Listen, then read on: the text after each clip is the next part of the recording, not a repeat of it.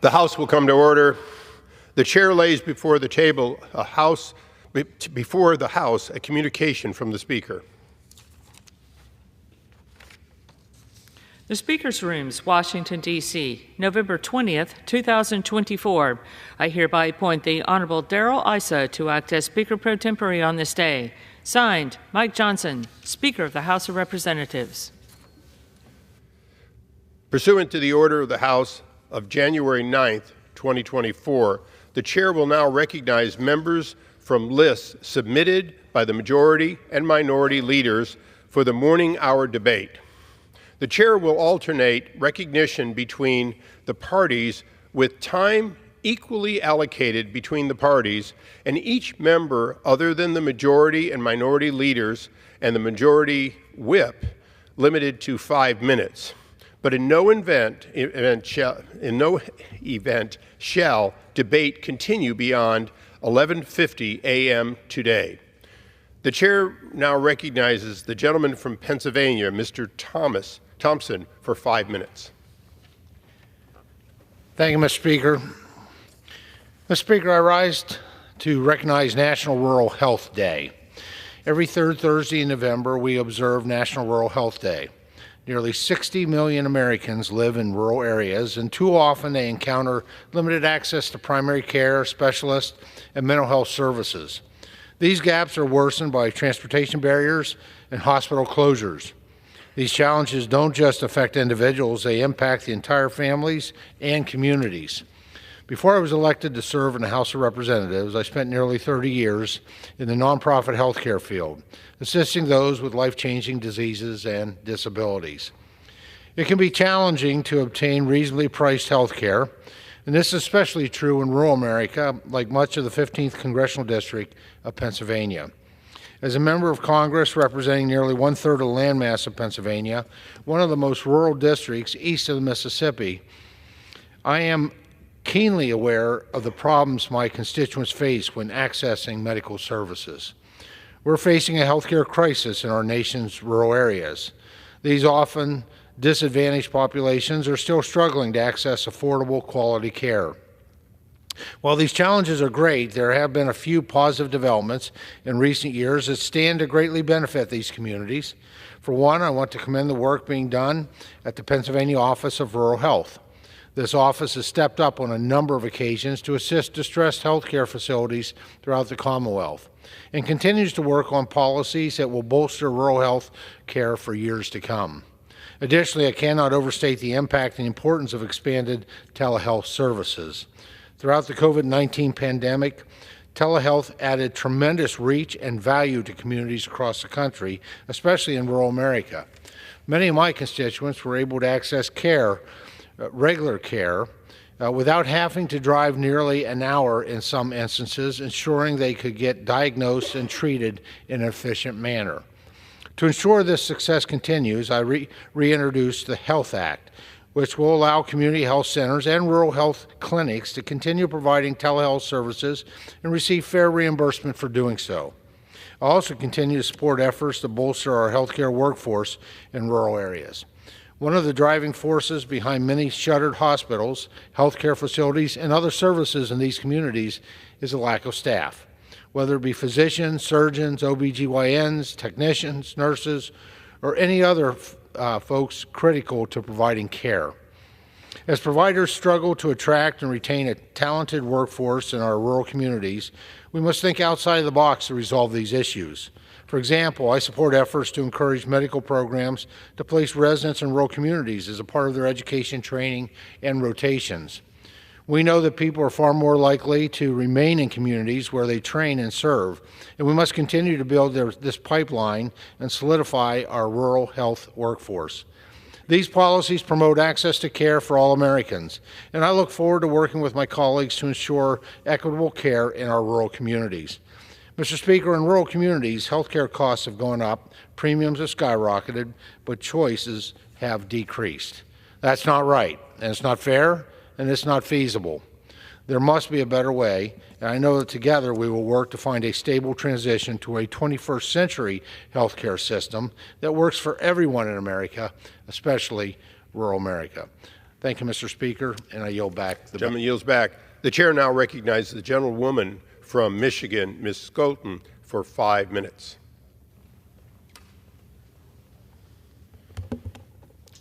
Thank you, Mr. Speaker. I stand today to recognize the life and career of one of my incredible constituents, Minnie Forbes, the last living owner of a Negro League baseball team, the Detroit Stars. Minnie Forbes was born in 1932 in Mississippi and eventually found her home in Grand Rapids with her uncle, Ted Raspberry, a player in the Negro Leagues. Her uncle taught her to play softball, and as a young teen, she played on the Grand Rapids Crooks Brown Dolls softball team. Minnie found her true love for the game, working behind the scenes in team management. By 18, Minnie was a secretary for her uncle and his multiple baseball teams, the Grand Rapids Black Sox, the Detroit Stars, and the Kansas City Monarchs. Then, at just 24, she became the owner of the Detroit Stars. Minnie was shocked but felt prepared to take over the team and thus became one of the few women ever to own a Negro League baseball team.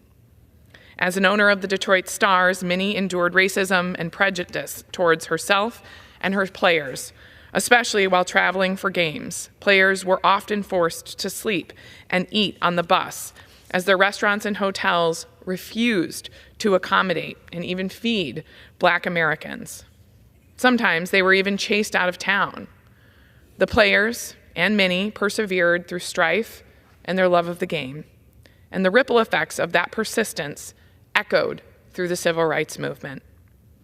Minnie and her contemporaries made strides in changing American culture through sport. We are forever indebted for their sacrifices in pursuing a more equal and equitable future for all. I'm proud to step up to the plate to commend Minnie for her extraordinary legacy, a legacy that continues to live on in Grand Rapids, Michigan, in the Ted Raspberry Youth League, where I have had the honor of serving as a volunteer coach. Thank you, Mr. Speaker, and I yield back. The gentlelady yields back. The chair now recognizes the gentleman from California, Mr. McClintock, for 5 minutes. Mr. Speaker, free market capitalism is the most democratic possible way to organize an economy.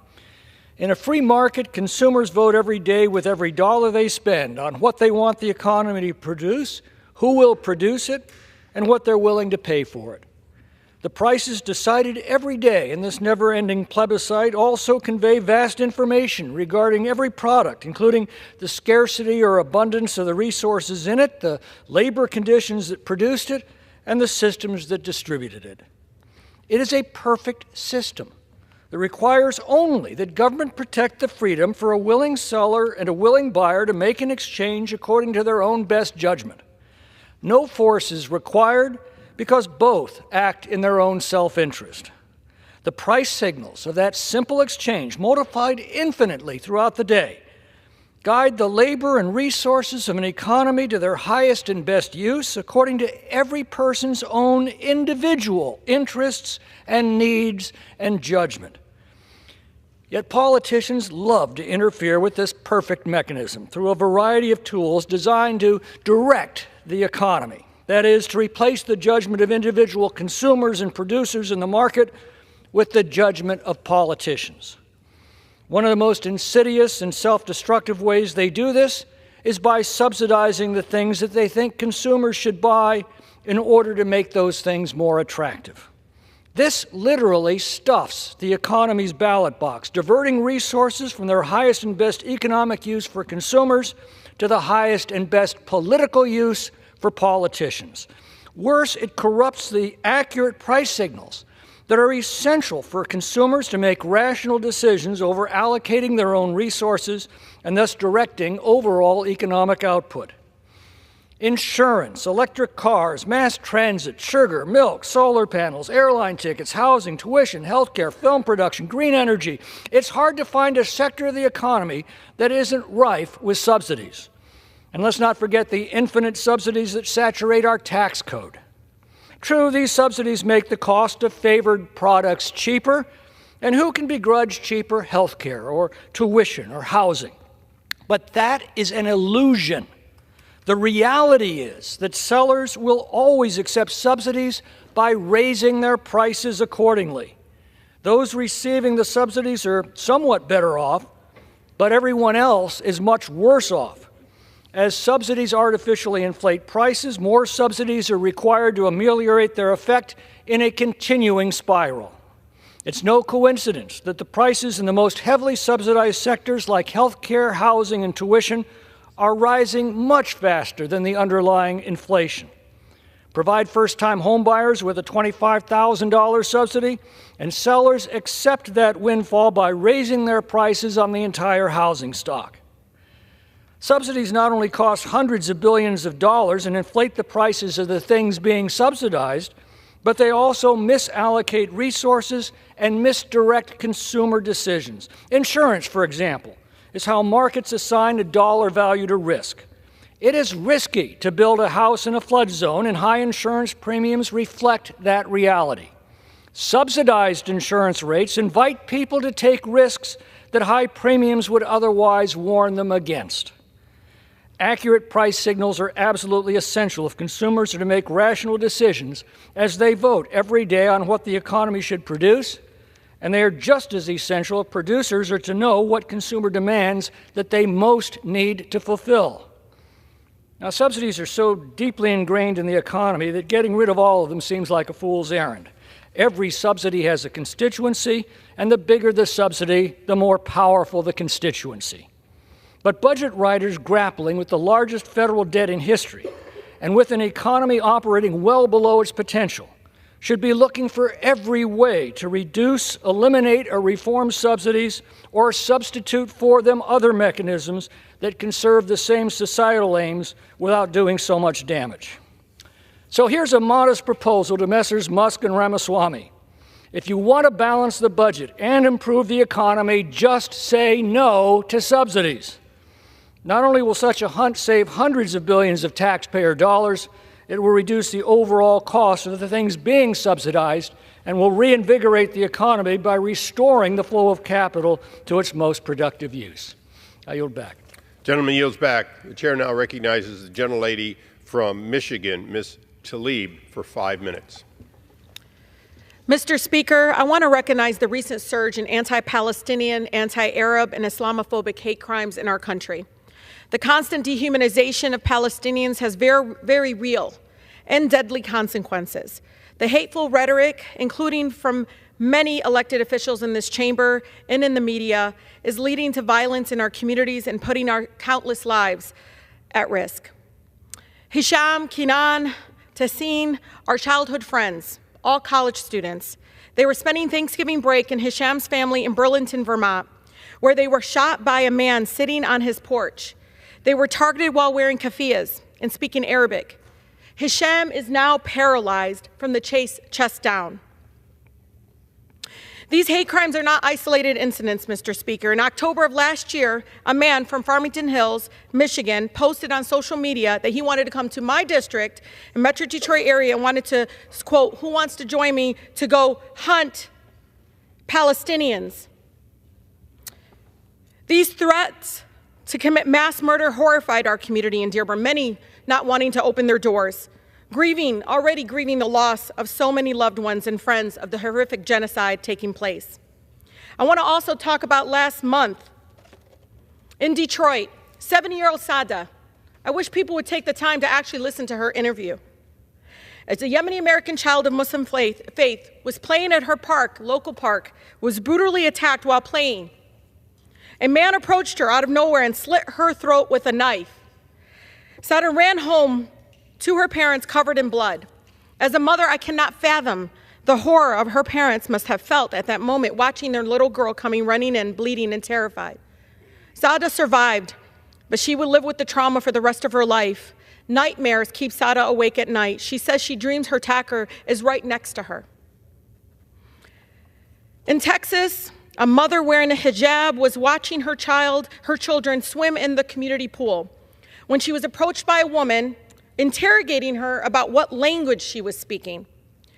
The woman then jumped into the pool, attempted to drown her 3-year-old Palestinian daughter who was gasping for breath, for air as she was pushed under the water in the deep end of the pool. The woman threatened to kill the whole family as the police were carrying her away. Her mother said, "We are American citizens, originally from Palestine, and I don't know where to go to feel safe with my kids.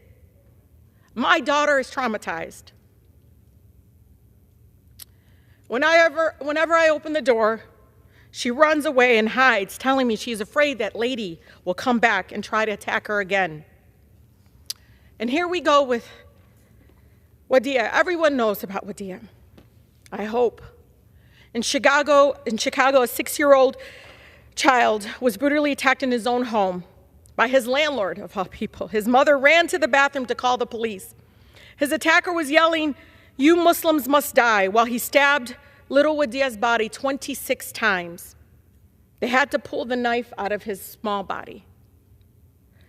When his mother came back, she saw his lifeless body there, taken to the hospital, all she heard was just this sense of she will never ever be able to see her child.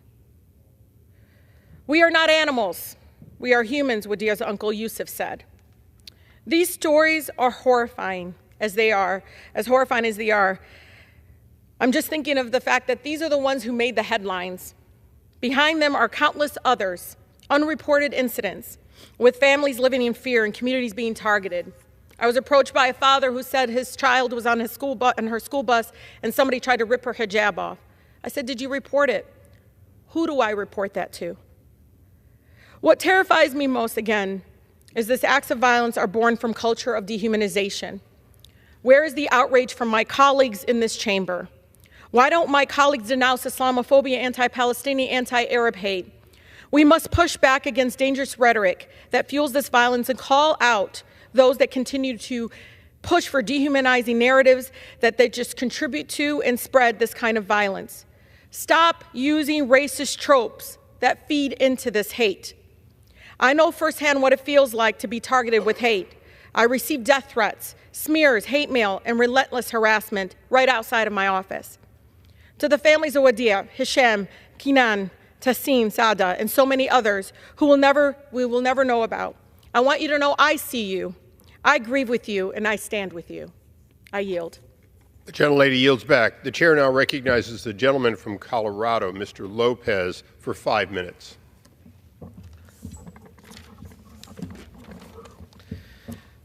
Thank you, Mr. Speaker. Mr. Speaker, I rise today to address our national debt. My fellow Americans, we have a serious problem. In the past 40 years, Congress, which comprises of both the Senate and the House of Representatives, has only passed a budget 4 times. Only 4 times in the last 40 years has a budget been passed by Congress. That has contributed to our overwhelming national debt of over $36 trillion, which grows by $1 trillion every 100 days. If we continue to pass continued resolutions and omnibus bills, our annual deficits will double, our interest payments will triple, and for every dollar we borrow, 50 cents will go just to pay an interest on the debt. The American people are tired of Congress not doing the hard work that is necessary to bring spending under control and stop the national debt from growing. As members of Congress, we have an obligation to bring spending under control and ensure that present and future taxpayers are not forced to fund any federal program that is duplicative, wasteful, and inefficient. Every member of Congress knows that passing continued resolutions or omnibus bills does not bring spending under control, but simply adds to our $36 trillion national debt. The current continuing resolution expires on December 20th. So once again, in the next couple of weeks, Congress will debate on how we're going to fund the government in 2025. So what will it be? Will it be a continuing resolution? Will it be an omnibus bill? Or will it be a balanced budget that will fund the government in 2025? Speaker Johnson assures us that it will not be an omnibus bill, and because Chuck Schumer refuses to pass the appropriation bills passed in the House, some will argue that the only option left on the table so that we don't face a government shutdown is a continued resolution. Most Americans are not aware that there is a boogeyman that lurks in the halls of Congress. This boogeyman shows up twice a year, sometimes 3 times a year, It first shows up in September, and then it appears again in December. What is the name of this boogeyman that Congress is afraid to face? Its name is government shutdown. For countless years, the leaders of Congress have lacked the courage and strength to take on this boogeyman for fear of having to explain to the American people why we're unable to pass or perhaps refuse to pass a formal budget as outlined in the 1974 Budget Act. The American people are not afraid to shut down the government, and I stand with the American people.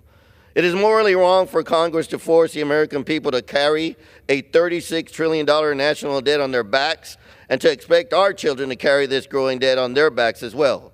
I say it's time for Congress to pass a formal budget that spends less than what it collects in taxes from the American people.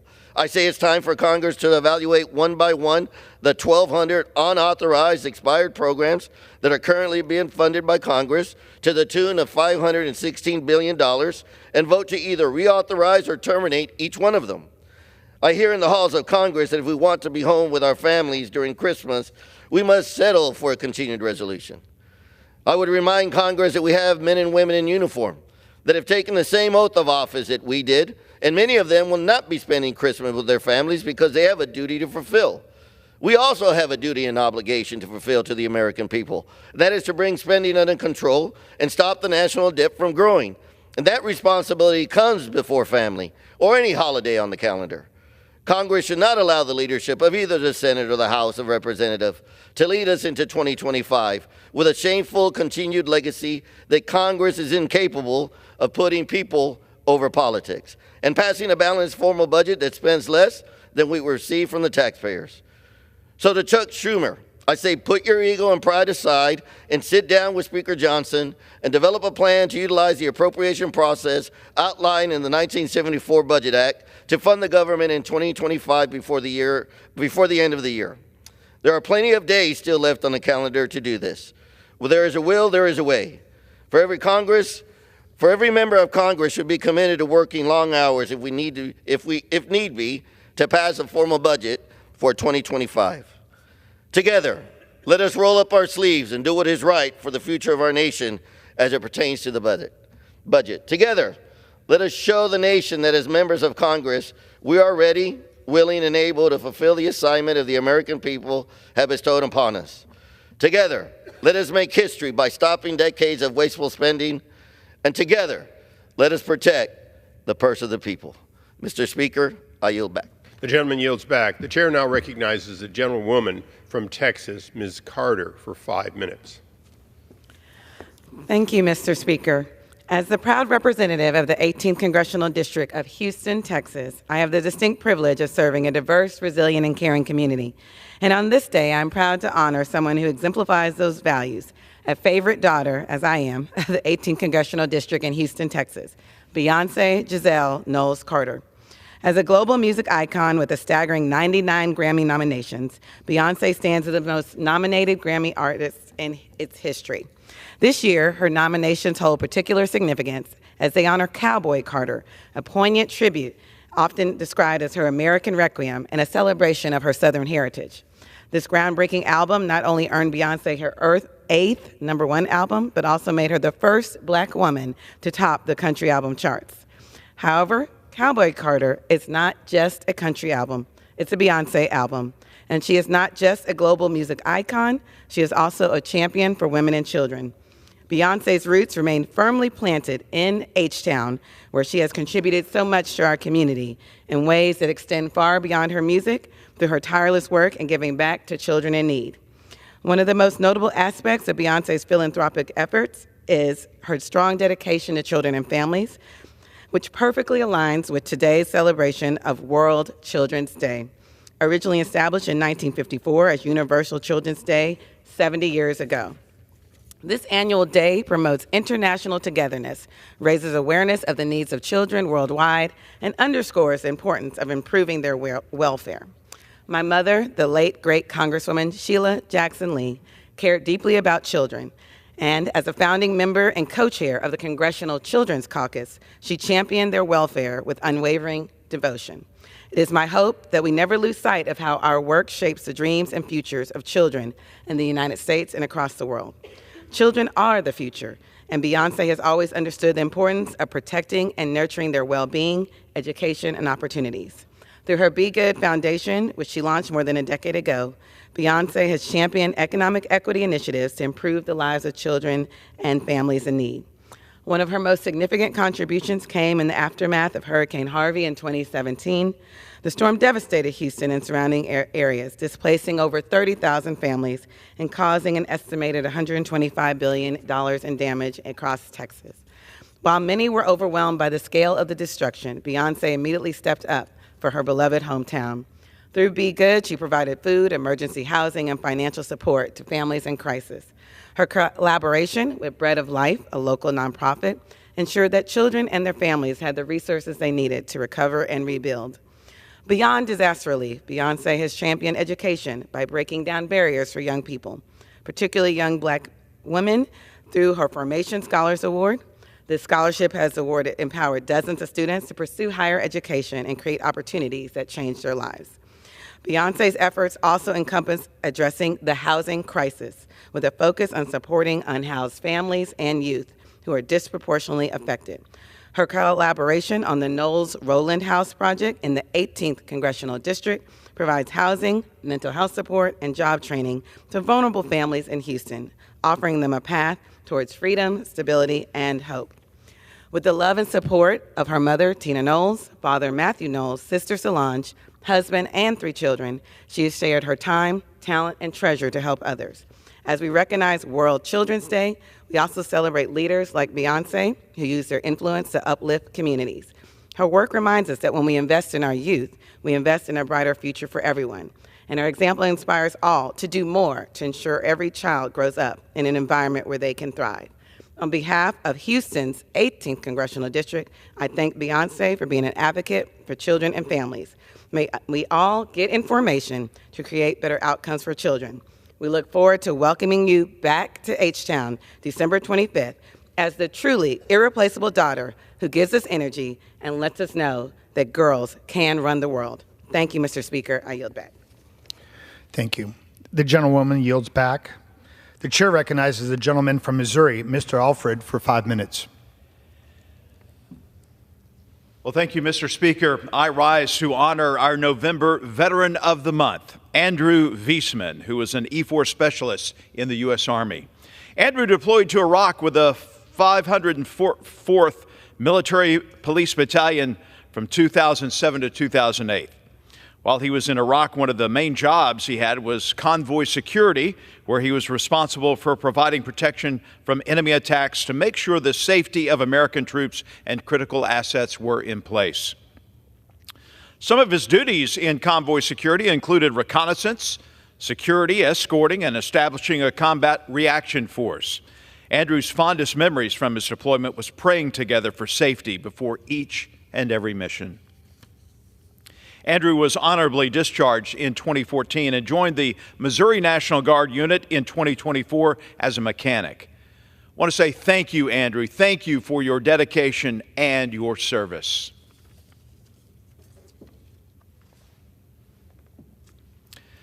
Mr. Speaker, I rise today to honor our November Small Business of the Month from the 4th Congressional District of Missouri, Cummings Menswear, owned by Jennifer and David Cummings, friends of mine.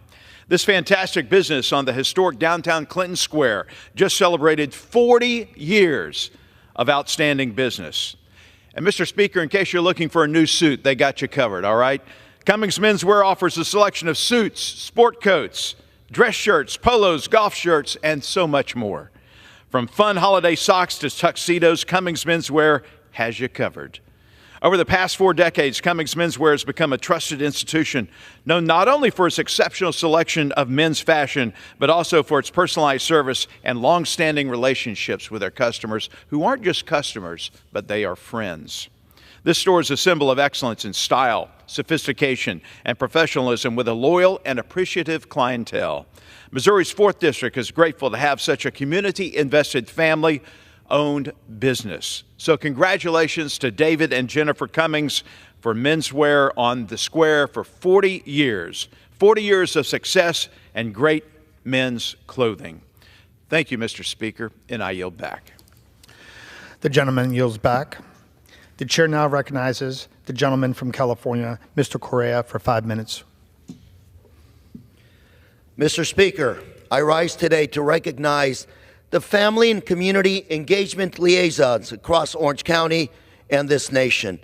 Family and community liaisons play an important role in collaborating with health facilities and community resource centers to ensure that families have access to the supports they need in their academic, professional, and overall community success. In my own district, Santa Ana Unified School District is home to 54 dedicated liaisons who work around the clock to bridge the gap between schools, families, to ensure that every child and parent feel supported, empowered, and included in the local campuses. I hope my colleagues join me today in recognizing November as Family Engagement Month and November 16th as National Family Community Engagement Liaison Workers Day. And to every community liaison around Orange County and around the country, I say thank you for your good work and thank you for helping our local communities be successful. Mr. Speaker.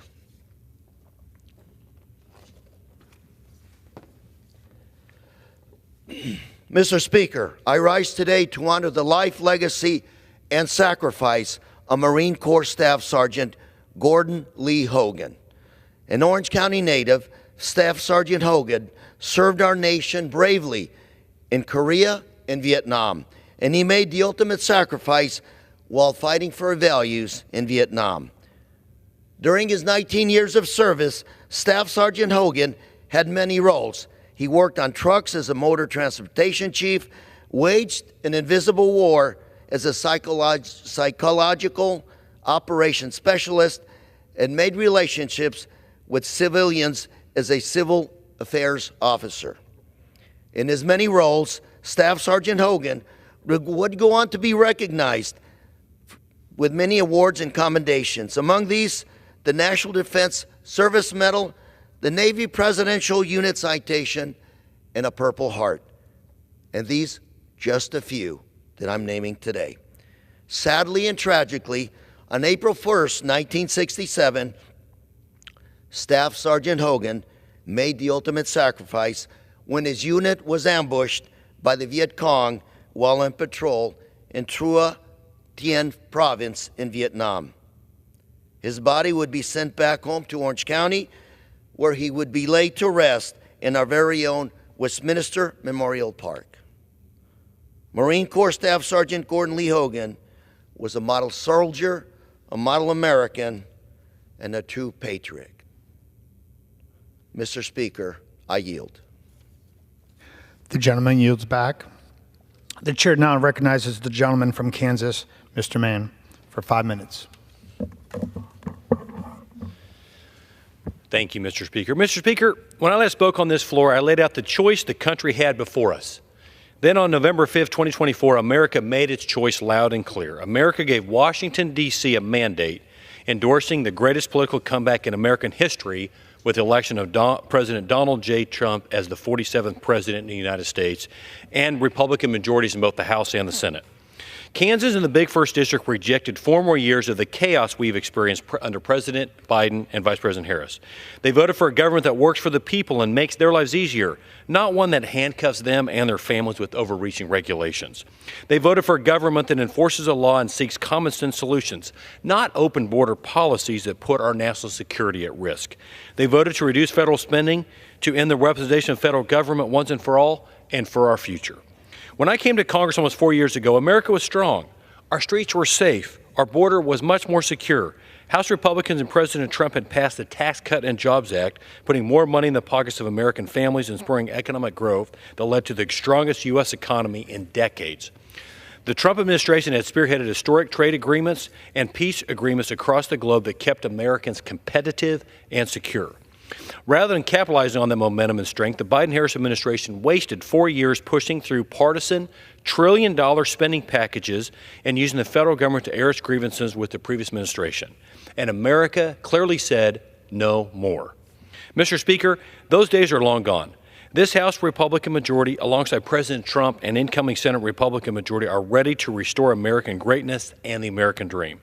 We're committed to securing a future American families can feel optimistic about. When I ran for Congress, I promised to fight for agriculture and our conservative Kansas values. That commitment stands, and while there's a lot of work to get done to get this nation back on track, I humbly accept that challenge.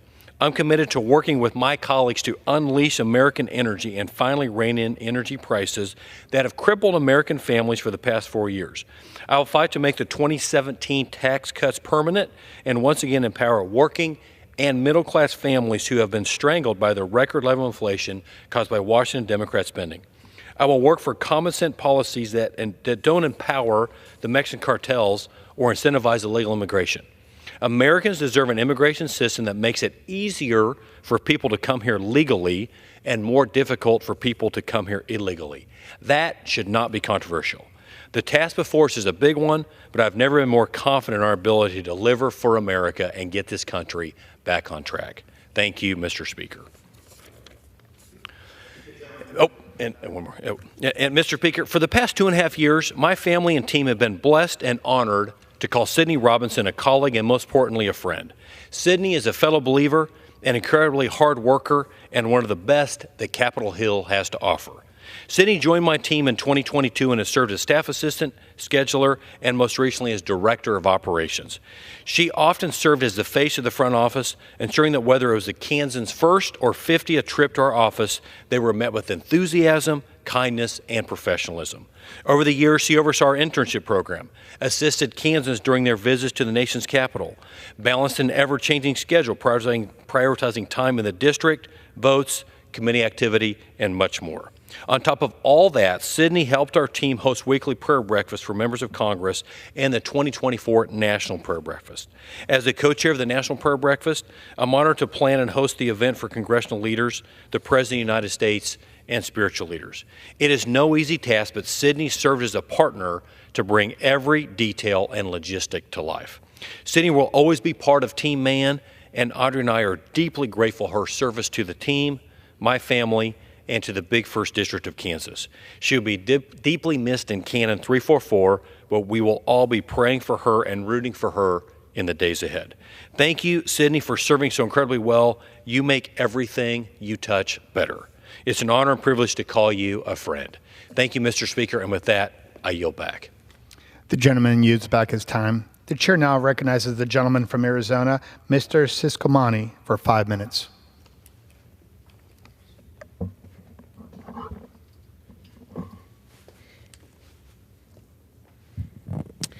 Thank you, Mr. Speaker.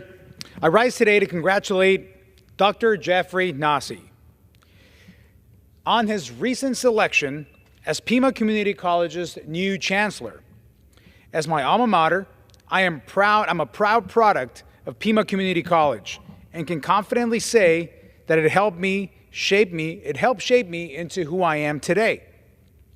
It equipped me with the tools and knowledge I needed to pursue my own American dream. Dr. Nasi brings over 20 years of experience across multiple areas of higher education and is committed to helping his students succeed. His focus is on improving student outcomes, sealing online and flexible learning modalities for students, and raising the graduation rate. As a Marine Corps veteran, Dr. Nasi has dedicated his life to service, first to our nation and now to our students. His story of commitment and dedication is just one example of the American dream that we all cherish. And I'm grateful for his hard work in safeguarding that American dream for our next generation. I know Dr. Nasi is well suited to continue leading Pima Community College into an even brighter future. I look forward to working with him to support and uplift the college and its students, and along with that, our community.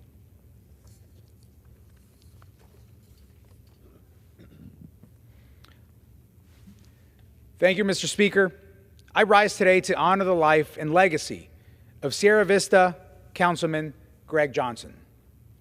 Greg was a Marine veteran, businessman, lawyer, professor, and devoted public servant.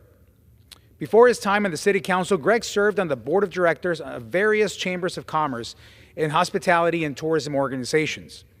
While he was a staunch advocate for fiscal responsibility, Greg believed deeply in making strategic investments in his community that grew the economy and improved the quality of life for everyone. He was passionate about the causes he believed in and had an unwavering commitment to the residents of Sierra Vista. I saw this firsthand for many years. Laura and I will hold his amazing wife, Suzanne, their family, and his loved ones in our prayers.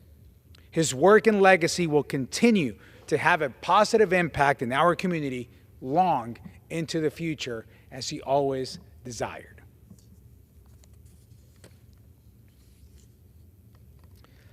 Thank you, Mr. Speaker. I rise today to honor and thank Craig McFarland for his outstanding tenure as mayor of Casa Grande. Since his tenure began in 2016, Mayor McFarland has been a pillar of his community, a devoted public servant, a strong local partner for me, and a dear, dear friend. From diversifying the economy in Casa Grande through companies like Lucid Motors and others, to expanding the I-10 and protecting the region's water, Mayor McFarland has ushered in growth throughout Casa Grande and Pinal County. FY24 was in FY24 we secured $3.79 million to widen Thornton Road, which was experiencing increased traffic due to all the new manufacturing jobs in Casa Grande. And then in FY25, Mayor McFarland and I partnered together again to provisionally secure $2.8 million in federal funds for Casa Grande to invest in a new community center for students and expand access to affordable housing for our educators. Luckily, despite his tenure ending as mayor, Craig will continue to serve Casa Grande and Pinal County as the new president and CEO of Pinal Partnership, one of the leading economic development organizations in the region. They regularly host informative discussions on important issues such as water, such as security, such as infrastructure, and economic development with key stakeholders and industry leaders as well. I look forward to working together and continue advancing Casa Grande, Pinal County, and our entire region moving forward alongside with Craig McFarland. Thank you, and I yield back. The gentleman yields back.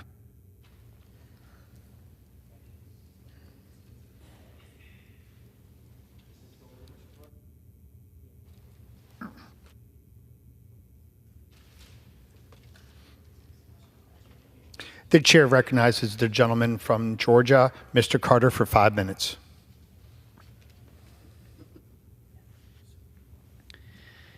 Mr. Speaker, I rise today to honor and to recognize the life of Jose Tatum Carlson of Blackshear, Georgia.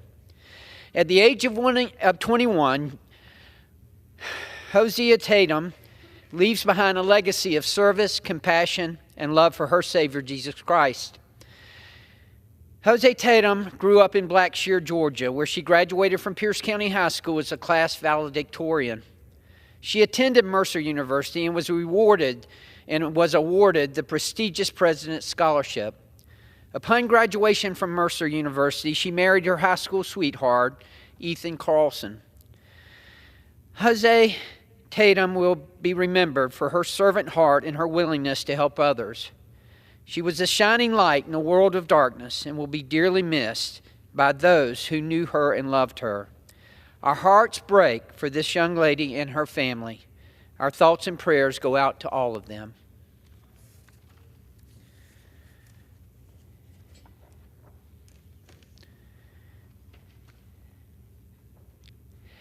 Mr. Speaker, I rise today to celebrate Coach Mark Stroud's career at the Calvary Day School in Savannah, Georgia. Following this season, Mark Stroud will be concluding his time as a head football coach at the Cavaliers. Stroud has coached the Cavaliers for 16 seasons, boasting an incredible 148 wins and 43 losses. During his 16 years at Calvary Day, Stroud led his team to 6 region championships, including the last 4 years in a row. Stroud began his legacy as a head coach in 1992 at Toombs County High School and coached the school's program for 16 seasons until 2007. He also amassed an impressive record with the Toombs County Bulldogs, winning 5 regional championships. Over the course of his of his 33 seasons, Stroud put together a remarkable career in the state of Georgia, winning 272 games and earning himself the second most all-time wins in South Georgia. Congratulations, Coach Stroud, on your outstanding career at Calvary Day.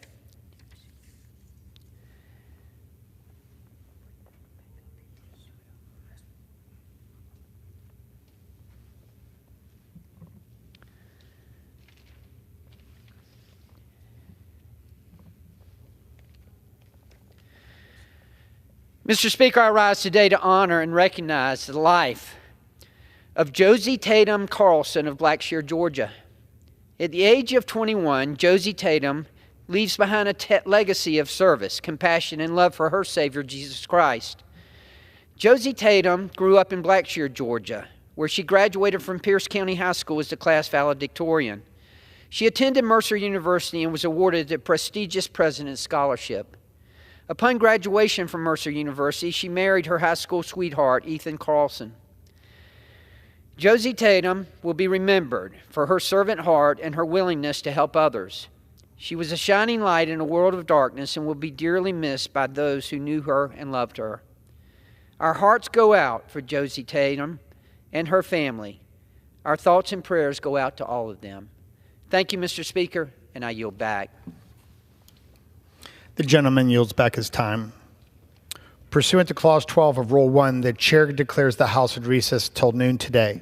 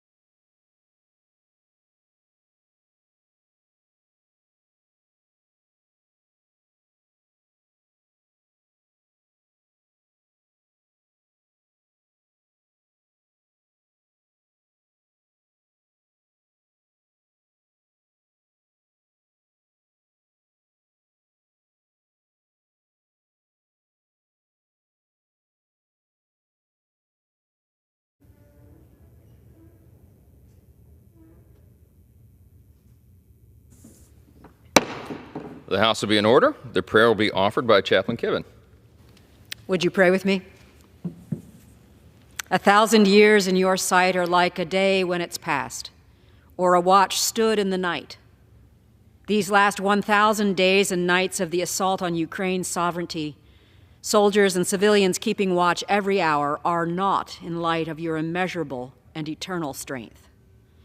You alone have upheld the resolve of the Ukrainian people, and your sure protections have maintained their spirit of faithfulness despite weapons of hate and hegemony firing ceaselessly into their homeland. For their faith and fortitude in the face of the enemy's audacious offenses, they have given the free world a testimony that cannot be silenced, a witness to the unwavering certainty of your divine presence in the valley of the shadow of the death around them. It is you, O Lord, who have gone before them. You, O Lord, will ever be with them. You will not fail or forsake them. By this promise, may their fear never overwhelm them or their dismay ever overcome them. Would that all of us, in times of such testing and torment, turn to you with the same faith in your sovereign protections. Grant Ukraine your peace and your people your divine provision in the face of all evil. In your merciful name we pray. Amen. Amen. The chair has examined the journal of the last day's proceedings and announces to the House the approval thereof. Pursuant to Clause 1 of Rule 1, the journal stands approved. The Pledge of Allegiance will be led by the gentlewoman from California, Ms. Kemp. I pledge allegiance to the flag of the United States of America and to the republic for which it stands, one nation, under God, indivisible, with liberty and justice for all. The chair will entertain up to 15 requests for 1-minute speeches on each side of the aisle. For what purpose does the gentleman from New Jersey seek recognition? I seek unanimous consent to address the House for 1 minute and to revise and extend my remarks. Without objection, the gentleman is recognized for 1 minute. Thank you, Mr. Speaker. I rise today to speak on a very important topic, carbon monoxide poisoning, particularly in relation to the dangers that come with operating an automobile. According to the CDC, there are over 400 deaths and 20,000 emergency room visits each year as a result of the carbon monoxide poisoning. Carbon monoxide is often referred to as a silent killer because of its undetectable traits. When people inhale certain amounts of carbon monoxide, the gas enters the bloodstream and prevents the intake of oxygen, which could result in death. On September 2nd, 2021, Suzanne Susie Marie Hanna of Bridgewater Township tragically passed away from carbon monoxide poisoning while driving from her job in Flemington to her home due to floodwaters preventing the movement of her automobile. Susie Hanna, a graduate of Bridgewater Raritan High School and Raritan Valley Community College, was known for her kindness, her selflessness, and always brightening the mood of people around her. We are joined today by her family. In memory of their daughter and their sister, they have fought to normalize normalize drivers, acquirers, and use safety hammers to prevent tragedies like Susie's from happening again. Additionally, the family started a foundation called Susie's Mission. This foundation hosts fundraisers that directly support local organizations and to keep Susie's memory alive. I thank her family for joining me today and for making the U.S. and New Jersey a safer place. Thank you, Mr. Speaker, and I yield back. Gentleman yields. For what purpose does the gentleman from Pennsylvania seek recognition? Mr. Speaker, I seek unanimous consent to address the House for up to 1 minute. Without objection, the gentleman is recognized for 1 minute.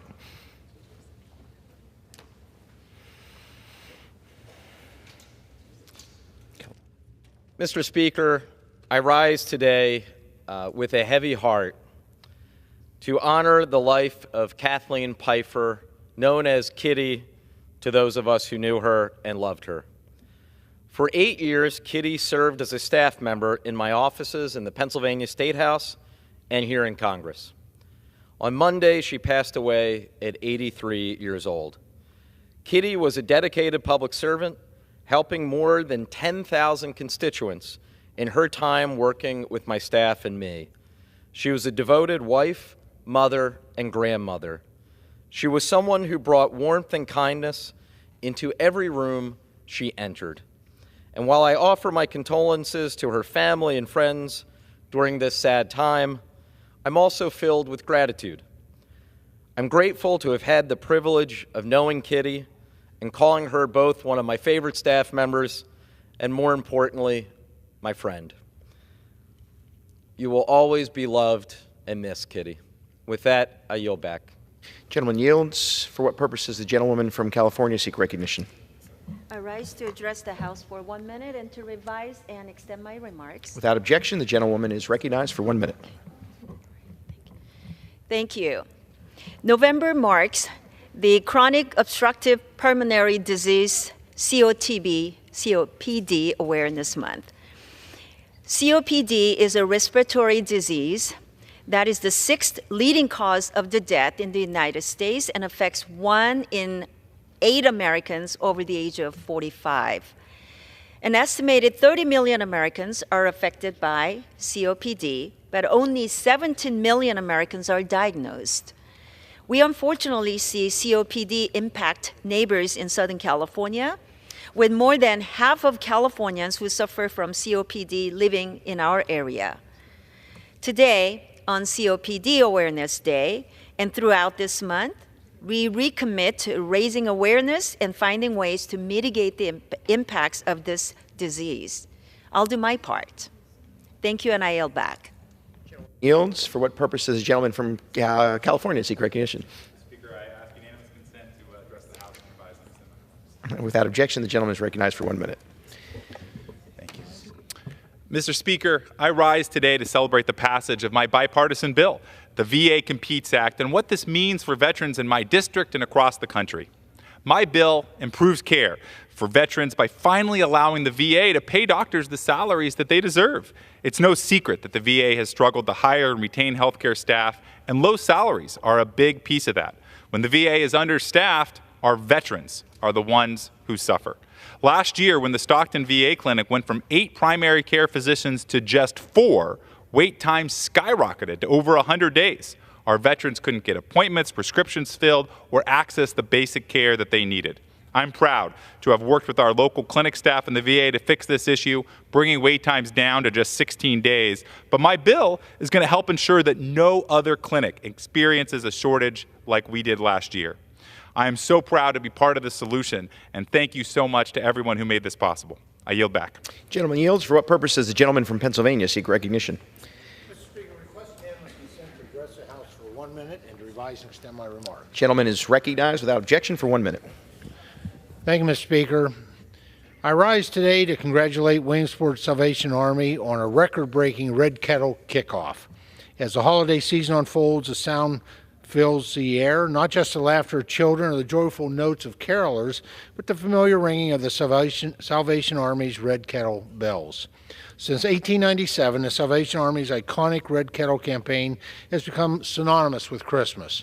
This year, at the 6th Annual Red Kettle Kickoff Breakfast, the Williamsport Salvation Army exceeded its goal, bringing in $52,000 to start their holiday bell-ringing season.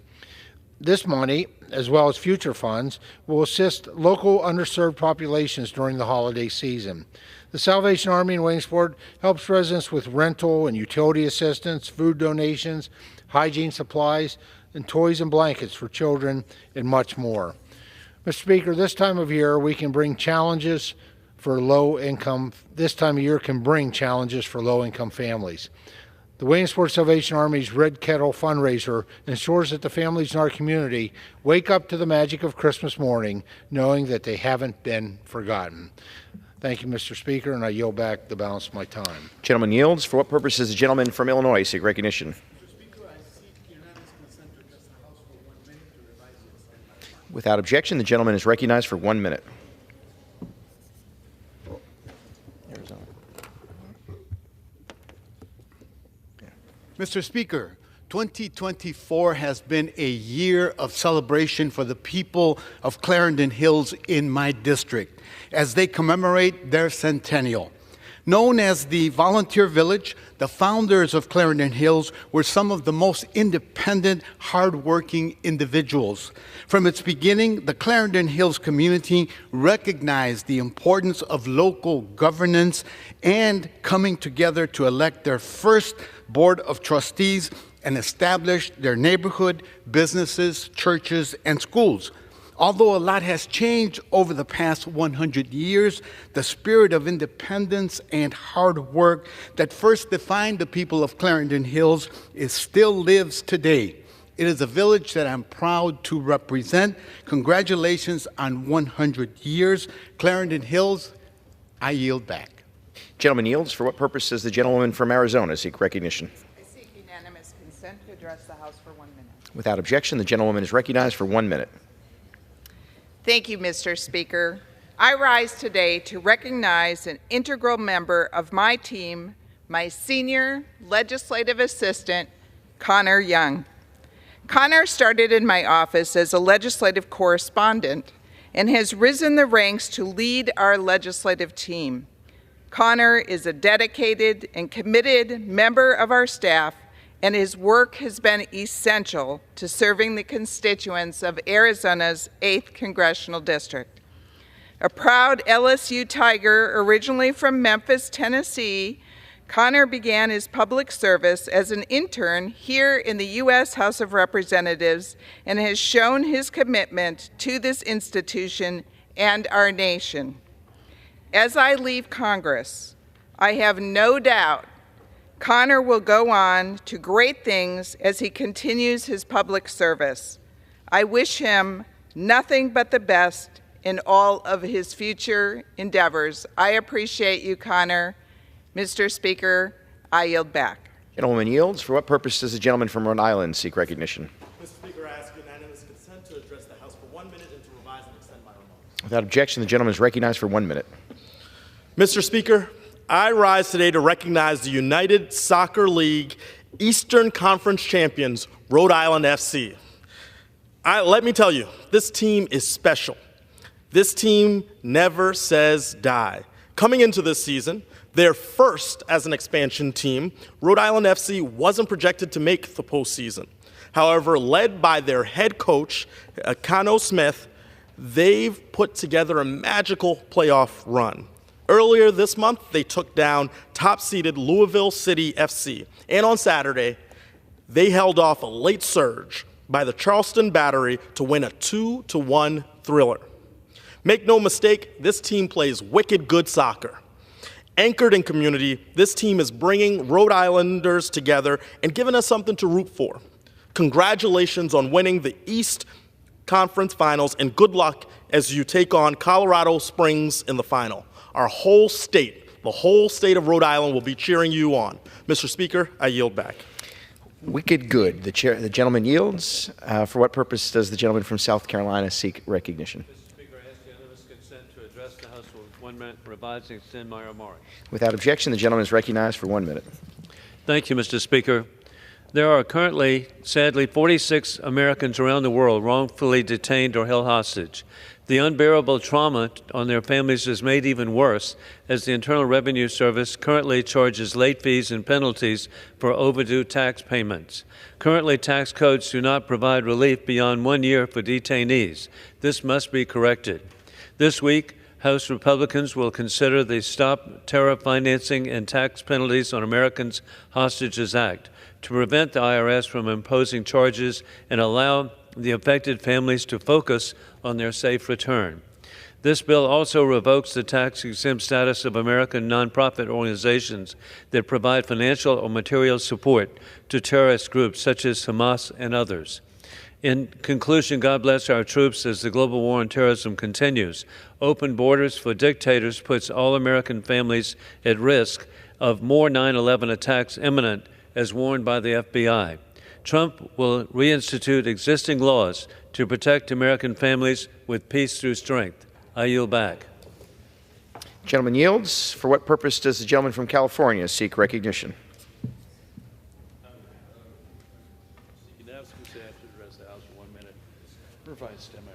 Without objection, the gentleman is recognized for 1 minute. Thank you, Mr. Speaker. This being Rural Health Care Month, I'd like to point out how critical it is that we pay attention to the rural health care issues, such as my district, but so many around this country.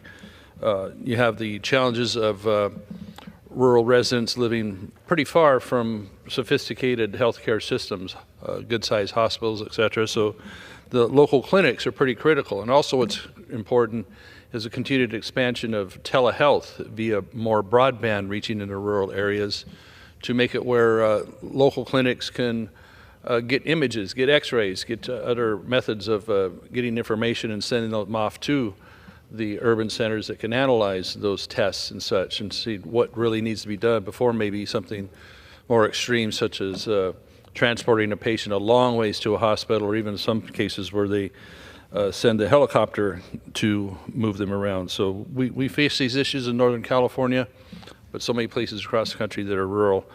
Such things as teaching health centers help keep people on site. They can learn as well as serve. So I appreciate those objectives, and I yield back. Yields. The chair will now receive a message. Mr. Speaker, messages from the Senate. Mr. Speaker, I have been directed by the Senate to inform the House that the Senate has passed without amendment H.R. 807, an act to require the Secretary of the Treasury to mint coins in commemoration of the invaluable service that working dogs provide to society.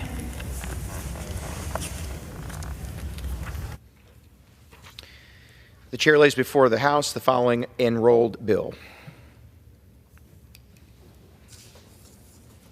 H.R. 6324, an act to authorize major medical facility projects for the Department of Veterans Affairs for fiscal year 2024 and for other purposes. Pursuant to Clause 8 of Rule 20, the chair will postpone further proceedings today on motions to suspend the rules on which the yeas and nays are ordered. The House will resume proceedings on the postponed questions at a later time. For what purpose does the gentleman from Guam seek recognition? Mr. Speaker, I move that House suspend the rules and pass H.R. 3012 as amended. The clerk will report the title of the bill. H.R. 3012, a bill to reauthorize the North Korean Human Rights Act of 2004 and for other purposes. Pursuant to the rule, the gentleman from Guam, Mr. Moylan, and the gentlewoman from North Carolina, Ms. Manning, each will control 20 minutes. The chair now recognizes the gentleman from Guam. I ask unanimous consent that all members may have 5 days to revise and extend and include extraneous materials on this measure. Without objection. Mr. Speaker, I yield myself such time as I may consume. The gentleman is recognized.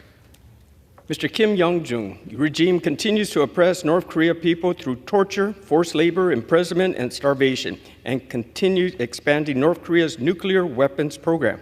The regime also severely represses security of the United States and the world by advancing its missiles and nuclear weapons program. Recent intercontinental ballistic missiles tests and an alarming increase in the number of nuclear warheads in North Korea's arsenal are clear demonstrations that it's a growing threat to global peace and stability. North Korea has abducted Japanese and South Korean citizens and have caused the death of U.S. citizens while in North Korean custody. These acts of state-sponsored kidnapping and unlawful detention have caused immense suffering to the victims and their families. The regime's blatant disregard for human life and international law is a violation of basic human rights and an affront to global justice. The North Korean Humane Rights Act ensures that the Kim regime's human rights abuses do not go unchecked and reinforces the United States' commitment to promoting human rights in North Korea. By shining a spotlight on these atrocities, the act seeks to hold the regime responsible for its abuses and to give hope to North Korean people who continue to endure unimaginable oppression. This bill extends critical efforts to break the regime's information control over North Korean people, to protect North Korean defectors and refugees, especially from forced repatriation by China. It also ensures that the regime does not have opportunities to divert international assistance for military purposes. I urge my colleagues to support this bill, and I reserve the balance of my time. Gentleman reserves. Gentleman from North Carolina is recognized. Mr. Speaker, I rise in strong support of H.R. 3012, North Korean Human Rights Reauthorization Act, and I yield myself as much time as I may consume. The gentlewoman is recognized. I want to start by thanking Representatives Kim and Bera for their leadership on this bill. Initially passed in 2004, the North Korean Human Rights Act was landmark legislation that promoted accountability for human rights violations in North Korea. We are here today because the underlying tenets of this bill are as necessary today as they were 20 years ago. Since rising to power in 2011, Kim Jong-un has doubled down on the brutal authoritarian rule of his father and grandfather. His government has committed untold human rights violations, including arbitrary and extrajudicial killings, mass detention, forced labor, and torture. Under the shadow of the COVID-19 pandemic, Pyongyang used lockdowns to intensify its repression, including through shoot-to-kill orders on its borders and draconian policies that have driven segments of the North Korean population into famine. Today, North Korea remains one of, if not the most repressive countries in the world. It's critical that we reauthorize the North Korea Human Rights Act today. And I urge the Senate to pass this bill immediately so that President Biden can sign it into law this year. It's essential that we reauthorize the bill now to make the United States' commitment on this issue clear and irreversible. We must not ignore the horrific human catastrophe taking place in North Korea. It is disappointing that the Trump administration did not appoint a special envoy on the North Korean human rights issues, which the North Korea Human Rights Act mandates. Congress must ensure that does not happen again. This bill will enable thorough legislative oversight of the administration's North Korea policy, including by requiring the administration to answer to Congress should it fail to appoint a special envoy on the North Korean human rights issues in an expedient fashion. H.R. 3012 would also provide the incoming administration with the tools necessary to elevate the cause of human rights in North Korea, while extending reporting requirements that will allow Congress to ensure that the United States does not ignore Pyongyang's brutal treatment of its own citizens. I strongly encourage my colleagues to support this bill, and I reserve the balance of my time. Gentleman reserves. The gentleman is recognized. Mr. Speaker, I'm pleased to yield 4 minutes to the gentlelady from California and the chair of Indo-Pacific Subcommittee, Ms. Kim. Gentlewoman from California is recognized. Thank you, Representative Moylan, for yielding, and I want to thank you for your leadership, as well as my good friend, Representative Monning, for moving this bill forward. Mr. Speaker, I rise in strong support of my bipartisan bill, H.R. 3012, the North Korean Human Rights Reauthorization Act. This bill updates the North Korean Human Rights Act of 2004 that was enacted to provide humanitarian aid to North Korean refugees, allow for information access for the North Korean people, and appoint a U.S. Special Envoy for Human Rights in North Korea. H.R. 3012 reauthorizes, streamlines, and strengthens oversight of these programs through 2028 and calls for Korean American families to be reunited with their immediate relatives in North Korea. We need someone at the State Department dedicated entirely to North Korean human rights issues, especially as Kim Jong-un's brutality against his own people grows. Why? Because North Korean women and children face the most inhumane treatment in the world. Child labor is institutionalized in North Korea, and women are forced into sex trafficking organized by government officials and human traffickers. And because an estimated 100,000 North Koreans are subject to forced labor in factories with inhumane conditions in the People's Republic of China, and because torture, forced disappearances, imprisonment, forced sterilization, and religious persecution are tools regularly used to consolidate the North Korean regime's power.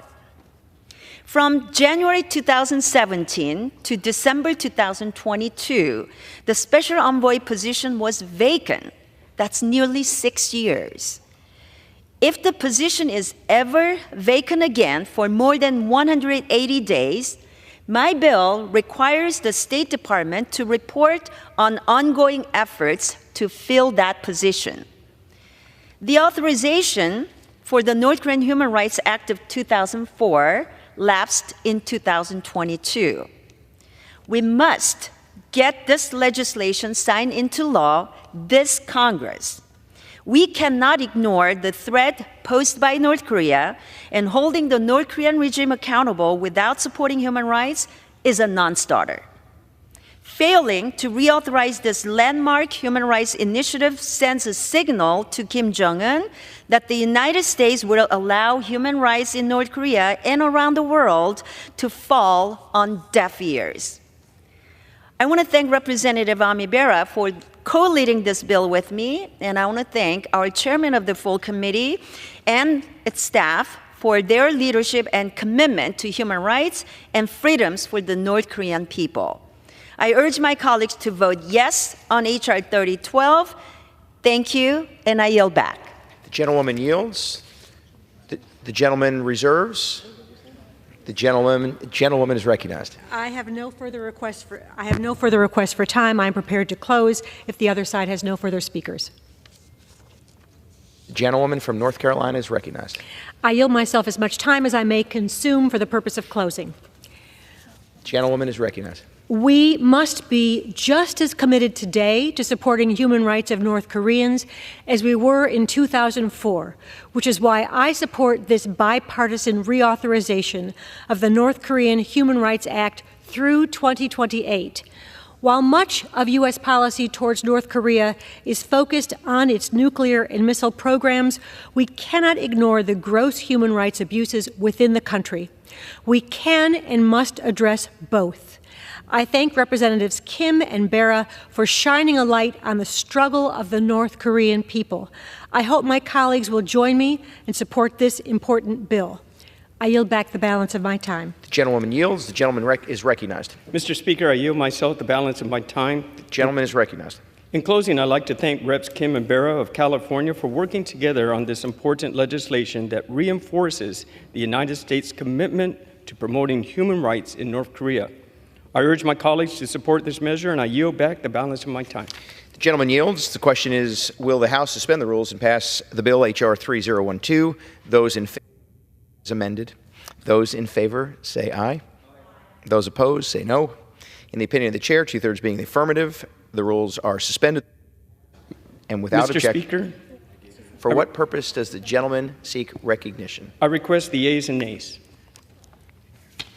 The yeas and nays are requested. All those in favor of taking this vote by the yeas and nays will rise and remain standing until counted.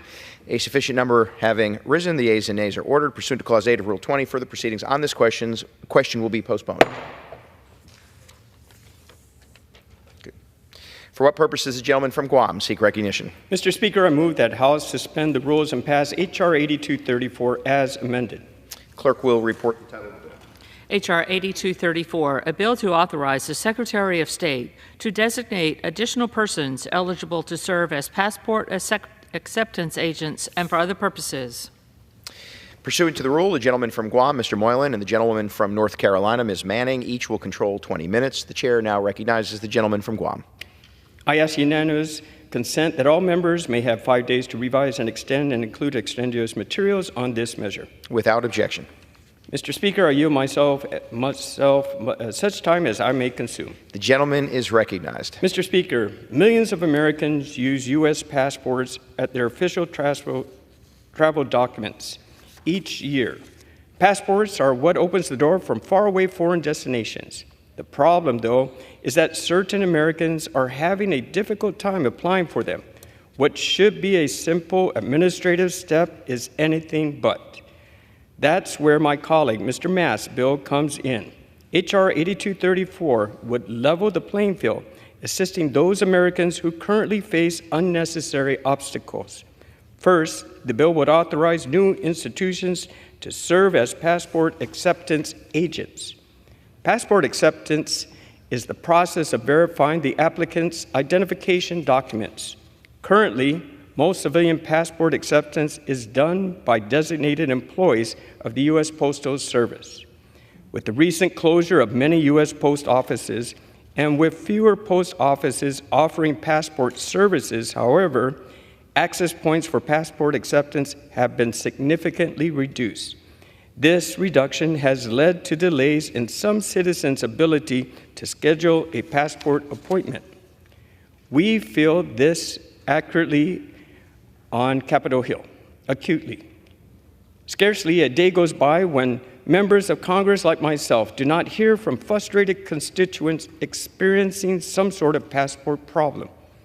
Allowing new entities like Public Notary to become passport acceptance agents will ensure that citizens' application processes is easier, faster, and more seamless.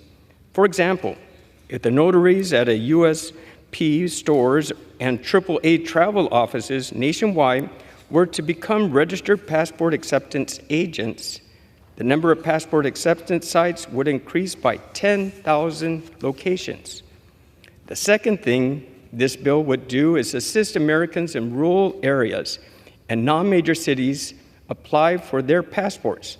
The so-called hand-carry courier program helps citizens who otherwise would be unable to travel to a passport agency due to time, cost, or distance constraints.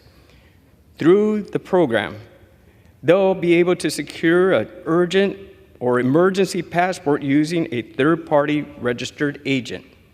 H.R. 8234 would allow for more companies to participate in the hand-carry program. By expanding the program, we'll make emergency passports more readily available to citizens who need them, especially for those who don't live or near a major city. Finally, Mr. Mass' bill would align the passport expiration date with the applicant's birthday, making it easier for him or her to remember when it's time to renew. This will help reduce the application spikes surrounding popular travel seasons and prevent new backlogs and delays. I urge my colleagues to join me in supporting H.R. 8234, which is an important step in making passport service more accessible and more reliable. I reserve the balance of my time. Gentleman reserves. The gentlewoman is recognized. Mr. Speaker, I rise in strong support of H.R. 8234, and I yield myself as much time as I may consume. Gentlewoman is recognized. As the world has reopened following the COVID-19 pandemic, demand for passports last year skyrocketed, leading to significant delays. Under Secretary of State Antony Blinken's leadership, the tireless efforts of consular officials, the State Department successfully tackled this backlog and restored processing times to pre-pandemic levels. Moreover, this administration has partnered closely with Congress to advance the modernization of the department's consular processing to be better prepared to handle future surges in demand. The provisions in H.R. 8234 aim to further strengthen our passport processing infrastructure, particularly to help ensure that all Americans, especially those in rural or remote areas, have reasonably convenient access to passport services. This includes permissive authorities for the Department to better enable applicants to utilize private couriers, access passport acceptance agents, and remember to renew their passports before expiry. These provisions can help those in underserved communities who may not have a passport acceptance facility nearby. There is no single solution to the challenges in providing passport and visa services at a sustained high level, and the Department's efforts must be driven not by the preferences of courier companies or potential new acceptance agencies, but by Americans who need passports. We must work together and in a smart way to ensure the State Department has the authorities and resources it needs to carry out its mission securely and efficiently with respect to passport processing. H.R. 8234 can help provide additional practical tools where it is necessary to improve service delivery and meet the needs of American travelers. Therefore, I encourage my colleagues to support this bill, and I reserve the balance of my time. Gentlewoman reserves. The gentleman from Guam is recognized. Mr. Speaker, I'm pleased to yield 4 minutes to the gentleman from Florida and Chair of the Oversight and Accountability Subcommittee, Mr. Mass. The gentleman from Florida is recognized for 4 minutes.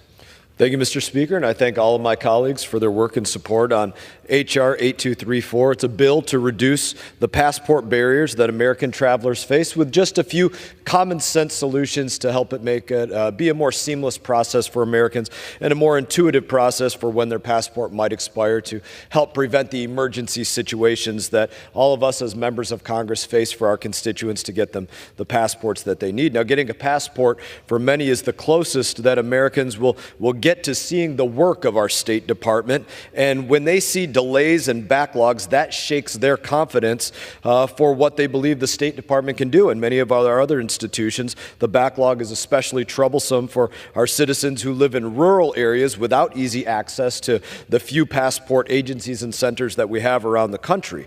And if the State Department can't get those small things done right now and in a timely fashion and in a confident way, it's hard to convince the American people that the State Department can handle bigger things. Except a passport is not a small thing for most people, most families, most individuals. For our constituents, that is a business trip, or that is a family vacation, or that is a wedding, or God forbid it's a funeral. But we urgently need reforms to address the passport backlog and prevent any future backlog from occurring.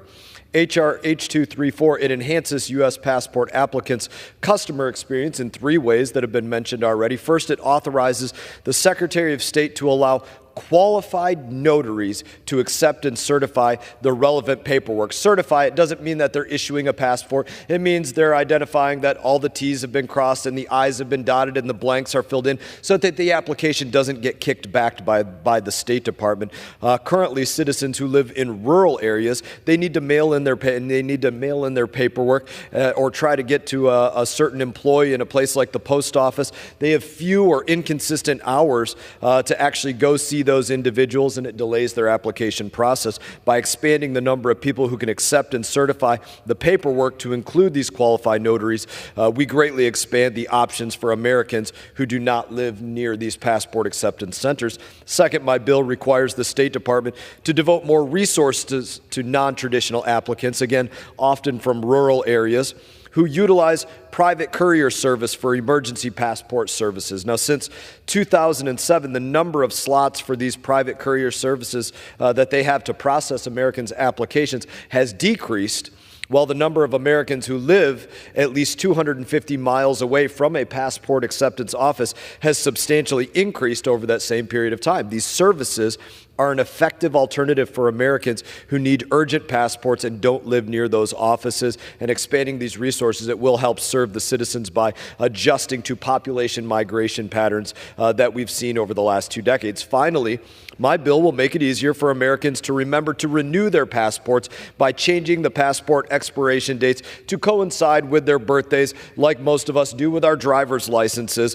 This simple change in awareness will make it so that many people do remember to renew their passports early instead of realizing it at the last second because it's not on an intuitive date, which leads to the surges in applicants in the system and creates those backlogs.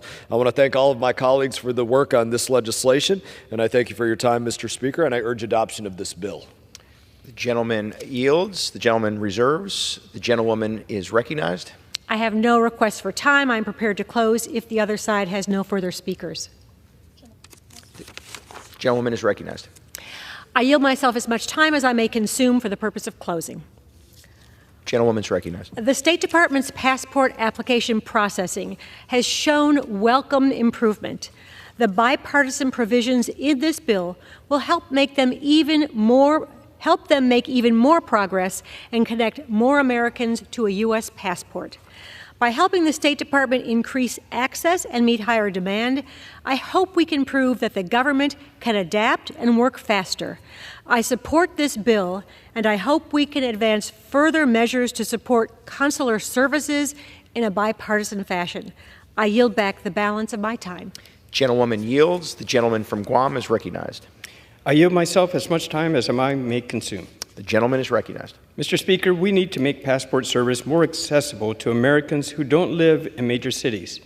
This bill, H.R. 8234, would do exactly that by authorizing new actors like public notaries to serve as passport acceptance agents. It would also allow more companies to participate in the hand-carry courier program and open up slots for those companies as passport agency offices across the country. Americans who don't live in a major cities shouldn't have to have a harder time getting travel documents than anyone else. I urge my colleagues to support the bill, and I yield back the balance of my time. Gentleman yields. The question is, will the House suspend the rules and pass the bill, H.R. 8234, as amended? Those in favor say aye. Those opposed, no. In the opinion of the chair, 2/3 being in the affirmative, the rules are suspended. The bill is passed, and without objection, the motion to reconsider is laid on the table. For what purpose does the gentleman from Guam seek recognition? Mr. Speaker, I move that House suspend the rules and pass H.R. 8368 as amended. The clerk will report the title of the bill. H.R. 8368, a bill to establish a coordinator for Afghan relocation efforts in the Department of State and for other purposes. Pursuant to the rule, the gentleman from Guam, Mr. Moylan, and the gentlewoman from North Carolina, Ms. Manning, each will control 20 minutes. The chair now recognizes the gentleman from Guam. I ask unanimous consent that all members may have 5 days to receive, extend, and to include extraneous materials on this measure. Without objection. Mr. Speaker, I yield myself such time as I may consume. The gentleman is recognized. Mr. Speaker, I rise in support of this bipartisan legislation to codify establishment of the Office of Coordinator of Afghan relocation efforts. When the Biden administration executed its disastrous withdrawal from Afghanistan in 2021, we left behind thousands of Afghans who had risked their lives to assist the United States mission in Afghanistan. The subsequent Taliban takeover put these brave individuals at serious risk, and we have seen many Afghans who worked for the U.S. be targeted in reprisal, killing and forced disappearances. It is our duty as Americans to help bring these valuable Afghans to safety in the U.S. The Office of Coordinator for Afghan Relocation Efforts has worked tirelessly in 2021 to support the resettlement of eligible Afghans in the United States. After undergoing the most thorough security vetting process, CARE assist Afghans as they complete the final stages of the resettlement process, preparing them for their new lives in the United States. At a time when there is little hope for Afghans to pursue a life of prosperity amidst the brutal Taliban regime's crackdown on human rights and archaic restrictions on women, it is more important than ever that the U.S. fulfill our duty to our Afghan allies and help them come to the United States. I have been happy to see that CARE has demonstrated increased efficiency in processing Afghan relocation cases, enabling our vetted Afghan partners to come to the United States. Codifying this office ensures that every eligible, properly vetted Afghan may move to the U.S. and establish a new, safe life for their family far from the threat of the Taliban. I urge my colleagues to show their support for our Afghan allies and support this bill. I reserve the balance of my time. The gentleman reserves. The gentlewoman from North Carolina is recognized. Mr. Speaker, I rise in strong support of H.R. 8368, and I yield myself as much time as I may consume. Gentlewoman is recognized.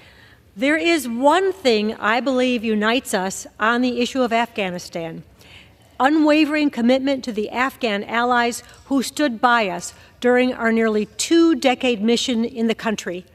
This bill is about honoring that commitment.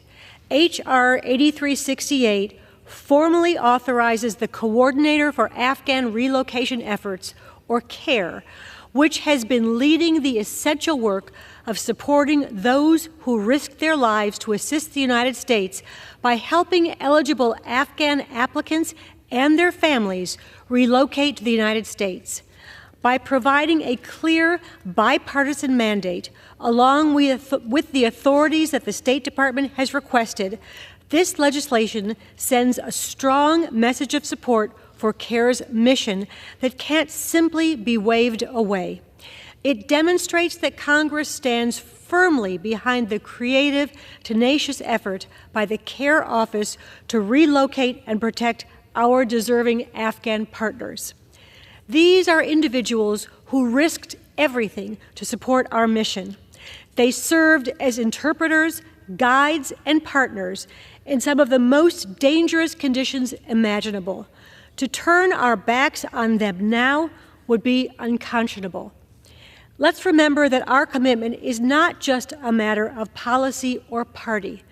It is a matter of principle. This bill is a step in the right direction, but it cannot be the final word on our support for our Afghan allies, particularly since Congress will need to continue to act to ensure Afghan special immigrant visas remain available and CARE's work is appropriately resourced during the period authorized by this bill.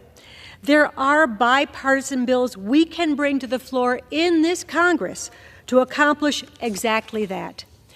I strongly support this bill introduced by Representative Titus, and I encourage my colleagues to do the same so that we can continue to uphold our promises to those who stood by us in Afghanistan. I reserve the balance of my time. Gentlewoman reserves. The gentleman is recognized. I continue to reserve the balance of my time. Gentleman reserves. The gentlewoman is recognized. I yield 5 minutes to the gentlewoman from Nevada, Representative Dina Titus, an esteemed member of the House Foreign Affairs Committee and the author of this measure. The esteemed gentlewoman is recognized. Thank you very much, and thank you, Ms. Manning, for the time.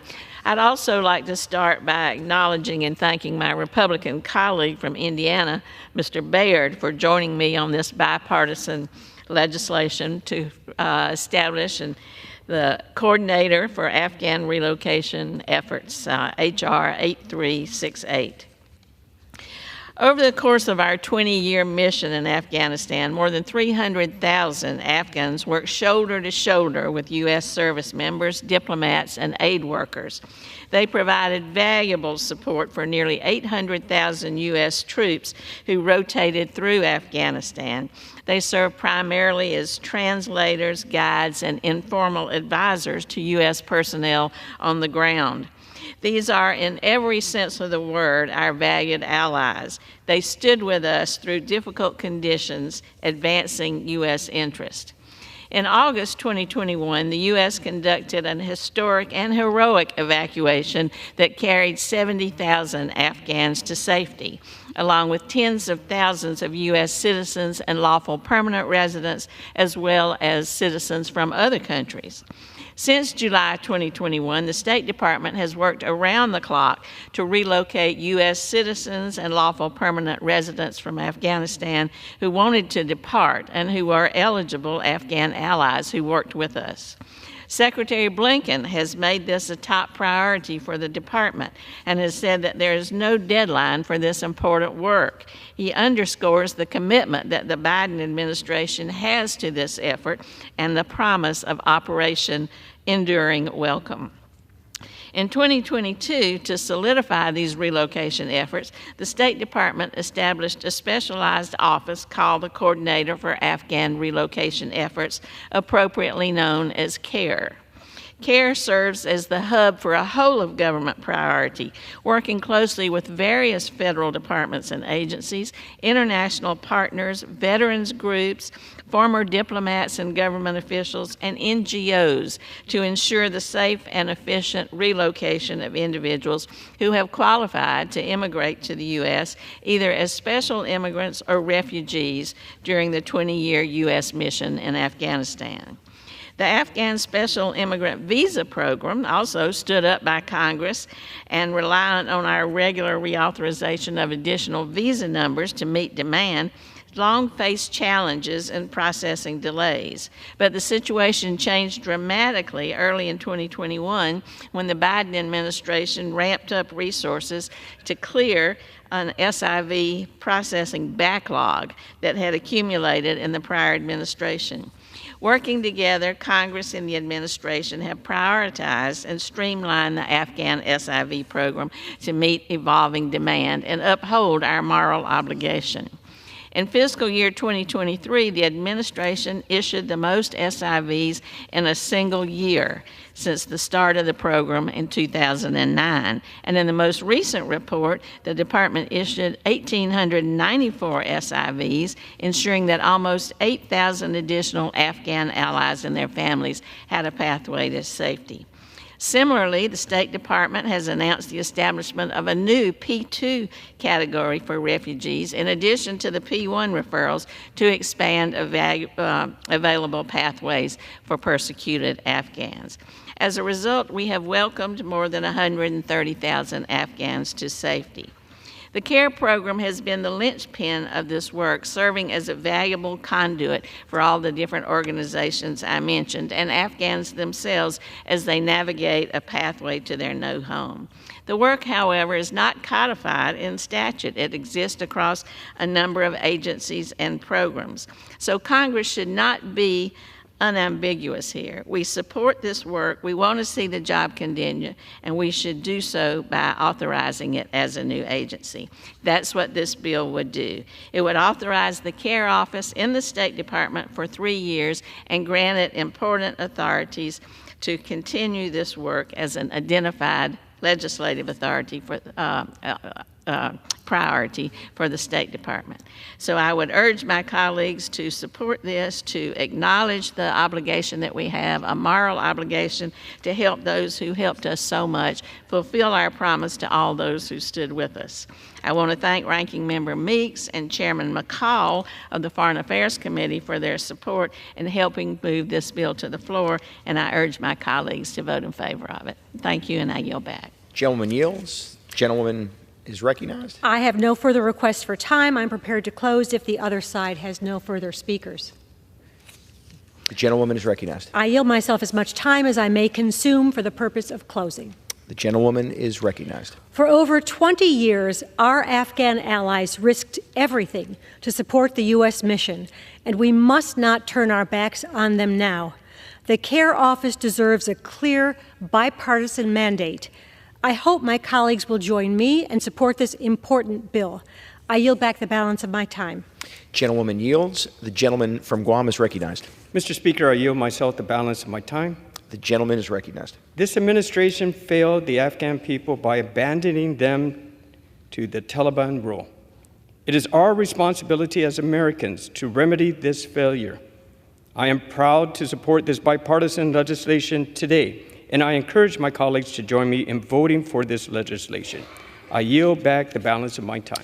The gentleman yields. The question is, will the House suspend the rules and pass the bill H.R. 8368 as amended? Those in favor say aye.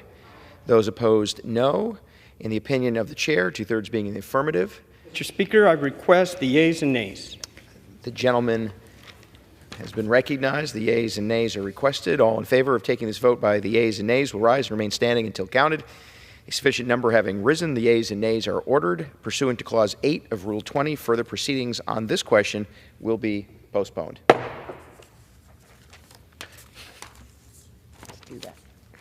For what purpose does the gentleman from Guam seek recognition? Mr. Speaker, I move the House suspend the rules and pass House Resolution 554 as amended.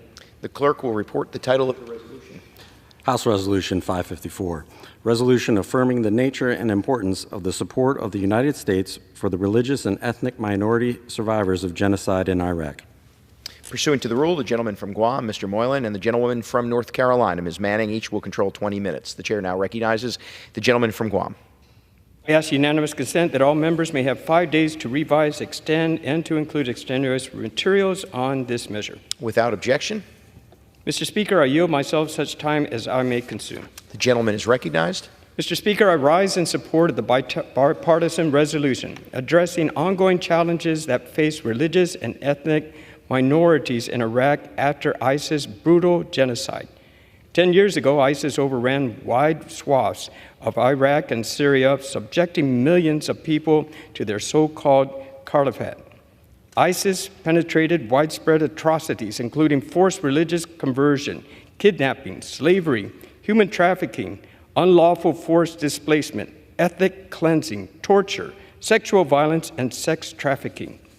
Religious and ethnic minority groups were singled out and subject to particular cruelty.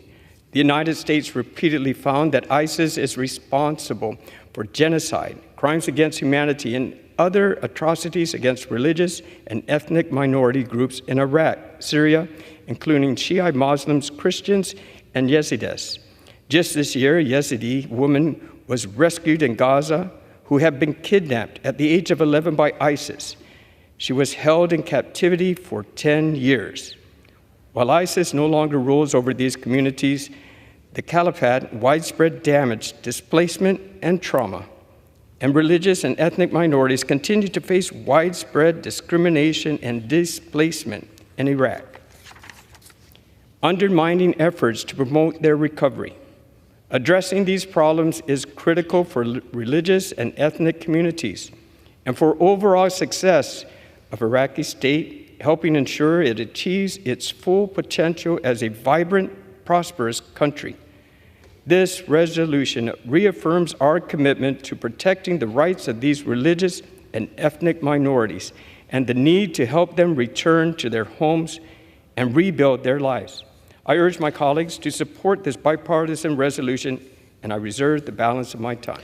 Gentleman reserves. The gentlewoman from North Carolina is recognized. Mr. Speaker, I rise in strong support of H.Res. 554, affirming the nature and importance of the support of the United States for the religious and ethnic minority survivors of genocide in Iraq, as amended, and I yield myself as much time as I may consume. Gentlewoman is recognized. I am proud to support this resolution from Representative Slotkin, which shines a much-needed spotlight on the significant contributions of Iraq's religious and ethnic minority communities, as well as the profound suffering they have endured. Iraq is home to a rich tapestry of communities, each contributing to the nation's cultural heritage. Among them are the Yazidis, Shabak, and Chaldean, Syriac, and Assyrian Christians. These groups are not just a part of Iraq's history, they are integral to its identity. The persecution faced by these communities is well documented, especially during the rise of ISIS. The brutal terrorist group committed unimaginable horrors against Iraq's minorities. The list of atrocities is long: kidnappings, torture, public executions, arbitrary detentions, and systematic rape.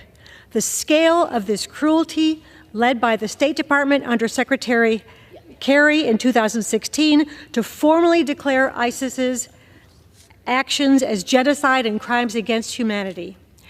While the territorial defeat of ISIS was achieved through the courageous efforts of the Iraqi security forces, with critical support from the United States and our international partners, efforts at recovery are far from over. Many of the communities that suffered most during ISIS's reign of terror continue to face challenges in rebuilding their homes, reclaiming their heritage, and securing representation in Iraq's national fabric. This bipartisan resolution is a testament to the resilience of these communities and a call to action. It acknowledges the immense suffering they have endured, recognizes their invaluable contributions to Iraqi society, and underscores the need for continued U.S. engagement. This resolution is not just about remembering the past, it is about supporting a future where these communities can thrive once again. It emphasizes the importance of rebuilding, not just physically, but also restoring the cultural and historic sites that are central to their identity. I want to extend my gratitude to Representatives Slotkin and James for their leadership on this critical issue. Let us stand together in support of this resolution, which not only honors the legacy of Iraq's diverse communities, but also reaffirms our commitment to their future. I encourage my colleagues to join in supporting this measure, and I reserve the balance of my time. Gentleman reserves. The gentleman is recognized. Mr. Speaker, I'm pleased to yield 2 minutes to the gentleman from Michigan, Mr. Molinar. The gentleman from Michigan is recognized. Thank you, Mr. Speaker, and thank you to the gentleman for yielding. And I join my Michigan colleague, Representative Slotkin, in support of HRES 554. This resolution is an important bipartisan affirmation of our support of religious and ethnic minorities in Iraq who experience violent persecution for their religious beliefs. Chaldean Christians are a religious minority in Iraq, and they have been subjected to countless atrocities and genocide over the last decade at the hands of ISIS terrorists. They have been displaced from their homes, coerced into converting their religion, tortured, and forced into slavery. Churches and other religious sites have been destroyed, and they still face discrimination for their beliefs. No one should ever be persecuted for their religious beliefs. The Chaldean community has made outstanding contributions to my home state of Michigan. They deserve to know that Congress supports Chaldeans and other religious and ethnic minorities and their human rights here at home and abroad. I urge my colleagues to vote yes, and thank you, Mr. Speaker. I yield back. Gentleman yields. The gentleman reserves. The gentlewoman is recognized. I yield 5 minutes to the gentlewoman from Michigan, my good friend and fellow Michigander, Representative Alyssa Slotkin, the author of this important resolution. The gentlewoman is recognized for 5 minutes. Thank you, Mr. Speaker. Mr. Speaker, I rise today in support of House Resolution 554, a bill affirming the importance of U.S. support for religious and ethnic minorities in Iraq. Michigan has been home for more than a century to a vibrant Iraqi community, the largest outside the Middle East. Many are Chaldeans, Iraqi Christians who have faced incredible persecution and challenges in recent Iraqi history. I'm really proud to have done this bill with Congressman Molinar, Congressman James, and other support from the Michigan delegation, bipartisan support. When I traveled to the Middle East as part of a congressional delegation in 2022, I met with Iraqi leaders in Baghdad and Erbil to discuss the challenges of Iraq's Chaldeans and what the U.S. can do to help. This is on the heels of me being a CIA officer, a Pentagon official, and having done 3 tours in Iraq alongside the military and seen these issues up close and personal for myself in 2004, 2006, and 2008. I took what I heard from that most recent trip back to Washington to work on this resolution, which would put this House on record as supporting the human rights and dignity of religious and ethnic minorities in Iraq. Over the decades, Chaldeans and other religious groups, such as Yazidis, have suffered greatly from the brutality of vicious and violent groups such as ISIS. ISIS subjugated and carried out countless atrocities against many of these communities, including murder, systematic rape, and kidnappings. As Iraq continues to rebuild after years of conflict and efforts to defeat ISIS, it's critical that U.S. support the security, stability, integration, and political representation of these minorities in their homeland.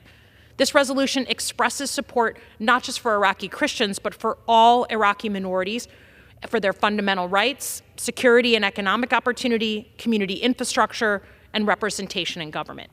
Mr. Speaker, this is not just an issue of importance to the Chaldeans and other religious minorities living in Iraq, but also to the hundreds of thousands of American citizens. Roughly 500,000 Chaldeans live in the United States, including more than 160,000 in Southeast Michigan. These families are a vibrant, active thread in the fabric of our community. Roughly 60% of Michigan's Chaldeans own a business, and a sizable fraction own 2 or more businesses. They support our economy, they're active in our communities, they support churches and schools and foundations, and they're active participants in every aspect of civic life. These Americans who feel a deep connection to and concern for their ancient homeland are looking to us to speak up for thousands of Iraqis threatened by continued persecution and discrimination. As Americans, they are looking to us to stand up for American values. I want to thank again the bipartisan group of Michiganders and other members who supported this bill, and in particular Congressman Molinar and James. This legislation was passed out of the Foreign Affairs Committee by an overwhelming bipartisan majority, and I urge my colleagues today to support the same here on the floor. I yield back. Gentlewoman yields. The gentlewoman reserves. The gentleman from Guam is recognized. Mr. Speaker, I'm pleased to yield 4 minutes to the gentleman from Michigan and the chair of the African Subcommittee, Mr. James. The gentleman from Michigan is recognized. Thank you, Mr. Speaker. I rise in support of this very, very important and special bill, H-Res 554, a resolution affirming America's support for religious and ethnic minorities in Iraq. A special thank you to Senator-elect Slotkin, Representative Molnar, Representative McClain, and Representative Bergman, most importantly, the Chaldean community in my district and in Southeast Michigan for getting us here. I'm truly blessed to be a part of this, and I'm proud to have shepherded this bill through committee. I've vowed since coming to Congress to be a voice not just for the Chaldean community in my district, but for all those fighting for religious freedoms abroad. That is why, for one of my very first congressional hearings, I questioned Secretary Blinken about the plight and the struggles of Christians and ethnic minorities in Iraq. And I believe that advocating for religious liberties abroad is vital to our moral standing, not just in the United States, but around the world. This resolution, authored by Senator-elect Slotkin, expresses more than just America's support for the restoration of the rights and dignities given to religious and ethnic minority communities in Iraq. With untrustworthy actors aligned with Iran and ISIS continuing to be an obstacle to freedom in Iraq, this resolution is a powerful first step. To my fellow Iraqi Catholic and Christian brothers and sisters, this moment is a long time coming, but more is yet to come. My hope is that the leadership in Baghdad hears us loud and clear today. Congress is watching, and we stand ready to act. I appreciate Chairman McCall and Ranking Member Meeks for allowing this resolution to come to the floor. I know our Chaldean community in Sterling Heights and across the state of Michigan have prayed hard in advocating for this moment. And in this moment here today, with the bipartisan support of my colleagues, we will be able to show Chaldeans here and for those around the world who pray for religious freedom that our God truly does answer prayers. Thank you, Mr. Speaker. With that, I yield back. Gentleman yields. Gentleman reserves. Gentlewoman is recognized. I have no further requests for time. I'm prepared to close if the other side has no speakers. The gentlewoman is recognized. I yield myself as much time as I may consume for the purpose of closing. The gentlewoman is recognized. This resolution shines a critical light on the lives, opportunities, and cultures lost in Iraq due to ISIS's campaign of terror. The State Department rightfully declared ISIS responsible for genocide in 2016, but Congress has been too late to respond. The Yazidis, Shabak, as well as Chaldean, Syriac, and Assyrian Christians deserve equitable representation in the recorded history of Iraqi society. I am proud to stand with my bipartisan colleagues in supporting Iraqi religious and ethnic minorities who for too long have gone unnoticed. I hope my colleagues will join with me in supporting H-Res 554. I yield back the balance of my time. Gentlewoman yields. The gentleman is recognized. Mr. Speaker, I yield myself as much time as I may consume. The gentleman is recognized. There is still much work to be done to help Iraq and its people heal from the horrors unleashed by ISIS. This is particularly true with respect to the country's religious and ethnic minority communities. This resolution serves as a commitment to ensure the United States continues to press for progress and to advocate for the rights of religious and ethnic minorities. I am proud to support this bipartisan legislation today, and I encourage my colleagues to join me in voting for this resolution. Gentleman yields. The question is, will the House suspend the rules and agree to House Resolution 554 as amended? Those in favor say aye. Those opposed, no. In the opinion of the chair, 2/3 being in the affirmative, the rules are suspended, the resolution agreed to, and without objection, the motion to reconsider is laid on the table. For what purpose does the gentleman from Guam seek recognition? Mr. Speaker, I move that House suspends the rules and pass House Resolution 837 as amended. The clerk will report the title of the resolution. House Resolution 837, resolution reaffirming the ties between the United States and the Philippines. Pursuant to the rule, the gentleman from Guam, Mr. Moylan, and the gentlewoman from North Carolina, Ms. Manning, each will control 20 minutes. The chair now recognizes the gentleman from Guam. I ask unanimous consent that all members have 5 days to revise and extend and to include extraneous materials as this measure. Without objection. Mr. Speaker, I yield myself such time as I may consume. The gentleman is recognized. I rise today in strong support of H.R. 837, a resolution that reaffirms the enduring partnership between the United States and the Philippines. This resolution is a testament to the deep-rooted bonds of the friendship, shared values, and mutual interests that have defined our relationship over a century. The Philippines is not only a close ally in the Asia-Pacific region, but also a vital partner in promoting peace, stability, and prosperity. Our two nations share a long history of cooperation, from the fight for freedom during World War II to our joint efforts in addressing global challenges today. Whether it's combating terrorism, the Chinese Communist Party aggression, or advancing trade, the U.S.-Philippines partnership is instrumental in shaping a safer and more secure world. In addition to our strategic alliance, the Filipino-American community is an invaluable bridge between the two countries. More than 4 million Filipino Americans contribute to the fabric of America's society, enriching our culture and economy. Furthermore, this resolution strongly condemns the People's Republic of China's aggressive action against the Philippine vessels in the South China Sea. This provocative maneuvers threaten the peace and stability of a region and violates international law. We stand in full support of the Philippines' sovereignty over the territorial waters and call on China to respect the rights of all nations in the South China Sea. I urge my colleagues to join me in supporting House Resolution 837, and I reserve the balance of my time. Gentleman reserves. The gentlewoman is recognized. Mr. Speaker, I rise in strong support of H-Res 837, which reaffirms the vital partnership between the United States and the Philippines. I want to thank Delegate Moylan and Representative Bobby Scott for bringing forward this important and timely resolution. The relationship between our two democracies is more than just a long-standing alliance. It is a cornerstone for stability in the Indo-Pacific region. Over the past year, Beijing has persistently and illegally bullied the Philippines in the South China Sea. The Chinese Coast Guard and maritime militia have intensified their harassment of Philippine fishing vessels in contested waters, as well as within the Philippines' own exclusive economic zone. Chinese security forces have used water cannons, wielded axes and machetes, engaged in ramming and blocking maneuvers, and interfered with humanitarian supply missions of the Philippine Coast Guard. These actions are dangerous and unacceptable.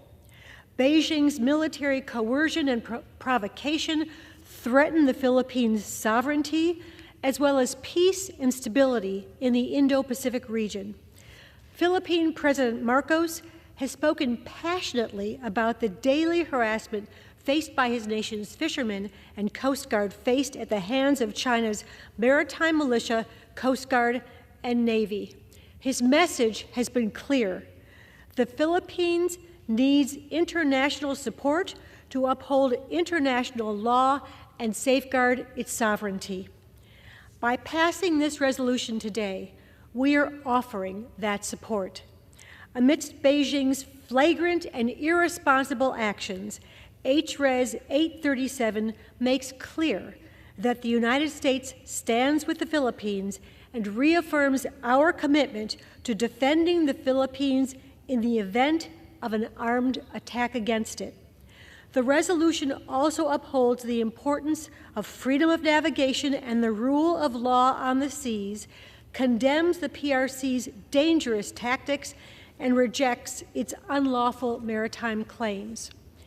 Over the past 4 years, the Biden administration has strengthened our alliance with the Philippines. We have bolstered our interoperability with the Philippines Armed Forces through a vital expansion of the Enhanced Defense Cooperation Agreement to 4 new sites. The United States has also promoted partner collaboration with the Philippines, principally by hosting President Marcos in D.C. for the inaugural U.S.-Philippines-Japan Trilateral Summit and strengthening security coordination with Australia, Japan, and the Philippines. Congress also did its part by passing the critical national security supplemental earlier this year with funds for our partners and allies in the Indo-Pacific. Passing this resolution advances those efforts by reaffirming the alliance as well as our shared resolve to uphold peace, stability, and rule of law in the region. I urge all my colleagues to join me in supporting this important measure. I reserve the balance of my time. The gentlewoman reserves. The gentleman is recognized. I continue to reserve the balance of my time. The gentleman reserves. The gentlewoman is recognized. I yield 3 minutes to the gentleman from Virginia, Representative Bobby Scott, the ranking member of the Education and Workforce Committee and a strong supporter of the U.S. and Philippines bilateral relationship. The gentleman from Virginia is recognized for 3 minutes. Thank you, Mr. Chair. Thank you, Mr. Speaker. I rise today in support of H.J. Res. 837, which reaffirms the ties between the United States and the Philippines. This resolution highlights the important partnership between the two nations and makes it clear that we will firmly stand by our allies in the Indo-Pacific region. I'd also like to thank the gentleman from Guam, Mr. Molan, for both leading this resolution and for co-chairing the U.S.-Philippines Friendship Caucus with me. Earlier this year, I had the opportunity to meet with the President of the Philippines, along with members of the Philippine House of Representatives, to discuss the important bilateral relationship between our two countries. These conversations between members of the United States Congress and elected officials in the Philippines solidify the bonds between our two nations and help identify areas of mutual interest and concern in the Indo-Pacific region. In these discussions, we emphasized our shared vision of keeping peace and freedom, particularly in the South China Sea, and we're putting these goals into action. Earlier this year, Congress passed the Indo-Pacific Security Supplemental Appropriations Act, recommending $500 million in foreign military financing to go to the Philippines. Following the passage of the amendment, Secretaries Blinken and Austin announced the $500 million military funding to help modernize the Philippine military and Coast Guard and boost security collaboration. This resolution reaffirms the United States' commitment to invoke the 1951 U.S.-Philippines Mutual Defense Treaty if the Philippine assets are attacked in the South China Sea and welcomes the swift implementation of the Enhanced Defense Cooperation Agreement. I was pleased to see the Biden administration expand the Enhanced Defense Cooperation Agreement to include 4 new military training sites. This will allow the United States and the Philippines to better address shared challenges in the Indo-Pacific region. So I look forward to continuing our work to strengthen the ties between our countries, and I urge my colleagues to support this resolution. I yield back the balance of my time. Gentleman yields. I reserve. Gentlewoman reserves. I continue to reserve the balance of my time. The gentleman reserves. The gentleman is recognized. I yield 3 minutes to the gentleman from Hawaii, Representative Ed Case, a very strong supporter of our partners in the Pacific. Gentleman from Hawaii is recognized. Thank you, Mr. Speaker, and aloha and mabuhay. I join my friends from Guam, Mr. Moylan, and from North Carolina, Ms. Manning, and many colleagues in strong support of H.Res. 837, reaffirming our country's enduring ties with the great Republic of the Philippines. The strength of the U.S.-Philippines relationship endures on a foundation of shared heritage, history, and values. From Filipinos being the first documented Asian ethnic group in North America to the still growing population of Filipino Americans today numbering over 4.6 million, now the third largest group of Asian descent in our country, to our mutual vibrant democracies, and so much more. In my own Hawaii, I am the very proud representative for the congressional district with the highest number of Filipino Americans of any district in our country, some 204,000 today. We in Hawaii understand from our own century-plus experience how Hawaii and our nation have greatly benefited from the significant contributions and accomplishments of our Filipino community. The U.S.-Philippines relationship has perhaps never been as strong as it is today, and it is These people-to-people ties that are a foundation behind the security partnership outlined in the 1951 U.S.-Philippines Mutual Defense Treaty. It recognizes an attack in the Pacific on either of us would endanger the peace of both of us, and that we must act in concert to meet common dangers. This security relationship is critical today given continued aggression by the People's Republic of China in the South China Sea and elsewhere in the Indo-Pacific. This congressional reaffirmation comes on the heels of Secretary of Defense Austin's recent visit to Palawan, where he reaffirmed the ironclad U.S. commitment to the Philippines and reiterated that the U.S.-Philippines Mutual Defense Treaty extends to both countries' armed forces, public vessels, and aircraft, including those of the Coast Guard, anywhere in the South China Sea. That is just one of many reasons why the reaffirmation of our relationship with the Philippines by this United States Congress, as well as this resolution does, is more important now than ever. I urge my colleagues to join me in supporting our critical U.S.-Philippines relationship. Maraming salamat po and Dios te agnina. The gentleman yields. I have no further requests for time. I'm prepared to close if the other side has no speakers. I yield myself as much time as I may consume for the purpose of closing. The gentlewoman is recognized. The U.S.-Philippines alliance is imperative to both our and the Indo-Pacific region's security. Today, the Philippines is on the front lines in Beijing's attempts to flout international law and to upend the status quo in the South China Sea. As Philippine vessels face threat and intimidation from Beijing, we must work together to ensure that our friends are not alone and that they do not waver. By passing H-Res 837, we can send a clear message. The United States stands with the Philippines against Beijing's coercion and intimidation as we work to maintain a free and open Indo-Pacific. I hope my colleagues will join me in supporting H-Res 837. I yield back the balance of my time. Yields. The gentleman is recognized. I yield myself as much time as I may consume. The gentleman is recognized. I want to thank Representative Scott for leading this resolution with me and my good friend Mr. Case for his testimony. This resolution sends a clear message. The United States stands firmly with the people of the Philippines and reaffirms our unwavering commitment to invoke a mutual defense treaty with the Philippines in accordance with the constitutional process. I again urge my colleagues to support H.R. 837, and I yield back the balance of my time. The gentleman yields. The question is, will the House suspend the rules and agree to House Resolution 837 as amended? Those in favor say aye. Those opposed, no. In the opinion of the chair, two-thirds being the affirmative, the rules are suspended, the resolution agreed to, and without objection, the motion to reconsider is laid on the table. For what purpose does the gentleman from Guam seek recognition? Mr. Speaker, I move that House suspend the rules and pass House Resolution 1328. The clerk will report the title of the resolution. House Resolution 1328. Resolution recognizing the actions of the Rapid Support Forces and allied militias in the Darfur region of Sudan against non-Arab ethnic communities as acts of genocide. Pursuant to the rule, the gentleman from Guam, Mr. Moylan, and the gentlewoman from North Carolina, Ms. Manning, each will control 20 minutes. The chair recognizes the gentleman from Guam. I ask unanimous consent that all members may have 5 days to revise and extend and to include extraneous materials on this measure. Without objection. Mr. Speaker, I yield myself such time as I may consume. The gentleman is recognized.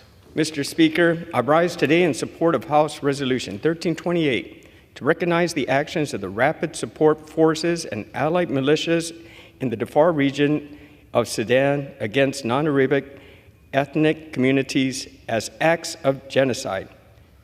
The war in Sudan has been raging since April 2023, and sadly, the civilians of Sudan have disproportionately paid the toll, with nearly 9 million people internally displaced. While both the Rapid Support Forces and Sudanese armed forces have committed atrocities during this conflict, the Rapid Support Forces are reverting to their old ways from 2003 and once again committing genocide in Darfur. Congress must act to declare this genocide as such and stress our support for Sudanese people and urge a swift end to the conflict. I urge my colleagues to support this resolution, and I reserve the balance of my time. The gentleman reserves. The gentlewoman is recognized. Mr. Speaker, I rise in strong support of H.Res. 1328, which condemns atrocities in Sudan, including those that amount to genocide, and I yield myself as much time as I may consume. The gentlewoman is recognized. I support this resolution because it is imperative we turn the world's attention to the dire situation unfolding in Sudan. The scale of suffering there is nothing short of horrific. It is the world's largest humanitarian crisis. Yet the response from the international community has been alarmingly silent. Since April 2023, the conflict between the Rapid Support Forces and the Sudanese Armed Forces has had devastating consequences. The violence has claimed up to 150,000 lives and forced more than 14 million people to flee their homes. According to reports from the Integrated Food Security Phase Classification, more than half of Sudan's population now faces severe food insecurity, including some in Darfur who are experiencing famine. The humanitarian needs are escalating by the day, yet both the RSF and SAF have systematically obstructed humanitarian efforts. It is a moral outrage. This resolution takes a firm stand against the atrocities that have come to define this conflict, including war crimes, ethnic cleansing, and crimes against humanity. It also condemns acts of violence that may amount to genocide, especially against the Masalit people and other non-Arab ethnic communities in Darfur. The evidence of wide-ranging atrocities being committed in Sudan is overwhelming, and we cannot turn a blind eye. It is essential that we hold those responsible to account for such crimes. That is why we have called on the administration to take decisive action, urging a determination under the Global Magnitsky Act for gross violations of human rights by the RSF.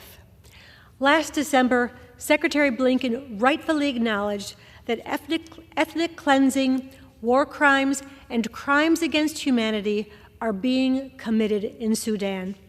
The United States has taken steps to sanction those fueling this conflict, including new sanctions on an RSF commander just last week. However, more needs to be done, including by Congress, which is why my colleagues are working currently on additional legislative efforts to ensure smarter, sustained action to end this crisis. The resolution before us today urges our government to continue updating its assessment of the situation to ensure that the voices of the Sudanese people are not lost in the fog of war.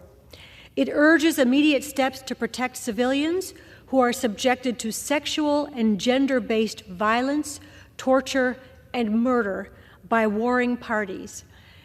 It is now time for other nations to step up too, whether through increased humanitarian aid, support for documenting these heinous crimes, or sanctions against those perpetrating this violence. Every effort counts. And those who are providing material support to the warring parties, like the UAE, Russia, and Iran, must immediately stop prolonging the conflict. Innocent civilians are dying every day. We cannot afford to let Sudan's cries for help go unanswered. I urge my colleagues to support this resolution and, by doing so, to stand in solidarity with the people of Sudan. I reserve the balance of my time. Gentlewoman reserves. The gentleman is recognized. Mr. Speaker, I'm pleased to yield 4 minutes to the gentleman from Michigan and the chair of the African Subcommittee, Mr. James. The gentleman from Michigan is recognized for 4 minutes. Thank you, Mr. Speaker. As chairman of Africa's Subcommittee on Foreign Affairs, I have time and time again brought to the attention of the crises going on the African continent while the rest of the world looks the other way. Mr. Speaker, where is the press? Where are the celebrities? Silent. Today, Sudan is the largest humanitarian crisis in the world, with close to 9 million people internally displaced. Over 800,000 people face catastrophic hunger. Sudanese civilians are scattered around the region as they flee escalating violence by warring parties, the RSF and the SAF. Diplomatic efforts have failed, and the war rages in Khartoum and in Darfur, where an abundance of evidence points to genocide being committed by RSF forces against the Masalit and likely against other non-Arab ethnic communities as well. In Darfur, the RSF has systematically targeted the Masalit ethnic group. From April to June 2023, up to 15,000 people were killed in a series of coordinated attacks. Survivors said they were targeted explicitly because they were Masalit, according to a report compiled by the Raoul Wallenberg Center for Human Rights. The RSF have attacked, burned, destroyed homes, entire villages, IDP camps, and shelters that primarily hosted Masalit people. The governor of West Darfur was executed by the RSF shortly after he publicly decried ongoing genocide, calling for international intervention to protect the remaining population.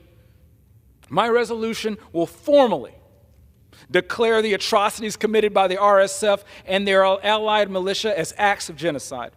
For far too long, the world has stood by as we watch repeat of history and as external actors, including the UAE, Russia, and Iran, fuel the slaughter of innocents and the rape of women and children without repercussion. In 2003, the government of Sudan and its proxy Janjaweed militia explicitly targeted the non-Arab Fur, Zagawa, and Masalit ethnic communities through mass killings, forced displacement, destruction of farms, horrific violence against women and girls, aerial bombings of civilians, and the blocking of humanitarian assistance. Today, the RSF continues, formed out of these elements of Janjaweed militia, and are using the exact same playbook. In 2004, it was Congress who took the lead to bring attention to these heinous acts. President George W. Bush's administration followed by declaring genocide in Darfur. And by September 24, 2004, we had executed. The Bush administration and Congress were clear-eyed in addressing the plight of the Sudanese people. Sadly, today, President Biden has failed the Sudanese people and has left another part of the world on fire for President Trump's new administration. For now, Congress will again take the lead. I urge my colleagues to support passage of H.Res. 1328, which passed out of committee on unanimous bipartisan basis. The evidence is clear. The RSF's actions are unequivocally amounting to genocide and must be declared as such. The press must do their duty to the world and report on this heinous genocide and crime against humanity, or they are failing in their mandate and cannot talk about defending freedom of speech if they do not defend the lives of people in Darfur. I call on all parties and their backers to bring an end to this devastating war, and we, for our part, in a bipartisan manner, will do everything we can to support the Sudanese people without delay. With that, Mr. Speaker, I yield. Gentleman from Guam reserves. Gentlewoman from North Carolina is recognized. I have no further requests for time. I'm prepared to close if the other side has no speakers. Gentlewoman from North Carolina is recognized. I yield myself as much time as I may consume for the purpose of closing. Gentlewoman is recognized. It is imperative that the U.S. take this firm stance against the crimes against humanity waged by the Rapid Support Forces, their allied militias, and the Sudanese armed forces.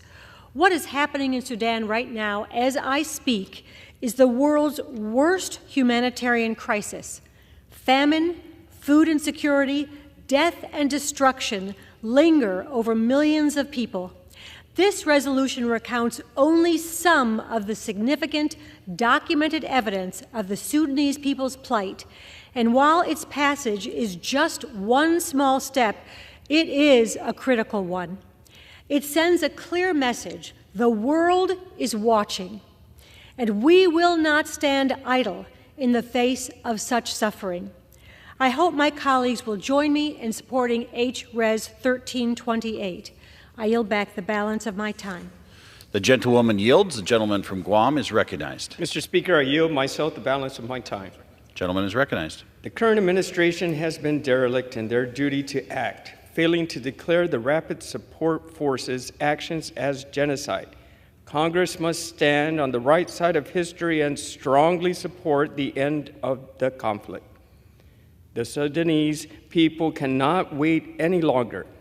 I want to thank my colleagues, Representative James, for introducing this resolution, which passed the Foreign Affairs Committee on a bipartisan, unanimous vote. I urge my colleagues to support House Resolution 1328, and I yield the balance of my time. Gentleman from Guam yields. The question is, will the House suspend the rules and agree to House Resolution 1328? All those in favor say aye. All those opposed, no. In the opinion of the chair, 2/3 being in the affirmative, the rules are suspended, the resolution is agreed to, and without objection, the motion to reconsider is laid on the table. For what purpose does the gentleman from Guam seek recognition? Mr. Speaker, I move that House suspend the rules and pass H.R. 1449. Does the gentleman intend to call up House Resolution 1449?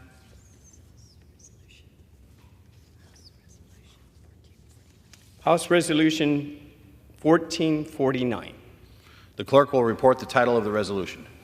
House Resolution 1449, resolution condemning the global rise of anti-Semitism and calling upon countries and international bodies to counter anti-Semitism. Pursuant to the rule, the gentleman from Guam, Mr. Moylan, and the gentlewoman from North Carolina, Ms. Manning, will each control 20 minutes. The chair recognizes the gentleman from Guam. I ask unanimous consent that all members may have 5 days to revise and extend and to include extraneous materials on this measure. Without objection. Mr. Speaker, I yield myself such time as I may consume. The gentleman is recognized. Mr. Speaker, 2 weeks ago, coordinated mobs roamed the streets of Amsterdam, attacking Israel's in town for a soccer match in a chilling, premeditated assault. Dozens of people were injured, and scores were running and hiding in fear. The anti-Semitic and anti-Israel attack and this latest terrifying development in a global spike in anti-Semitic, anti-Israel vitriol since October 7th. We have seen it here in the United States on our college campuses, at local synagogues, even a few miles from us in the nation's capital, where a kosher restaurant had had its windows smashed early this month. The European Union Agency for Fundamental Rights documented a 400% increase in anti-Semitic activity since Hamas' October 7, 2023 assault on Israel. The European Union also found that 96% of Jews encountered anti-Semitism in their daily lives. Countering anti-Semitism needs to be top priority at home and abroad, and we need to be honest with ourselves and recognize that it is happening and that our solutions so far have been insufficient to stop this rising tide of hate. And we need to work with our partners to respond quickly and effectively to protect Jewish people in our countries and communities from violence. This is why we are considering Representative Manning and Representative Smith's bipartisan resolution condemning the global rise of anti-Semitism and calling upon countries to counter anti-Semitism. For decades, when we talked about the holistic Holocaust, the world said never again. The events of last week's Amsterdam and around the globe and last year proved that we have failed Jews around the world. We failed to recognize the potency of this hate, and we have failed to keep them safe. This resolution is our demonstration of our intent to remedy this problem and to live up to our promise. I urge my colleagues to continue to support House Res 1449, and I reserve the balance of my time. Gentleman reserves. Gentlewoman from North Carolina is recognized. Mr. Speaker, I am proud to rise in strong support of H.Res. 1449, a bipartisan House resolution I introduced with my dear friend, Congressman Chris Smith of New Jersey, supporting global efforts to counter anti-Semitism. It has been an honor to serve alongside Representative Smith as a co-chair of the House Bipartisan Task Force for Combating Anti-Semitism. I want to thank House Foreign Affairs Committee Chairman McCall and Ranking Member Greg Meeks for their leadership and support in advancing this important measure through committee and to the House floor. Mr. Speaker, we know that anti-Semitism is on the rise around the world. We know what a threat this is, not just to the Jewish community, but also to democracies around the world and to the very fabric of our own society. Today, not even 80 years since the liberation of Auschwitz, anti-Semitism has grown, taken on new forms, and spread to more parts of the world. And as we have seen since the Hamas terrorist attack of October 7th, 2023, the single deadliest day for Jews since the Holocaust, anti-Semitism around the world has skyrocketed. That explosion of anti-Semitism started on October 8th, long before the IDF went into Gaza. In fact, it started while Hamas terrorists were still in Israel, attacking innocent civilians.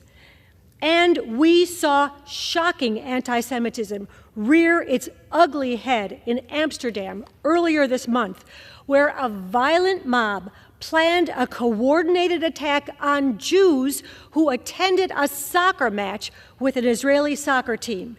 It is deeply chilling that this attack happened around the 86th anniversary of Kristallnacht, and as the specter of violence against Jews in Europe rises again.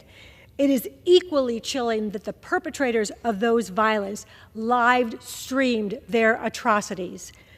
Here in the United States, FBI data shows that anti-Jewish hate crimes increased in 2023 by nearly 63% from 2022, totaling the highest number recorded in almost 3 decades. We are talking about violence, destruction, and the murder of Jews in this country simply because they are Jews.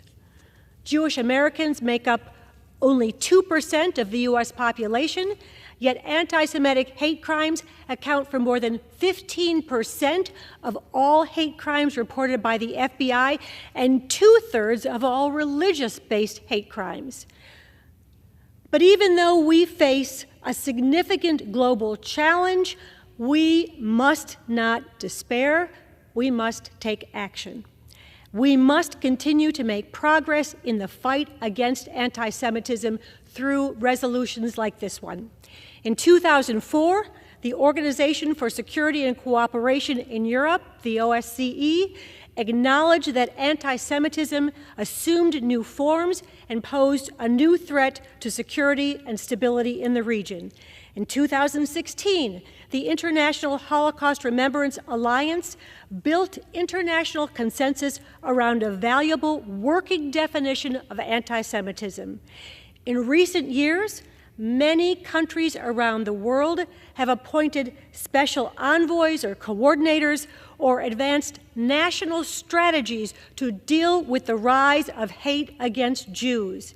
In 2021, Congress passed and President Trump signed into law bipartisan, bicameral legislation to elevate the position of U.S. Special Envoy to the rank of ambassador.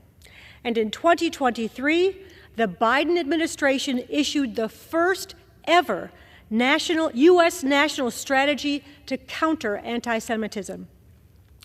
This July in Buenos Aires, Argentina, Ambassador Deborah Lipstadt unveiled the global guidelines for countering anti-Semitism, a new landmark international framework for acting against anti-Semitism, which countries around the world can sign onto and embrace.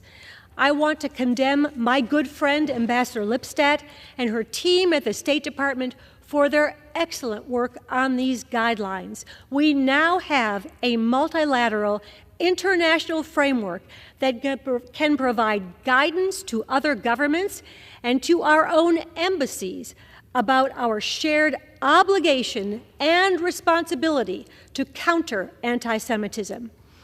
This includes clearly and unequivocally condemning anti-Semitism, providing physical protection and security for Jewish communities, enforcing hate crimes laws, and educating future generations about the Holocaust and the long history of conspiracy theories and hate targeting Jews.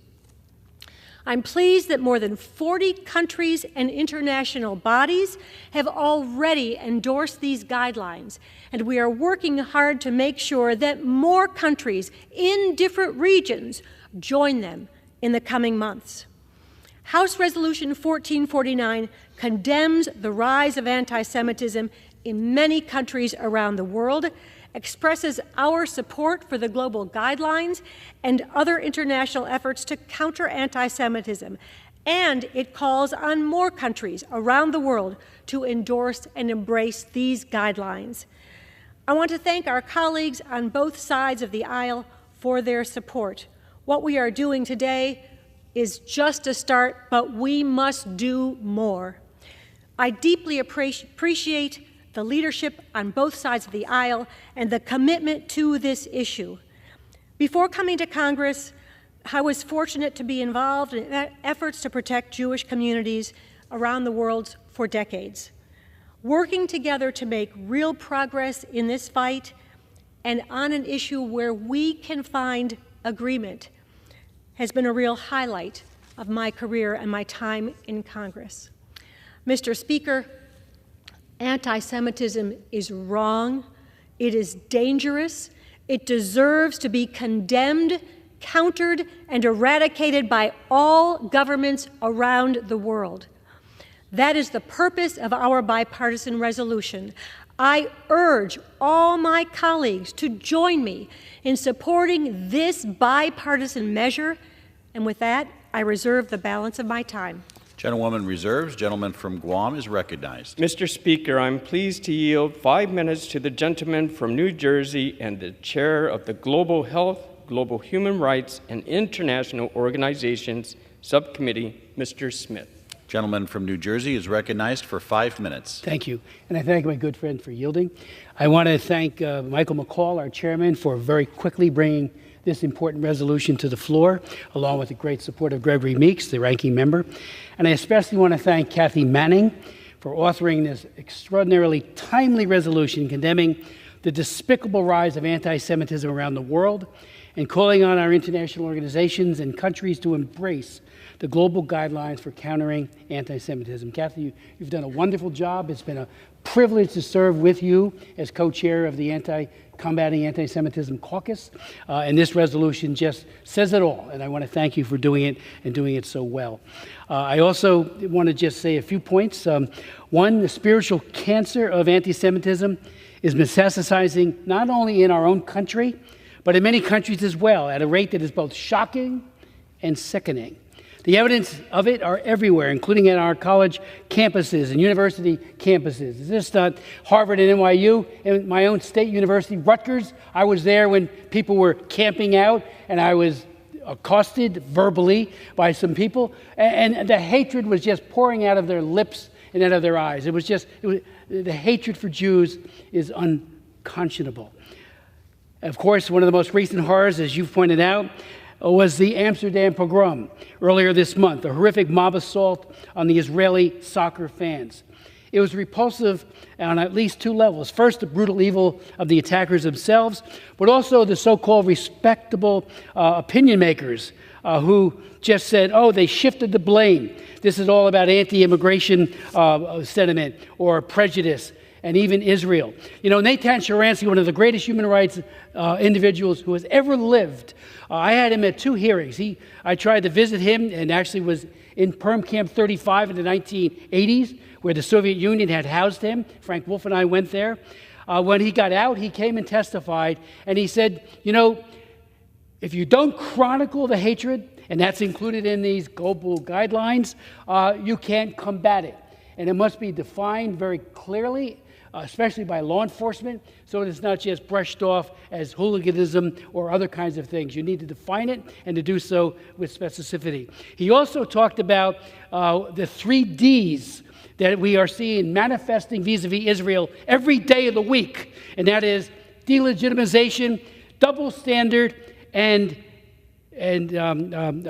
demonization, double standard, and delegitimization, those 3 Ds. He talked about that and said that is a cover for anti-Semitism. Disagree with the Knesset all you want, or with Netanyahu, but once you lower yourselves into those 3s, we see it at the UN every day. I chaired 4 hearings this Congress alone, more than 3 dozen over the years, on combating anti-Semitism, about how the UN is rife, including the UN Human Rights Council, with anti-Semitism. It's just unbelievable how bad it is. UNRWA, as you know, Kathy, UNRWA is filled to overflowing with Hamas sympathizers and Hamas activists who teach children each day of the week to hate Jews and to kill. Just read the Hamas charter. It says if you see a Jew behind a rock, kill him or her. And that is what is being funded by the U.S. government, and funded, not right this minute, but it has been in the recent past, and we should never do it again. Let me also say that the guidelines, and I encourage every member to read them. They're very simple. They parallel the OSCE conference that was held in 2002, and then the Berlin conference in 2004. Well, the idea of the conference came out of a hearing I chaired in 2002. I recommended it, and the OSCE took it up. The Bush administration took it up, and that conference had the Berlin Declaration in 2004. Rabbi Baker from the AJC did a masterful job, and a few others, but especially him, in wordsmithing a tremendous action plan. And of course, these global guidelines certainly parallel that. So this, and you mentioned, and certainly the special Ambassador Lipstadt, just for the record, I authored that legislation. We got it passed here in a bipartisan way, and it took months, years, for the U.S. Senate to take it up. They finally did, and the Ambassador at Large, the Special Envoy, Ambassador Lipstadt, is doing a magnificent job. Silence is not an option. We know it.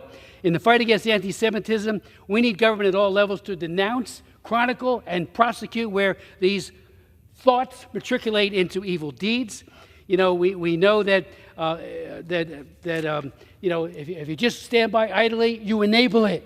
You need to call it out. This resolution, very, very fine resolution that it is, and I thank you, Kathy, for authoring it, calls out this anti-Semitism and says stop it. And gentleman's time has expired. Back.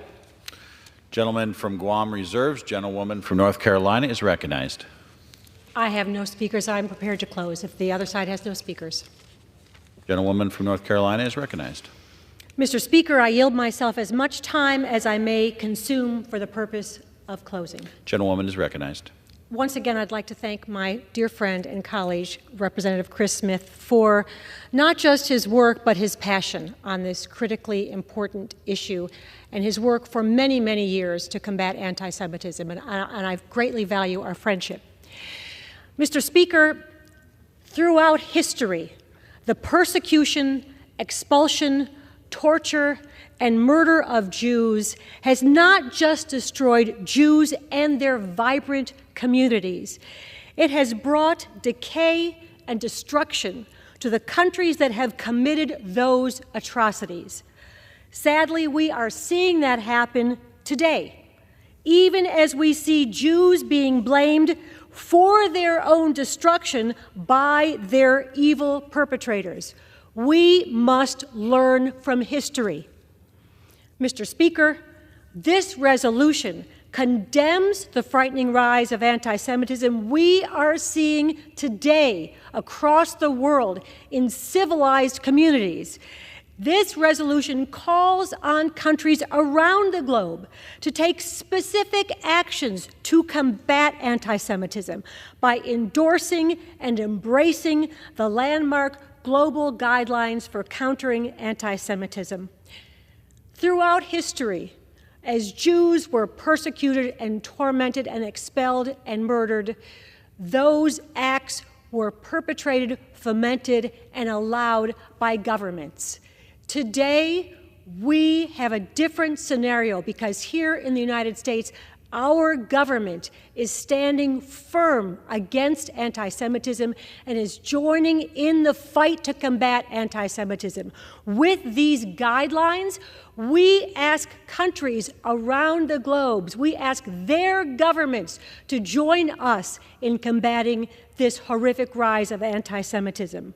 Once again, let me thank my Republican co-sponsor, Chris Smith, for his leadership, for his bipartisan cooperation, and let me thank all of the leadership and my colleagues on the Foreign Affairs Committee, as well as the leadership in Congress for bringing this resolution so swiftly to the House floor for a vote. Now, more than ever, the United States and countries around the world must stand strong and must stand together in the fight against anti-Semitism and all forms of hatred. I urge my colleagues to stand up and stand with me in supporting HRES 1449, and I yield back the balance of my time. Gentlewoman yields back. Gentleman from Guam is recognized. Mr. Speaker, I yield myself the balance of my time. Gentleman is recognized. I want to thank my colleagues, Ms. Manning and Mr. Smith, for this important, timely, and bipartisan resolution. It is critically important that we speak with one voice in countering anti-Semitism. We have been fighting against this hatred for centuries. We can only make progress if we work together.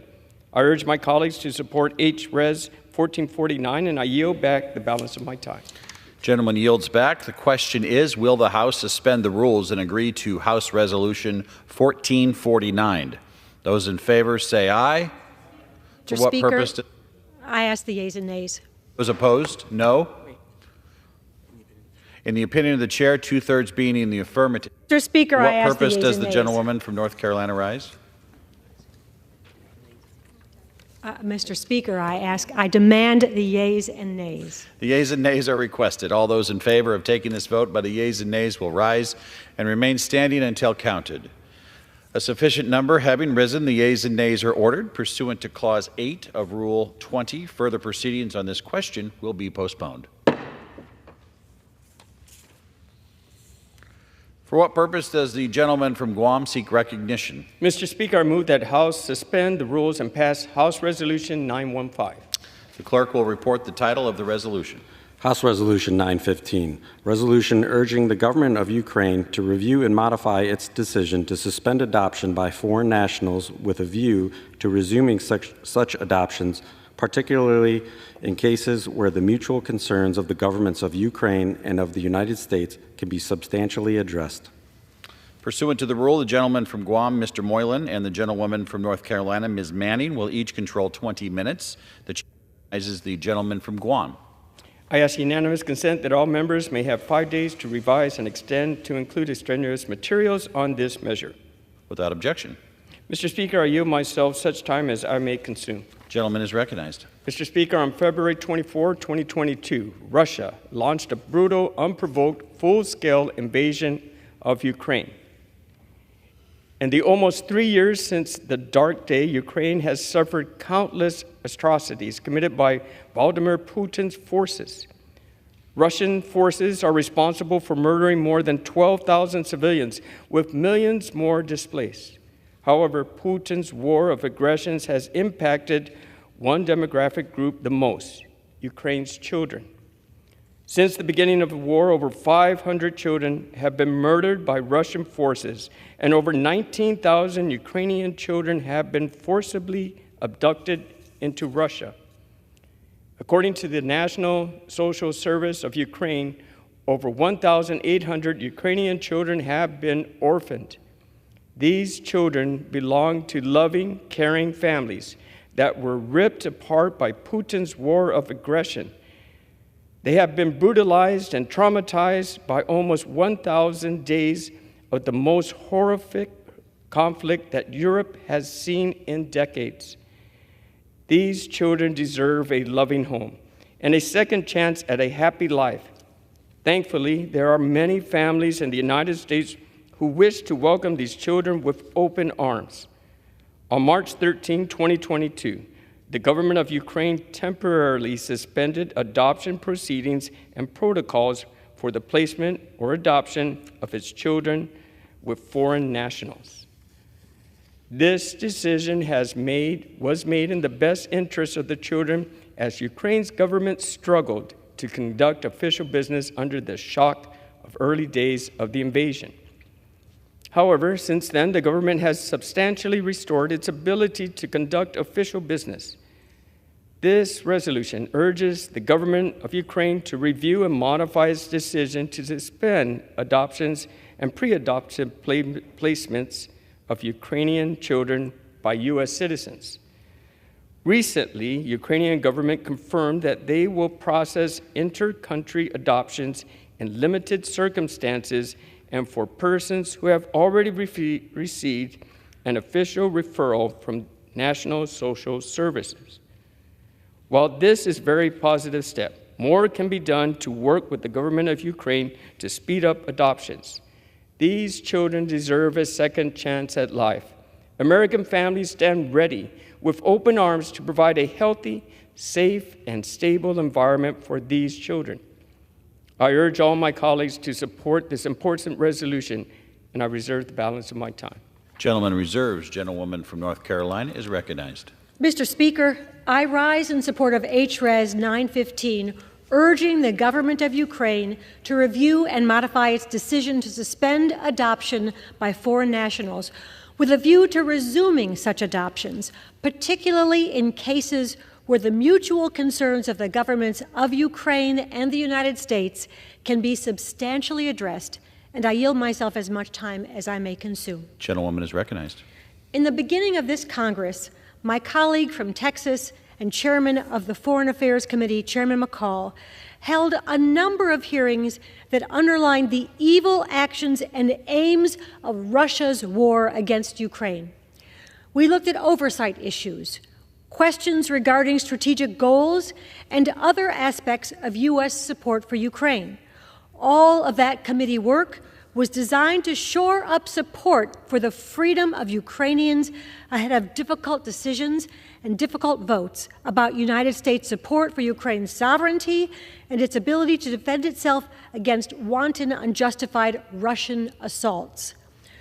One of the fundamental reasons to support Ukraine in this war boils down to truth and justice. Whether we will decry the depravity of Putin's actions in Ukraine or whether we will look away. And no other issue brings better into focus than this forcible transfer and deportation of Ukraine's children to camps promoting indoctrination. These are brutal war crimes, plain and simple. We were able to meet some of these children who were able to escape Russia at a committee hearing, and it was heartbreaking. Due to Russia's renewed war of aggression, Ukraine limited inter-country adoptions, including Americans seeking to adopt Ukrainian children. On June 1st, 2023, the government of Ukraine suspended its suspension of adoptions by allowing relatives of orphaned children to adopt. Ukraine is also processing inter-country adoptions for persons who have already received an official referral from its National Social Service to adopt. We must recognize the positive steps that Ukraine has taken to permit inter-country adoptions while promoting the welfare and safety of Ukrainian orphans. I commend the Ukrainian government and Department of State for working to address concerns, including by allowing American families the opportunity to adopt Ukrainian children and provide them a second chance at a life free of the miseries of war. Furthermore, in March 2024, the United States, under President Biden's leadership, was proud to join the International Coalition for the Return of Ukrainian Children. The goal is to ensure the safe return of all Ukrainian children who have been unlawfully deported or forcibly transferred by Russia to Russia, and to promote accountability for those responsible. Unfortunately, this Russian war has left Ukraine wounded, its families destroyed, its children orphaned. HRES 915 paves the way for a path forward, empowering the Department of State to continue its diplomatic engagements with the Ukrainian Ministry of Social Policy, the National Social Service of Ukraine, and the Ukrainian Embassy in Washington to help provide these children with families to help raise them. I encourage my colleagues to join in supporting this measure, in supporting freedom and democracy for Ukraine, its people, and its children. And I reserve the balance of my time. Gentlewoman reserved. Gentleman from Guam is recognized. Mr. Speaker, I'm pleased to yield 5 minutes to the gentleman from New Jersey and the chair of the Global Health, Global Human Rights, and International Organization Subcommittee, Mr. Smith. Gentleman from New Jersey is recognized for 5 minutes. Thank you very much. And, you know, Mr. Speaker, when Russia launched its brutal invasion of Ukraine on February 24th, 2022, Matt and Deidre Gordon of New Jersey were in the final stage of adopting Bogdan and Galina, an orphan brother and sister from Ukraine. The Gordons had been vetted and approved as adoptive parents by both the United States and Ukrainian governments. They had a strong bond and relationship. They had a deep love and have a deep love for those two children and had spent precious time with them at their home in New Jersey, including regular contact and 2 long homestays totaling 5 months. In March of 2022, however, during the first weeks of the Russian invasion, the Gordons had an appointment in Kyiv to be officially matched with the kids. It was at that point, however, that the Ukrainian government temporarily suspended inter-country adoptions. Arguably, the government of Ukraine had reasons to suspend some adoptions because of the fog of war and the difficulty in doing the requisite due diligence to safely and effectively process new adoption requests. But the Gordon case wasn't new. Matt and Deidre and many other Americans, hundreds of Americans, were nearing the end of the process when it all grounded to a halt, leaving, in this case, these 2 children and hundreds of other children stranded. Because of their deep love for their children, the Gordons have continued to visit Bogdan and Galina, who are in an institutional setting in Poland. Let me just say, I did contact wrote letters to Zelensky, and I'll put this one that goes back to July, asking for a remedy here and to resolve this. We didn't even get an answer. There are hundreds of other children and U.S. families in the same or similar situation as I've indicated, and I strongly urge my colleagues to support HRES 915, which respectfully urges the government of Ukraine to review and modify its decision to suspend adoption by foreign nationals for adoptive parents like the Gordons and their children.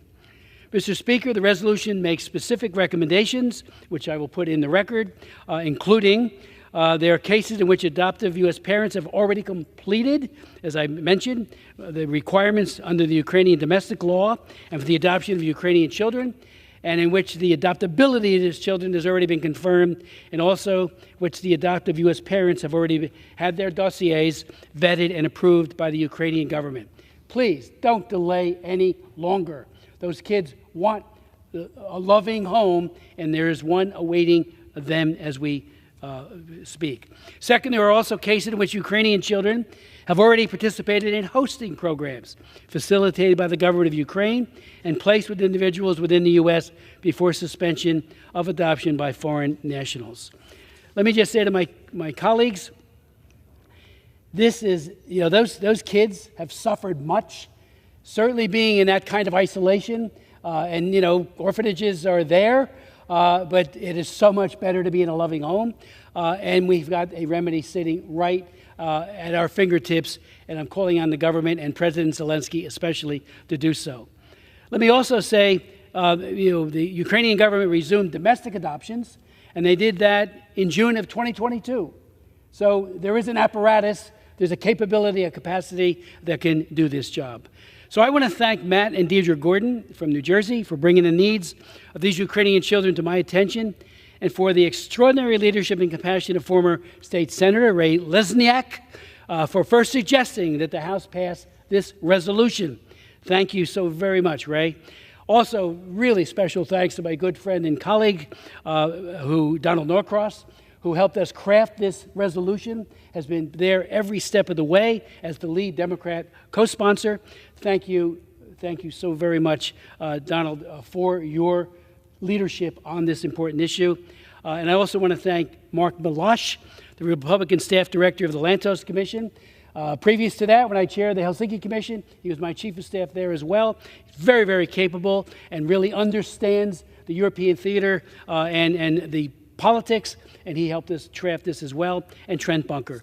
This resolution deserves the full support of this body, and I urge it, and I yield back the balance of my time. Gentleman from Guam reserves. Gentlewoman from North Carolina is recognized. Mr. Speaker, I yield 3 minutes to the gentleman from New Jersey, my friend Representative Donald Norcross, the lead Democrat on this important resolution. The gentleman from New Jersey is recognized for 3 minutes. Thank you, Mr. Speaker, and thank you, Rep. Manning, for yielding. I rise in support of House Resolution 915, but I rise today for the Ukrainian children, those without a family, and for the Americans who wish to give them one. It's been over 1,000 days since Russia invaded Ukraine. Ukraine suspended adoptions for obvious reasons by foreign nationals to protect the safety of their children. But as this war continues, the need to place these children in loving homes only grows. And many Americans who were in the process of adopting, some of those stories we just heard, these kids are stuck in limbo as the war rages on. In my home state, New Jersey, Andres and Farah McHat processed right in the middle of adopting 2 of these children. They formed strong bonds with these kids. They hosted them in their homes. And right before this was going to work its way through the bureaucracy, an invasion began and changed everything. A few weeks later, those children had to return to Ukraine because of what Putin did and when war arrived in their home cities. That's why I'm urging the Ukrainian government to resume the adoption by American citizens. There are no allies stronger than the U.S. Families across the U.S. stand ready, open arms to provide healthy, safe, and a stable environment for these children. I want to thank Ray Lesniak, who called me up to remind me we needed this pass. He is a wonderful friend that I served with in the New Jersey Senate. And Chris, for what you continue to do each and every day. The idea of these children being in limbo, lost their families, but there is light at the end of this rainbow, and that's the American families who want to call them part of theirs. And I urge all my colleagues to engage and vote for House Res 915, and I yield back the balance of my time. Thank you. Gentlewoman from North Carolina reserves. Gentleman from Guam is recognized. No further speakers. We are For what prepared. purpose does... Gentleman from Guam. I have no speakers and will continue to reserve until the gentlelady yields back her time. Gentleman reserves. Gentlewoman from North Carolina is recognized. We have no further speakers, and I'm prepared to close. Gentlewoman from North Carolina is recognized. I yield myself as much time as I may consume for the purpose of closing. Mr. Speaker, this has been an unimaginable, agonizing time for the Ukrainian people and especially for the Ukrainian children who sadly have been pawns in this terrible war. And it's been agonizing for adopting parents like those we heard about today who have been waiting to give some of those children warm, loving homes. Mr. Speaker, this resolution is about doing what's right for Ukraine and for the children of Ukraine who have already endured such tragedy, such hardship. By working with Ukraine to reopen pathways for inter-country adoption, we are extending a lifeline to children who have been caught in the crossfire of an unjust war. Let's make sure that even in the darkest of times, we're creating pathways to brighter futures. I hope my colleagues will join me in supporting HRES 915, and I yield back the balance of my time. Gentlewoman yields back. Gentleman from Guam is recognized. Mr. Speaker, I yield myself such time as I may consume. Gentleman is recognized. I thank my colleagues, Mr. Smith and Mr. Necross, for introducing this important resolution. International adoption is a profound way to unite vulnerable children with families that are eager to open their hearts and homes. There are numerous families across the United States who want to be the light of Ukrainian children who have been surrounded by the darkness of Putin's war. We can offer hope to children who have been robbed of it. I urge my colleagues to support HRES 915, and I yield back the balance of my time. Gentleman yields back. The question is, will the House suspend the rules and agree to House Resolution 915? Those in favor say aye. Those opposed, no. In the opinion of the chair, 2/3 being in the affirmative. For what purpose does the gentleman from New Jersey rise? Gentlemen seek the yeas and nays? Yes, yeas and nays. The yeas and nays are requested. All those in favor of taking this vote by the yeas and nays will rise and remain standing until counted. A sufficient number having risen, the yeas and nays are ordered. Pursuant to Clause 8 of Rule 20, further proceedings on this question will be postponed. Pursuant to Clause 12A of Rule 1, the chair declares the House in recess, subject to the call of the chair.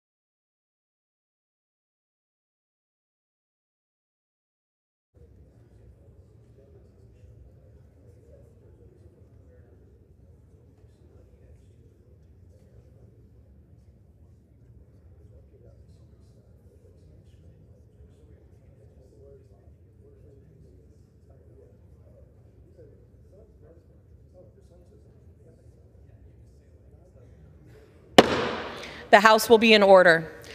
Proceedings will resume on questions.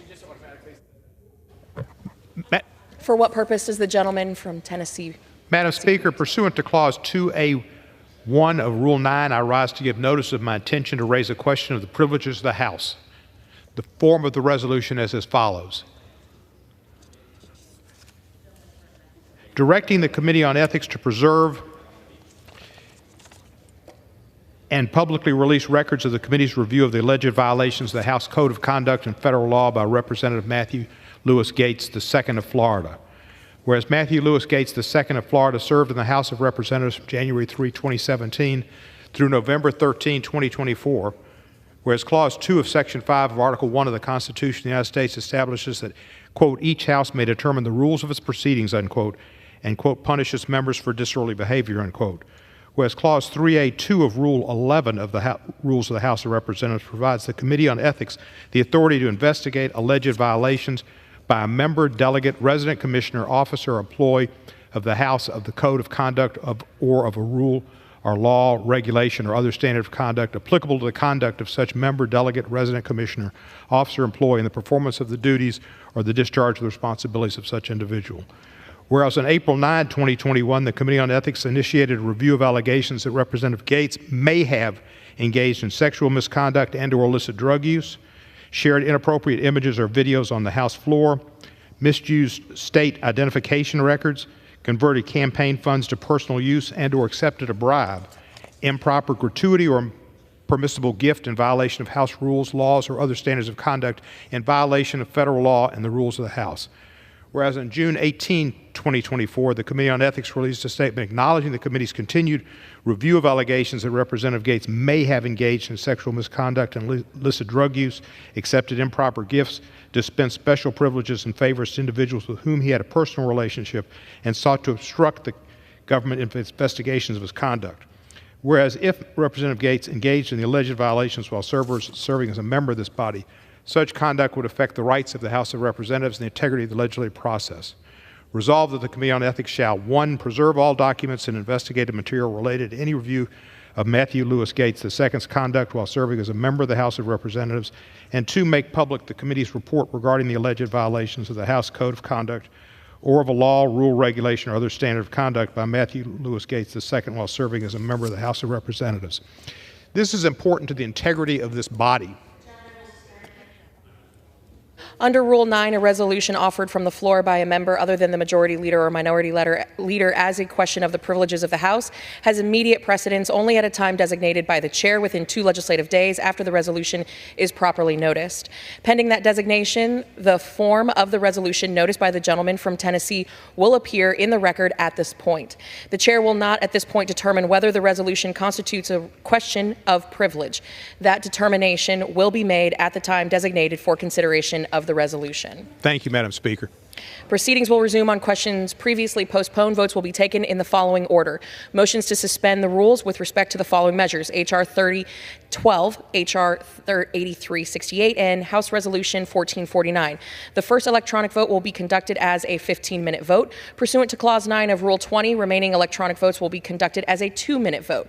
Pursuant to Clause 8 of Rule 20, the unfinished business is the vote on a motion of the gentleman from Guam to suspend the rules and pass H.R. 3012 as amended, on which the yeas and nays are ordered. The clerk will report the title.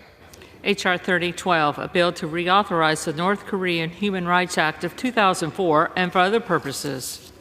The question is, will the House suspend the rules and pass the bill as amended?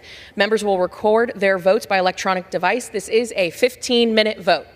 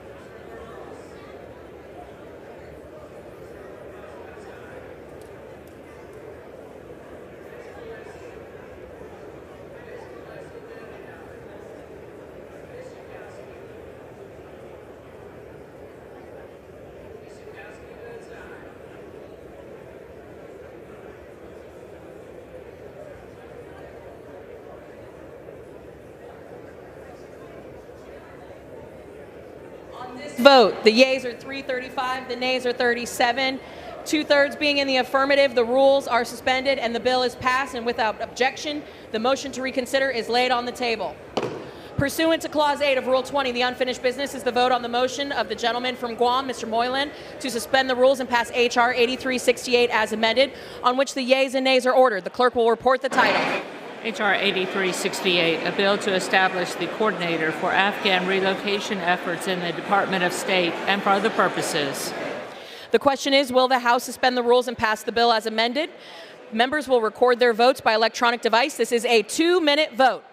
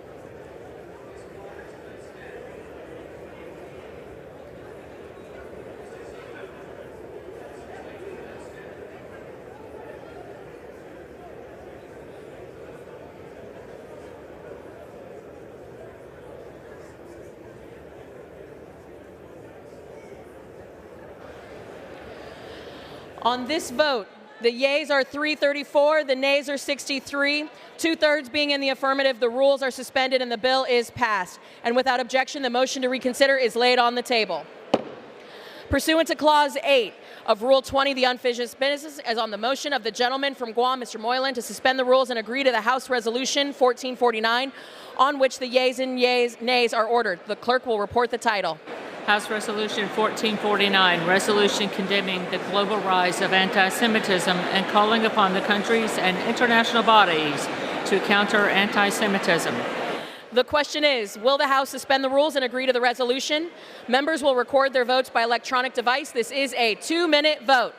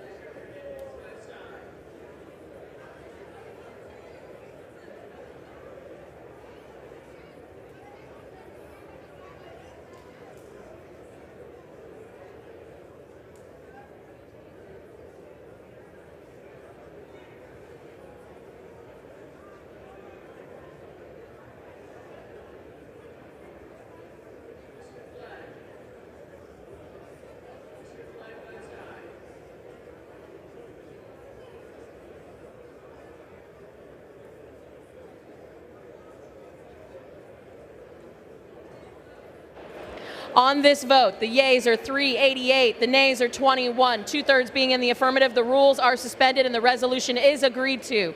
And without objection, the motion to reconsider is laid on the table.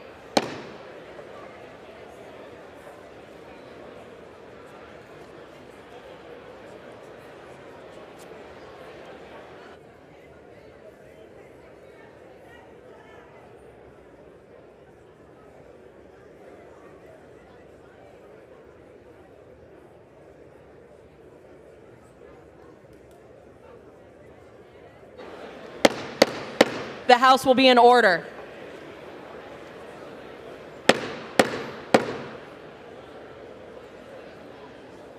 The House will be in order.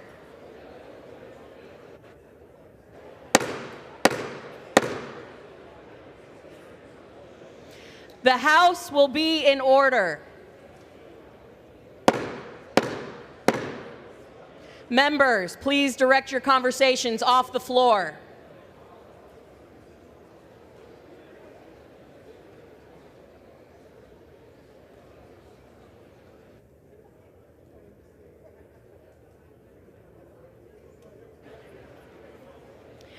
For what purpose does the gentleman from Wisconsin seek recognition? I ask unanimous consent that when the House adjourns today, it adjourn to meet at 9 a.m. tomorrow. Without objection. For what purpose does the gentleman from Illinois seek recognition? Madam Speaker, pursuant to Clause 2A1, the House will suspend. Members, please direct your conversations off the floor. The gentleman is recognized. Madam Speaker, pursuant to Clause 2A1 of Rule 9, I rise to give notice of my intent to raise a question of the privileges of the House. The gentleman is recognized. The form of the resolution is as follows. House Resolution, directing the Committee on Ethics of the House of Representatives to release to the public the committee's report on its investigation into allegations against former Representative Matt Gaetz. Whereas, on April 9, 2021, the Committee on Ethics of the House of Representatives announced that it had begun to review allegations that Representative Matt Gaetz may have engaged in sexual misconduct and illicit drug use, shared inappropriate images or videos on the House floor, misused state identification records, converted campaign funds for personal use, and accepted a bribe, improper gratuity, or impermissible gift in violation of the rules of the House, laws, or other standards of conduct. Whereas the Committee on Ethics of the House of Representatives has completed its review into the allegations pursuant to Committee Rules 14A3 and 18A that Representative Gaetz may have engaged in sexual misconduct and illicit drug use, accepted improper gifts, dispensed special privileges and favors to individuals with whom he had a personal relationship, and sought to obstruct government investigations into his conduct. Whereas, on November 13, 2024, President-elect Donald Trump announced his nomination of former Representative Matt Gaetz to serve as Attorney General. Whereas, on November 13, 2024, Representative Matt Gaetz announced his resignation from Congress. Whereas, there is precedent for the Committee on Ethics of the House of Representatives to release reports on former members of the House of Representatives should information in those reports remain relevant to the function of Congress. Whereas the decision by the Committee on Ethics of the House of Representatives not to release the report on its investigation into the serious allegations against former Representative Matt Gaetz impedes the ability of the Senate to provide advice and consent on this nomination. And whereas a failure of the Committee on Ethics of the House of Representatives to release its report on its investigation impedes the dignity and integrity of the legislative proceedings of the House. Now, therefore, be it resolved that the Committee on Ethics of the House of Representatives shall immediately release to the public of the committee's report on its investigation into allegations against former Representative Matt Gaetz, including any conclusions, recommendations, attachments, or accompanying material. Under Rule A resolution offered from the floor by a member other than the majority leader or minority leader as a question of the privileges of the House has immediate precedence only at a time designated by the chair within 2 legislative days after the resolution is properly noticed. Pending that designation, the form of the resolution noticed by the gentleman from Illinois will appear in the record at this point. The chair will not at this point determine whether the resolution constitutes a question of privilege. That determination will be made at the time designated for consideration of the resolution.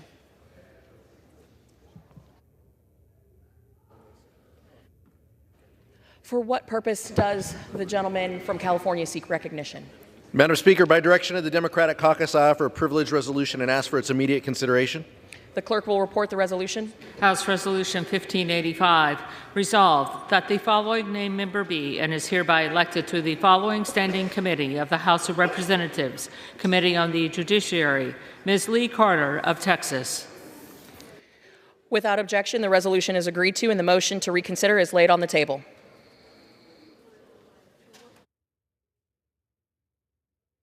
For what purpose does the gentleman from New York seek recognition? I ask you for unanimous consent to remove myself as a co-sponsor of H.R. 6887 and H.R. 6598. The gentleman's request is granted.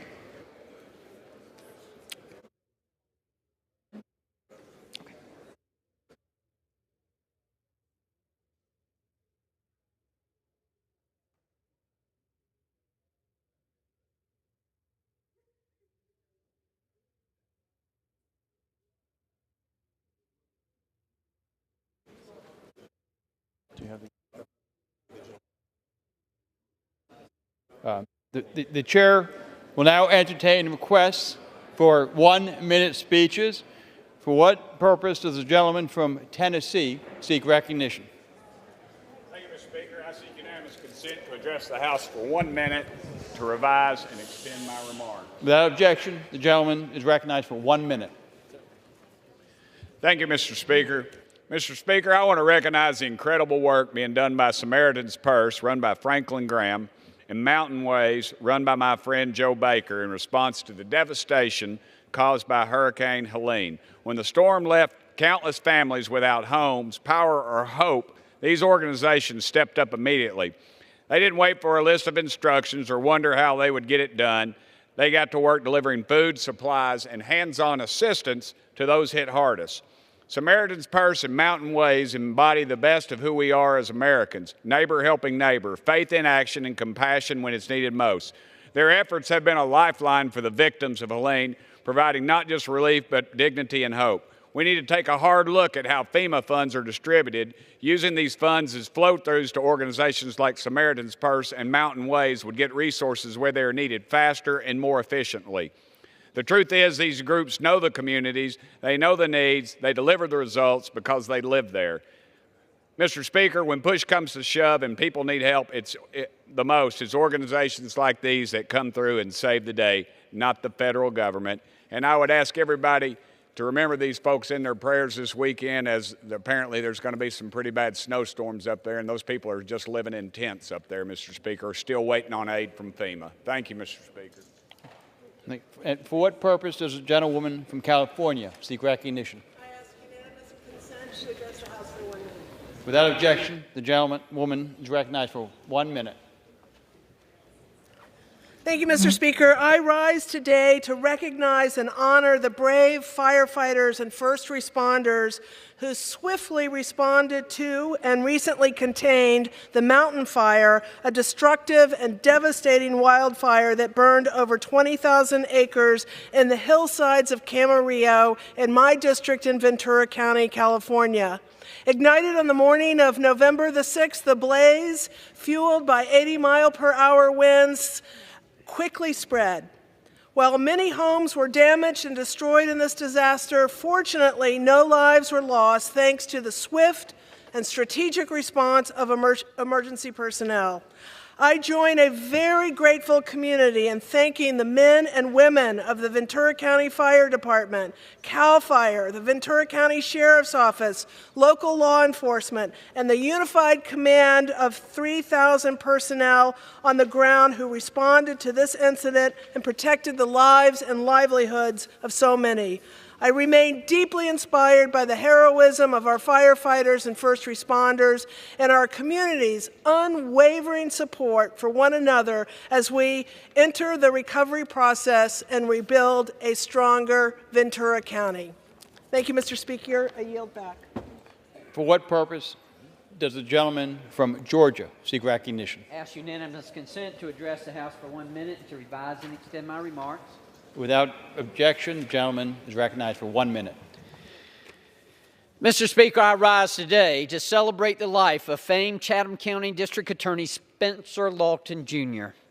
After graduating from the University of Georgia's Law School, Lawton worked in his family's firm and founded his own law firm before winning the 1980 election for Chatham County District Attorney. Lawton served as the Chatham County DA for over 28 years, where he modernized his management office, built an incredible team, and created Georgia's first victim witness assistance program. Lawton also helped to pass many pieces of legislation, including victim compensation and the Crime Victims Bill of Rights. The victim witness program Lawton created became a model for prosecutors across the nation. In addition to this incredible work, Lawton rose to fame for prosecuting Jim Williams and John Barrett's best-selling book, Midnight in the Garden of Good and Evil. Outside of his career, Lawton was deeply involved in community organizations, including the Mediation Center, Coastal Children's Advocacy Center, and the Savannah Music Festival. Our community will forever remember Lawton's service, and I send my deepest condolences to his family and friends. Thank you, Mr. Speaker, and I yield back. For what purpose does a gentlewoman from Virginia seek recognition?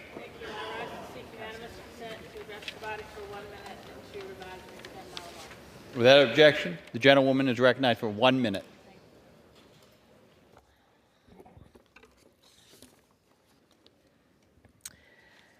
Mr. Speaker, I rise today in honor of National Rural Health Month to bring attention to the pressing need and to expand access to comprehensive health care services throughout rural America.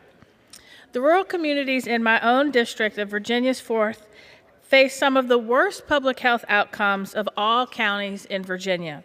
And over the past 2 years, I have consistently engaged with these rural communities to hear firsthand about the challenges they face, including hosting a rural health summit with counties in the southern part of my district.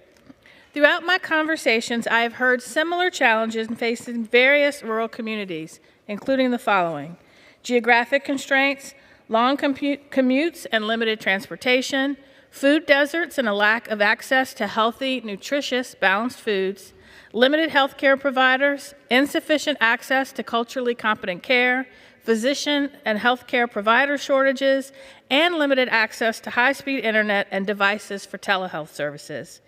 Each of these contributes to the healthcare challenges in our rural communities and exacerbate existing disparities. We must do more to support our rural communities, and I look forward to working with the Bipartisan Congressional Healthcare Caucus and members on both sides to do just that. Thank you, and I yield back. For what purpose does the gentleman from Idaho seek recognition? Mr. Speaker, I request unanimous consent to address the House for 1 minute to revise and present my remarks. Without objection, the gentleman is recognized for 1 minute. Thank you, Mr. Speaker. I rise today to recognize hard-working apprentices and those who are training them in Idaho's 1st District. Apprenticeships are a pipeline to good quality, high-paying jobs. Here's one example. My district is home to Quanta Services Northwest Lyman College, which is training the next generation of skilled labor in the electric power, telecommunications, and natural gas industries. They trained 763 apprentices and pre-apprenticeship students last year at the campus in Meridian, Idaho, and 1 in 5 students is a veteran across their multiple training facilities. When disasters strike, linemen are on the front lines of the wreckage working to restore power to millions of homes, hospitals, and businesses. This workforce is critical to build an electric grid in a broadband network that will deliver affordable and resilient services to Americans. We must ensure that our workforce is ready to meet the nation's energy and broadband challenges of tomorrow. I am proud to represent a community that supports and values apprentice work. Mr. Speaker, I yield back.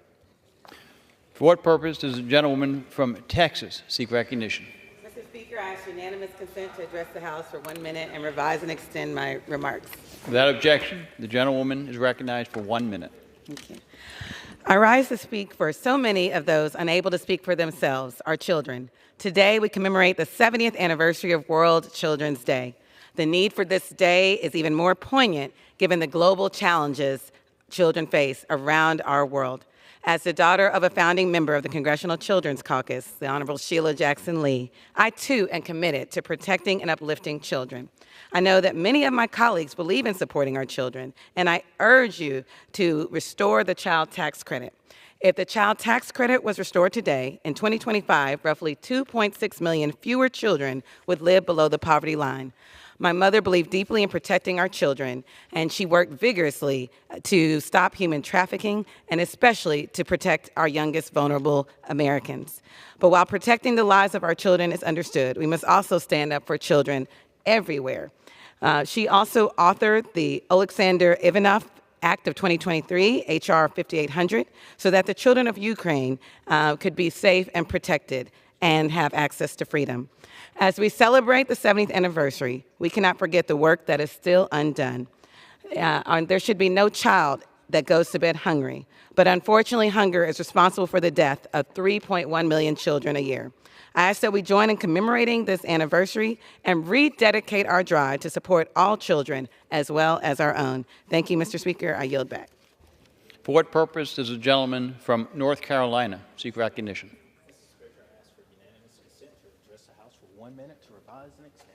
Without objection, the gentleman is recognized for 1 minute.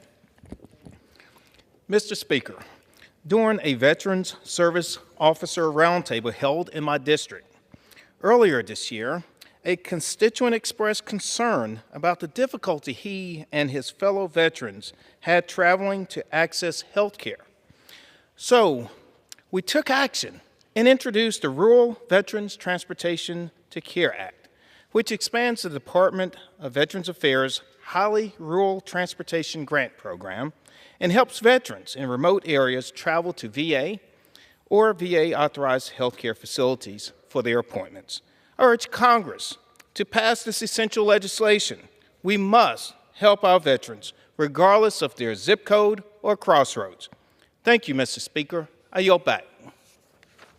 Under the Speaker's announced policy of January 9th, 2023, the gentleman from Utah, Mr. Moore, is recognized for 60 minutes as designee of the Majority Leader. Thank you, Mr. Speaker. I ask unanimous consent that all members may have 5 legislative days in which to revise and extend their remarks and include extraneous material on the topic of the special order. With objection? Again, thank you, Mr. Speaker. It is great to be back in Washington, D.C. this week as the House Republicans set the stage for the 119th Congress with a unified front to tackle the most pressing issues that the American people face. Americans from coast to coast are grappling with the consequences of the Biden and Harris administration, primarily high energy costs and crippling inflation, rising crime, burdensome regulations, and government overreach in schools and other institutions. House Republicans are working together as a conference to craft legislation that tackles inflation, implements pro-growth tax policies, cuts back on regulatory red tape, promotes family values, supports small businesses, secures our border, and strengthens our position on the world stage.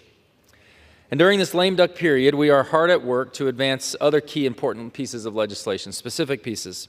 Like this week, we've put up on the floor Congresswoman Claudia Tenney's Stop Terror Financing and Tax Penalties Act, which protects American citizens who are wrongfully detained or held captive abroad from late penalties from the IRS and revokes the tax-exempt status of nonprofits that provide financial or material support to terrorist groups like Hamas.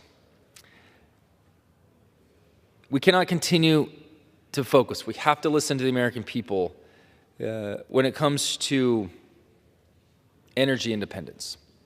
That topic that we've spent the last 4 years trying to debate. I think the people have spoken, and House Republicans are listening, and they're advocating for policies that cut red tape and unleash our nation's energy potential. That's why we passed this week Congressman Russ Fulcher's, who was just in the chamber, his Committing Leases for Energy Access Now Act, the CLEAN Act. Earlier this week, which requires the Interior Department to increase the frequency of geothermal lease sales from every 2 years to every year, hold a replacement sale if necessary, and create decision deadlines for geothermal drilling permit applications, therefore enhancing our geothermal energy output and domestic energy supply. If you say you want clean energy, if you say you want other alternatives, but you continue to withhold the permitting and hold hostage the permitting process, you truly do not want to create a solution. And we're done with this. Permitting reform is something that has to take place in our nation. We've done a little bit of it in a bipartisan way, but if we can't look at something like this and say this is the most common sense thing for geothermal potential to reduce the burden on permitting, then nobody's being actually serious back here. Let's get these things done. I'm grateful for my colleagues that are going to join us this evening to discuss this and many other measures that are pertinent to their districts, and I'm grateful for their commitment to delivering for the American people as we continue to look forward to next Congress. And with that, I will first yield to the gentleman from the Commonwealth of Virginia, my distinguished colleague, Mr. Klein, for yield 5 minutes for the first remarks of the evening. Well, I thank the gentleman from Utah for holding this special order this evening. You know, this week, House Republicans are taking a decisive stand to support our fellow Americans who are wrongfully held hostage abroad. The Stop Terror Financing and Tax Penalties on American Hostages Act will change the way the IRS treats American citizens who are held hostage or wrongfully detained abroad. With over 40 Americans currently detained, it's simply unacceptable for them to return home only to face tax penalties imposed by their own government. Our current tax code provides just 1 year of relief before late fees begin to accumulate, and this is unacceptable. The IRS imposing late fees and penalties on hostages for missing tax returns highlights the agency's failure to help the American people. We must ensure these Americans can focus on reuniting with their families and not be burdened by financial penalties and bureaucratic red tape. Additionally, a crucial part of this legislation is that it sends a powerful message to those who finance terrorism, that we will revoke the tax-exempt status of U.S. nonprofits that support groups like Hamas. American taxpayers should never be forced to subsidize those who seek to undermine our safety and security. We must stand united for these Americans and make it clear our government will not tolerate any support for terrorism. Mr. Speaker, we will continue to fight for justice, and we will continue to fight to protect our citizens. I applaud the gentlelady from New York, Ms. Tenney, for sponsoring this legislation, and I urge all my colleagues to vote yes on this important bill. With that, I yield back to the gentleman from Utah. Thank you to the gentleman. Appreciate his follow through and highlighting this key important lesson. There are, I think, 46 Americans that are wrongfully detained. They should not be going through these types of tax penalties. This is something that makes absolute sense. And appreciate my next colleague that will address the chamber. And I yield 5 minutes to the gentleman from Tennessee, Mr. Rose. Thank you. I thank the Vice Chairman. Mr. Speaker, for the last several weeks, I listened to countless concerns from literally hundreds of Tennesseans who I have the honor to represent here in Congress. I heard from families still struggling to make ends meet because of rampant inflation. They're paying more for housing, groceries, energy, and just about everything else you can think of because of Bidenomics. I listened to constituents who are worried about crime, fentanyl, and yes, the overrun U.S.-Mexico border. Small business owners expressed the heavy burden of government regulations.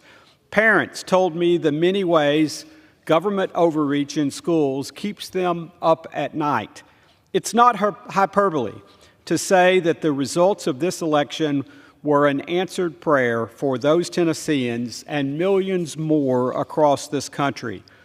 Throughout the 118th Congress, House Republicans fulfilled our commitment to America. We passed bills to secure our borders, lower energy costs, curb federal regulations, and restore fiscal sanity to our government. But unlike what we've seen for the last 2 years, the bills we pass in the 119th Congress will no longer be dead on arrival in the do-nothing Senate. The next Congress will also have a commander-in-chief who values family, common sense, and strength on the world stage. We'll have a partner in the White House that's willing to roll back red tape rather than layer on more. And we'll have a president willing to sign legislation into law that will keep the American worker and their families working, safe, and prosperous. But we're not waiting for January to deliver results, Mr. Speaker. This week, House Republicans will bring 2 common-sense pieces of legislation to the floor. The first prohibits the IRS from charging penalties and late fees to Americans who happen to be late on filing their taxes due to being wrongfully detained abroad. American families of hostages held by Hamas terrorists shouldn't incur tax penalties. I proudly voted for this bill when it came up under suspension and plan to do so again. The second bill aims to support our national security and energy independence by streamlining the permitting process for geothermal energy development.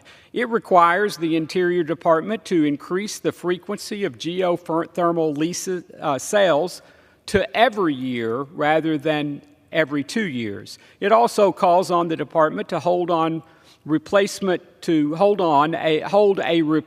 sale if needed, and creates deadlines for geothermal drilling permit applicants.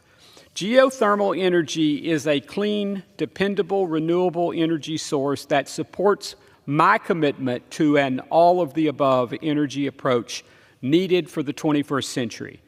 After month of record-breaking price increases and illegal border crossings, the American people are anxious to see their country made great again. Thank you, Mr. Speaker. I yield back. Thank you to the gentleman from Tennessee. We always appreciate his involvement. And for our next address from the great state of Georgia, Mr. Carter will address the floor for 5 minutes, and I yield that time to him. I thank the gentleman for yielding. Mr. Speaker, my district is suffering. Our nation is suffering, and Congress has the duty to alleviate it. This year, record-breaking storms have wreaked havoc on homes, businesses, families, farms, and more. Right now, the West Coast is battling a catastrophic bomb cyclone, dumping as much as a foot of rain on impacted communities. On the East Coast, this year's hurricane season was especially destructive. Hurricanes Debbie, Helene, Milton, and Beryl, just to name a few, brought destruction to the Southeast, the likes of which I have never seen in my more than 60 years living in the great state of Georgia. We aren't talking about temporary inconveniences. Communities, particularly ag communities, are experiencing generational damage. Our fellow Americans have lost loved ones and property at an alarming rate. Among those casualties is Blackshear Assistant Fire Chief Leon Davis from Pierce County, who was killed during Hurricane Helene while selflessly clearing debris in an attempt to keep his community members safe. My thoughts and prayers continue to be with the Davis family as they mourn this immense loss. There's nothing we can do to bring our loved ones back, but we can make life better for those who still are with us. We need disaster relief, and we need it yesterday. The number one responsibility of the federal government is to protect our citizens from foreign and domestic threats. It brings me no joy to say this, but we are failing in that mission. FEMA and SBA's disaster relief coffers are as empty as the hope many people feel about getting the aid they so desperately need. But we have a window of opportunity to change that, and I'm calling on my colleagues to work together and seize this opportunity. The White House has submitted a roughly $100 billion request to help our nation recover from natural disasters. This request is a step in the right direction. Georgia alone, according to Governor Brian Kemp, needs $12.12 billion just for Hurricane Helene damage recovery. That's just one state and just one storm. I don't say this often, not often at all, but I echo President Biden's call to quickly pass a supplemental funding package with no delay. We must work together in a bipartisan and a bicameral manner to get the American people the help they deserve. Disaster relief is not a red issue. It's not a blue issue. It is a red, white, and blue issue. We have a responsibility to help our communities recover, and there's no excuse for us to delay any further. We also must ensure that our timber farmers are able to deduct the value of their lost crop, which is why I'm pushing for my bill, the Disaster Reforestation Act, to be included as part of this package. I'm ready to work with my Republican and Democrat colleagues to get this disaster supplemental across the finish line. Anything less than this, Mr. Speaker, will be a dereliction of our duty. Our people need help, and they need it now. Thank you, Mr. Speaker, and I yield back. Thank you to the gentleman from Georgia. The devastation is not stuff Utah has potential of some disasters, but nothing like we've seen, and our heart goes out to you. I now will yield time he may consume to the gentleman from California, Mr. Lamalfa. Thank you. I appreciate the time, Mr. Moore. And I would echo, too, following Buddy Carter, we did an outing over the weekend down in the area along the Georgia and Florida area. And as a Californian, we have our own disasters typically, but it is very devastating. We talked to a lot of the farmers and ranchers and timber people there, and immediate help is needed for that. They will be gone if something isn't done. They'll be out of business, and the next generations won't have that option, and we'll miss that giant hole in the economy for that area and that chain of food supply as well as the lumber. So something must be done immediately in whatever package that comes out of here. I did want to speak about energy and energy policy a little bit. We have suffered as a nation these last 3.5 years because we haven't really had a coherent energy policy. And a lot of things go hand in hand with a strong economy, with energy and some of the byproducts it takes to put into it. You know, we have to have the wherewithal with our natural resources to produce energy and the inputs that are required in the equipment. And so that means mining, that means hydroelectric power. So we have to be able to build water storage to make electricity. So when people right now are suffering from inflation, and it keeps ramping up, two of the main drivers we've seen from this streak of inflation the last 3+ years have been driven by the cost of energy and profligate spending by this government, above and beyond what we should have been doing. I know we had to go through that COVID period and it was tough, but the spending within that, but also on top of that with the so-called infrastructure bill and the Inflation Reduction Act, they call it, and other angles, it's just pathetic. It hasn't been focused. Truly infrastructure we need is water storage. True infrastructure we need is enhancing our transportation at whether it's our ports, our highways, trains, what have you. Instead, we get more mandates. As a Californian, the mandates that come down the pike from CARB, as it's known, the California Resources Board, and then emulated by about 6 other states, and even EPA looking at how California does it, trying to foist that on the whole country to force requirements for example, locomotives that don't even exist yet, the equivalent of what would be called Tier 5, as we haven't even really perfected the Tier 4 locomotive yet, as far as cleanliness. And the diesel engines we produce these days are so much cleaner than anything just 20 years ago or much longer than that. If we just allowed trucks and trains to be replaced by attrition over time with the clean technology we have, we would see dramatic gains.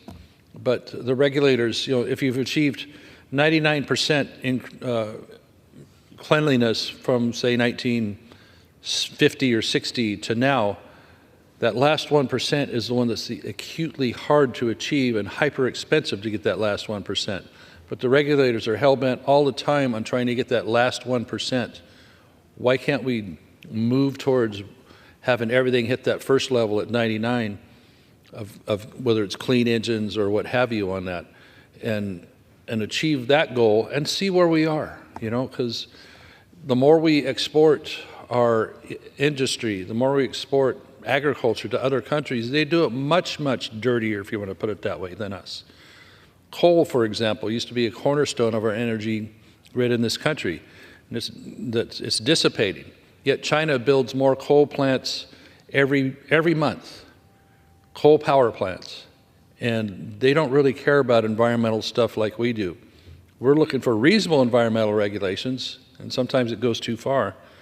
They don't care. Remember when they had the Olympics? They shut down the country for about 2 or 3 weeks beforehand so the air would clean up enough and it'd look good on TV and the athletes wouldn't choke to death. But then right back business as usual afterwards. So a coherent energy policy means, yes, we need to be extracting oil and gas from the lands we have, whether private or federal, and it can be done ecologically soundly. We don't have to be scared to death.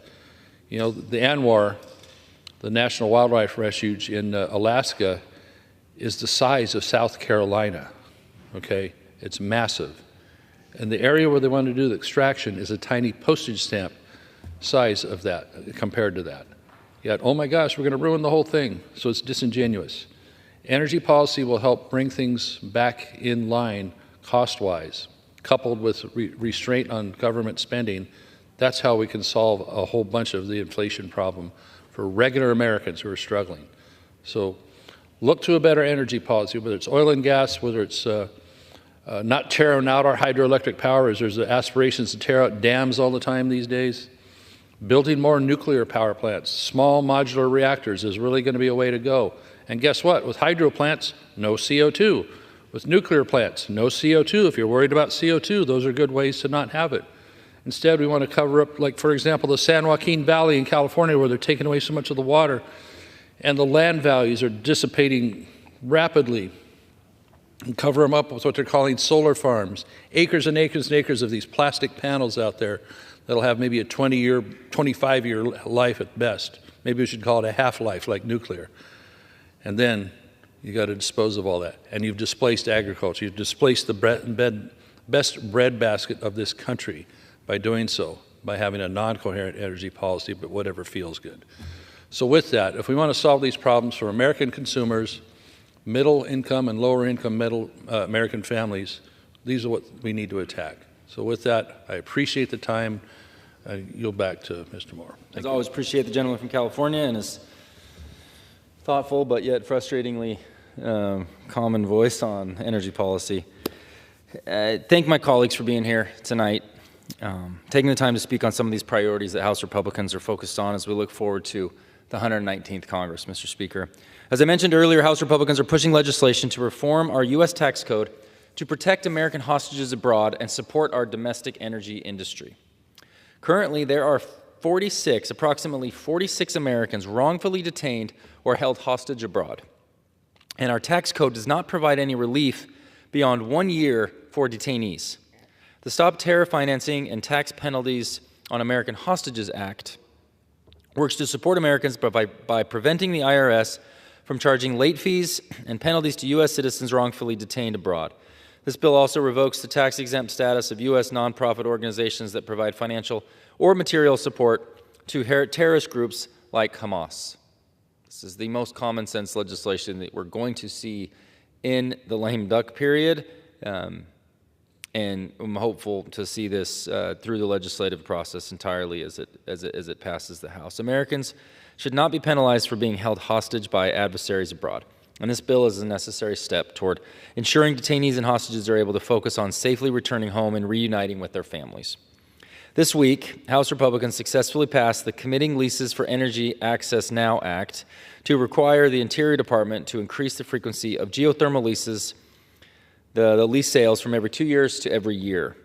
It also includes holding a replacement sale if necessary and create decision deadlines for geothermal drilling permit applications. This bill emphasizes a robust energy policy that unleashes our nation's energy potential, reduces reliance on foreign energy sources, and cuts back against onerous red tape that slows down the energy production.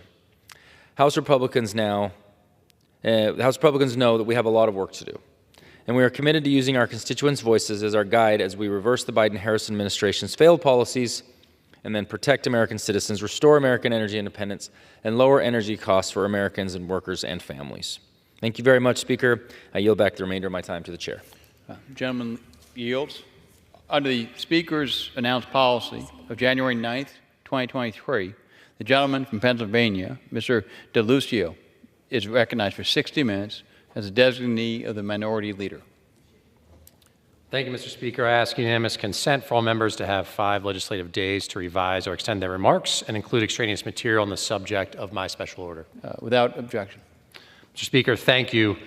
The American people are sick and tired of powerful corporations ripping us off. Junk fees, small businesses struggling, union busting, price gouging, bad trade deals, all of it. I'm convening this special hour today because I'm committed to fighting back. Here because we need to revive and restore and strengthen the American dream for all who are willing to work for it. I know my constituents are. I know the American people want more from this body. In the depths of the Great Depression, Franklin Roosevelt confronted these same forces in a different time head on, saying, and I quote, "These economic royalists complain that we seek," this is President Roosevelt, "to overthrow the institutions of America. What they really complain of is that we seek to take away their power." Absolutely. There's no freedom if families are struggling to meet basic needs. There's no liberty if we're ruled by oligarchs. No one's going to say that profits don't matter. They do, but something else has to matter too. Our safety has to matter. Our jobs have to matter. Our communities have to matter. This country has to matter. For those things to matter, we have to break this corporate stranglehold on our economy and our country. The American economy works just great if you're a billionaire, if you're a giant corporation, but too often our system fails hardworking people. We need an economy and a government reward hard work, not just extreme wealth. Where I come from, where I grew up, that's something we value. I represent the good people of the 17th District of Pennsylvania, Western Pennsylvania. We believe in hard work. We believe in patriotism. We believe in sacrifice. We're the folks who made the steel that built this country. We've answered the call in every war. We've done hard work like so many across this country have done. But we saw a story that rewarded that sacrifice with trying to strip us for parts, shipping good jobs away overseas, gobbling up small businesses, squeezing them, seeing big, powerful corporations put their lust for profit ahead of our safety.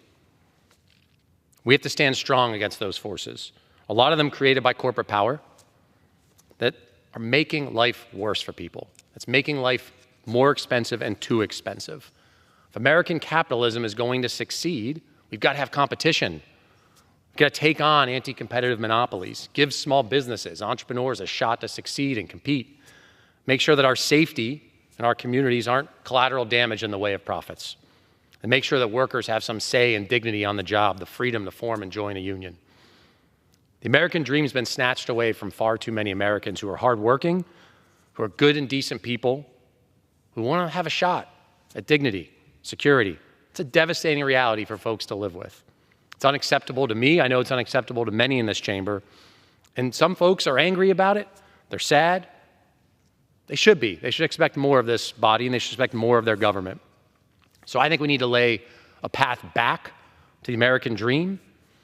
I'm honored to be joined by so many colleagues tonight who will join me in this fight to restore and strengthen the American dream with a strong economic message of taking on corporate power, local action, being unafraid to fight the bad guys when we need to. We can deliver for the American people to bring down costs, to reward hard work, to make life better and cheaper. We can make sure the American dream is revived and strong for generations to come. So I'm proud to yield time to one of my colleagues just next door in the great state of Ohio, Mr. Landsman.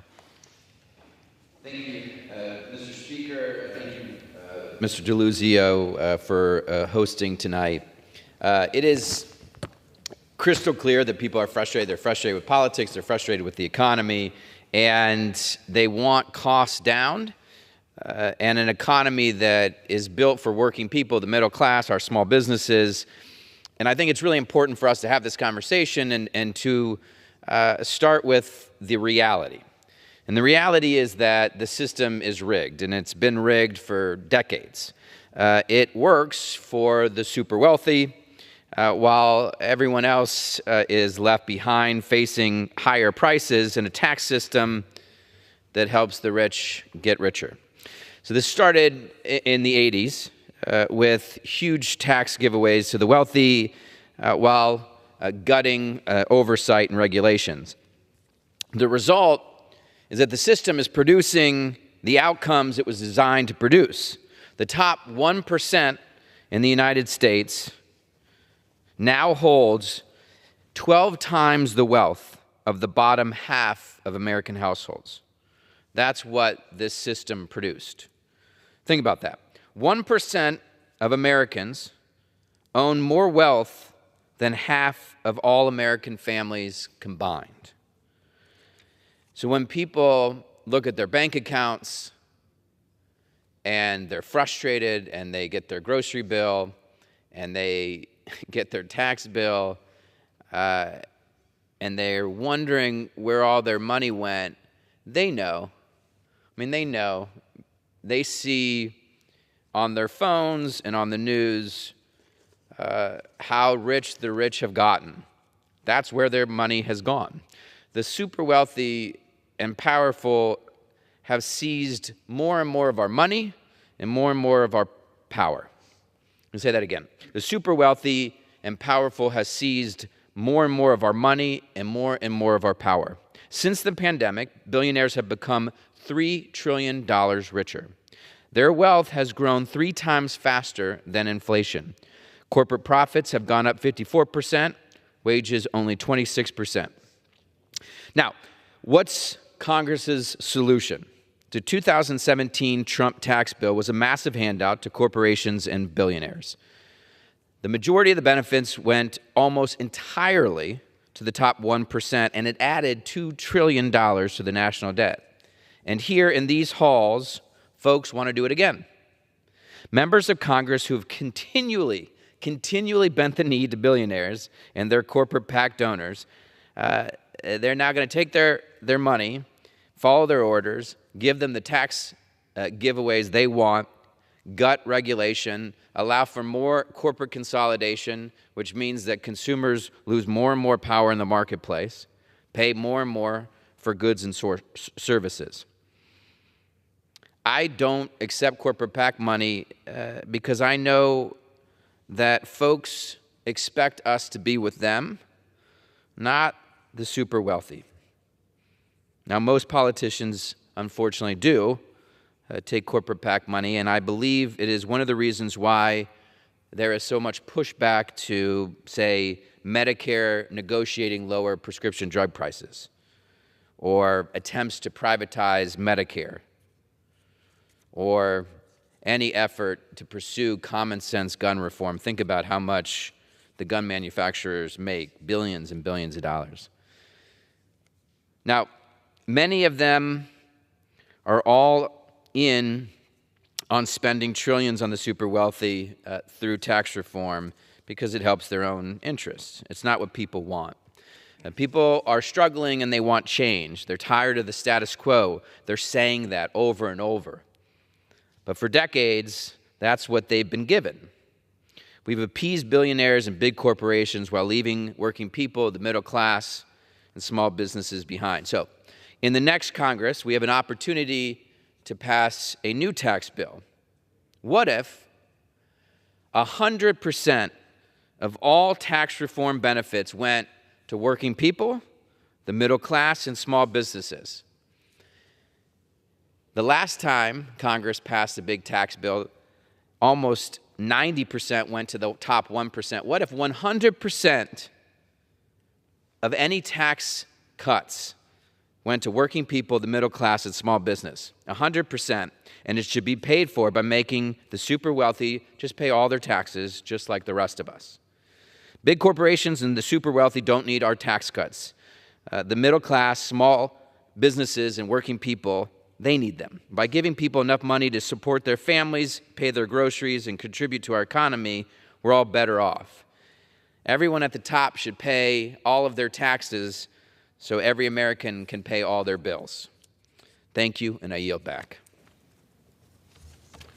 Thank the gentleman from Ohio, and he's right. We have to confront this corporate power. We've got to build an economy and a government that rewards hard work, not just obscene wealth. And you talk about the way we all feel that squeeze. We feel that power hurting us. We all hear from our constituents about the cost of groceries, the cost of food. You don't have a choice to not feed your family. And we're feeling it and we're hearing about it constantly, of that pressure folks are under to make ends meet, to put food on the table.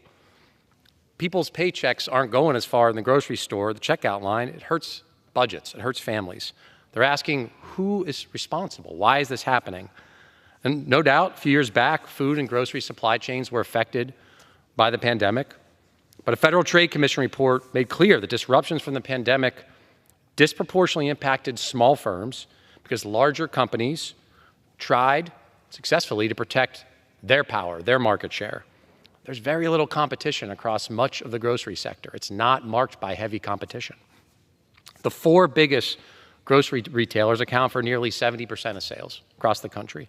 And among food suppliers, 4 firms control more than 60% of sales in most grocery categories. That's not terribly competitive. Without real competition, large grocers and retailers, they've got power to, guess what, set prices that we all pay for. We've seen price gouging by these corporations well above the level of inflation. And I want to acknowledge and yield time to one of my colleagues who I know has been fighting hard against not just corporate power, but to bring down costs for folks, and especially in the grocery store. So I'm, Mr. Speaker, happy to yield to the gentlelady from Washington, Ms. Jayapal.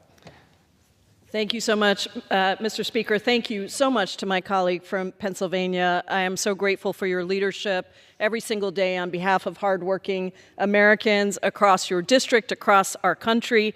Something is wrong in this country. Families go to the grocery store and they can't afford milk or eggs or cereal that their kids like. Poor and working class people are struggling under the weight of inflation. They can't make ends meet. And at the same time, the richest 1% and corporate CEOs are still taking home record profits.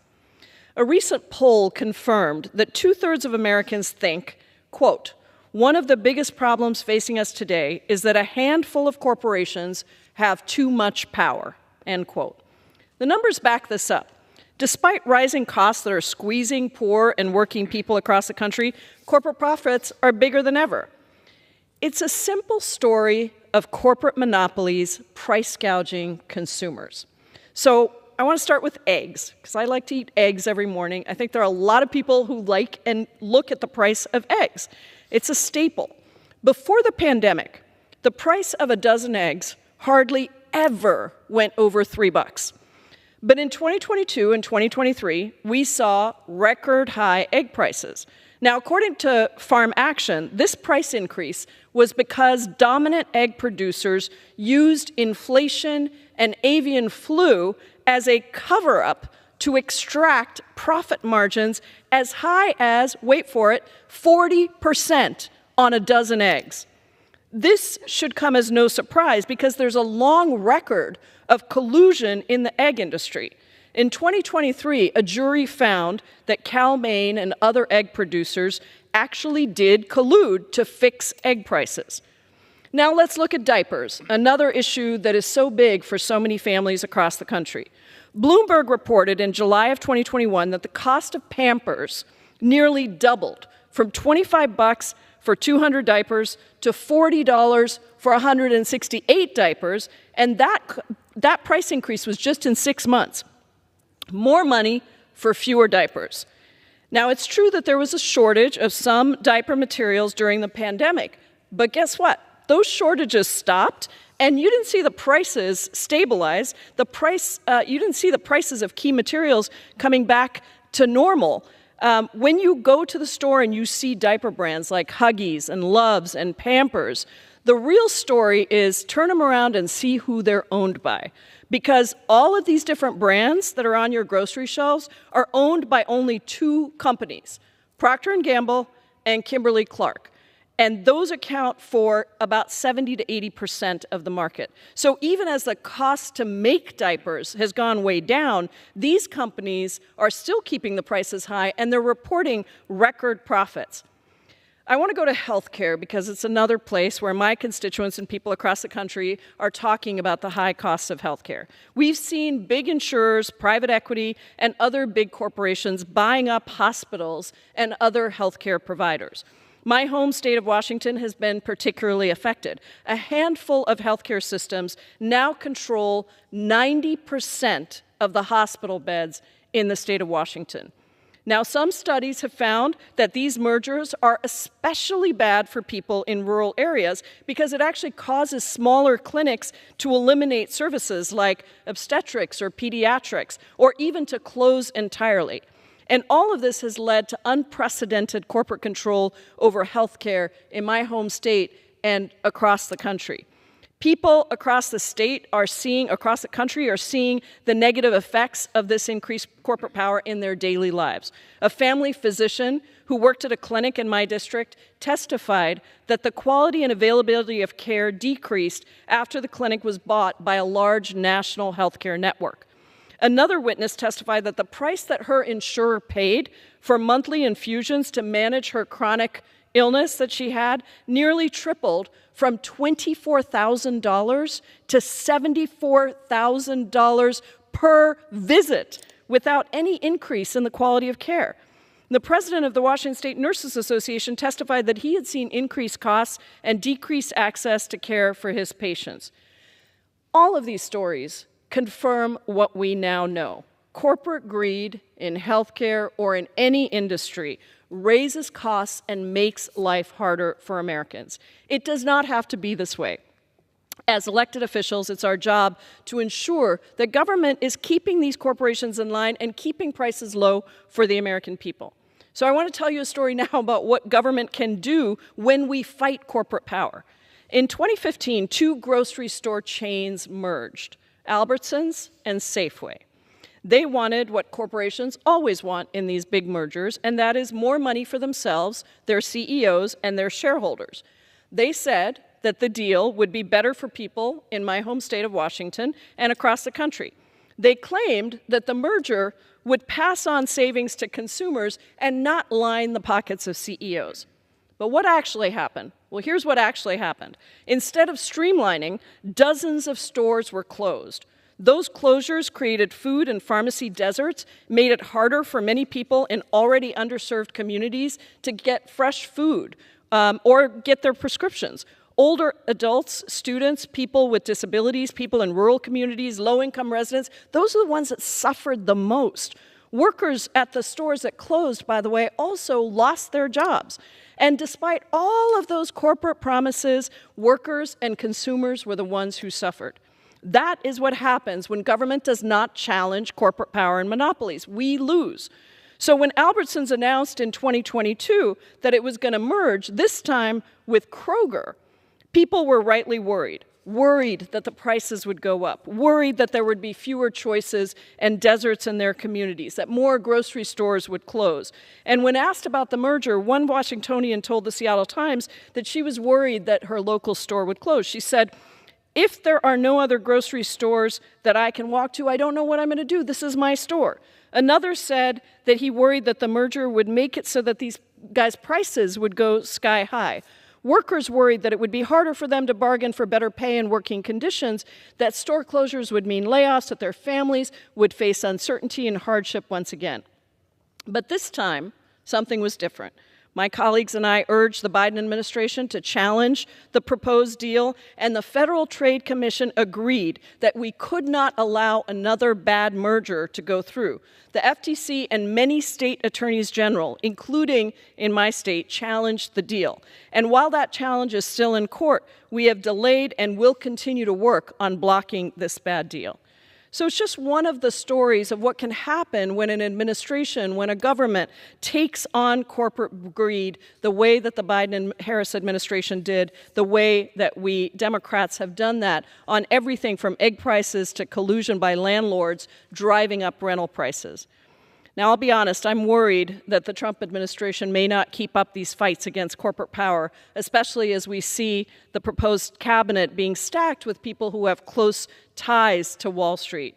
We certainly saw the last Trump administration conduct the largest corporate tax giveaway in history, putting hundreds of millions of dollars into the hands of big corporations like Verizon and Facebook and Amazon while shorting regular Americans. And we've seen the extreme conservative appointees on the Supreme Court accept lavish gifts from their big business buddies while overturning government efforts to clamp down on corporate power.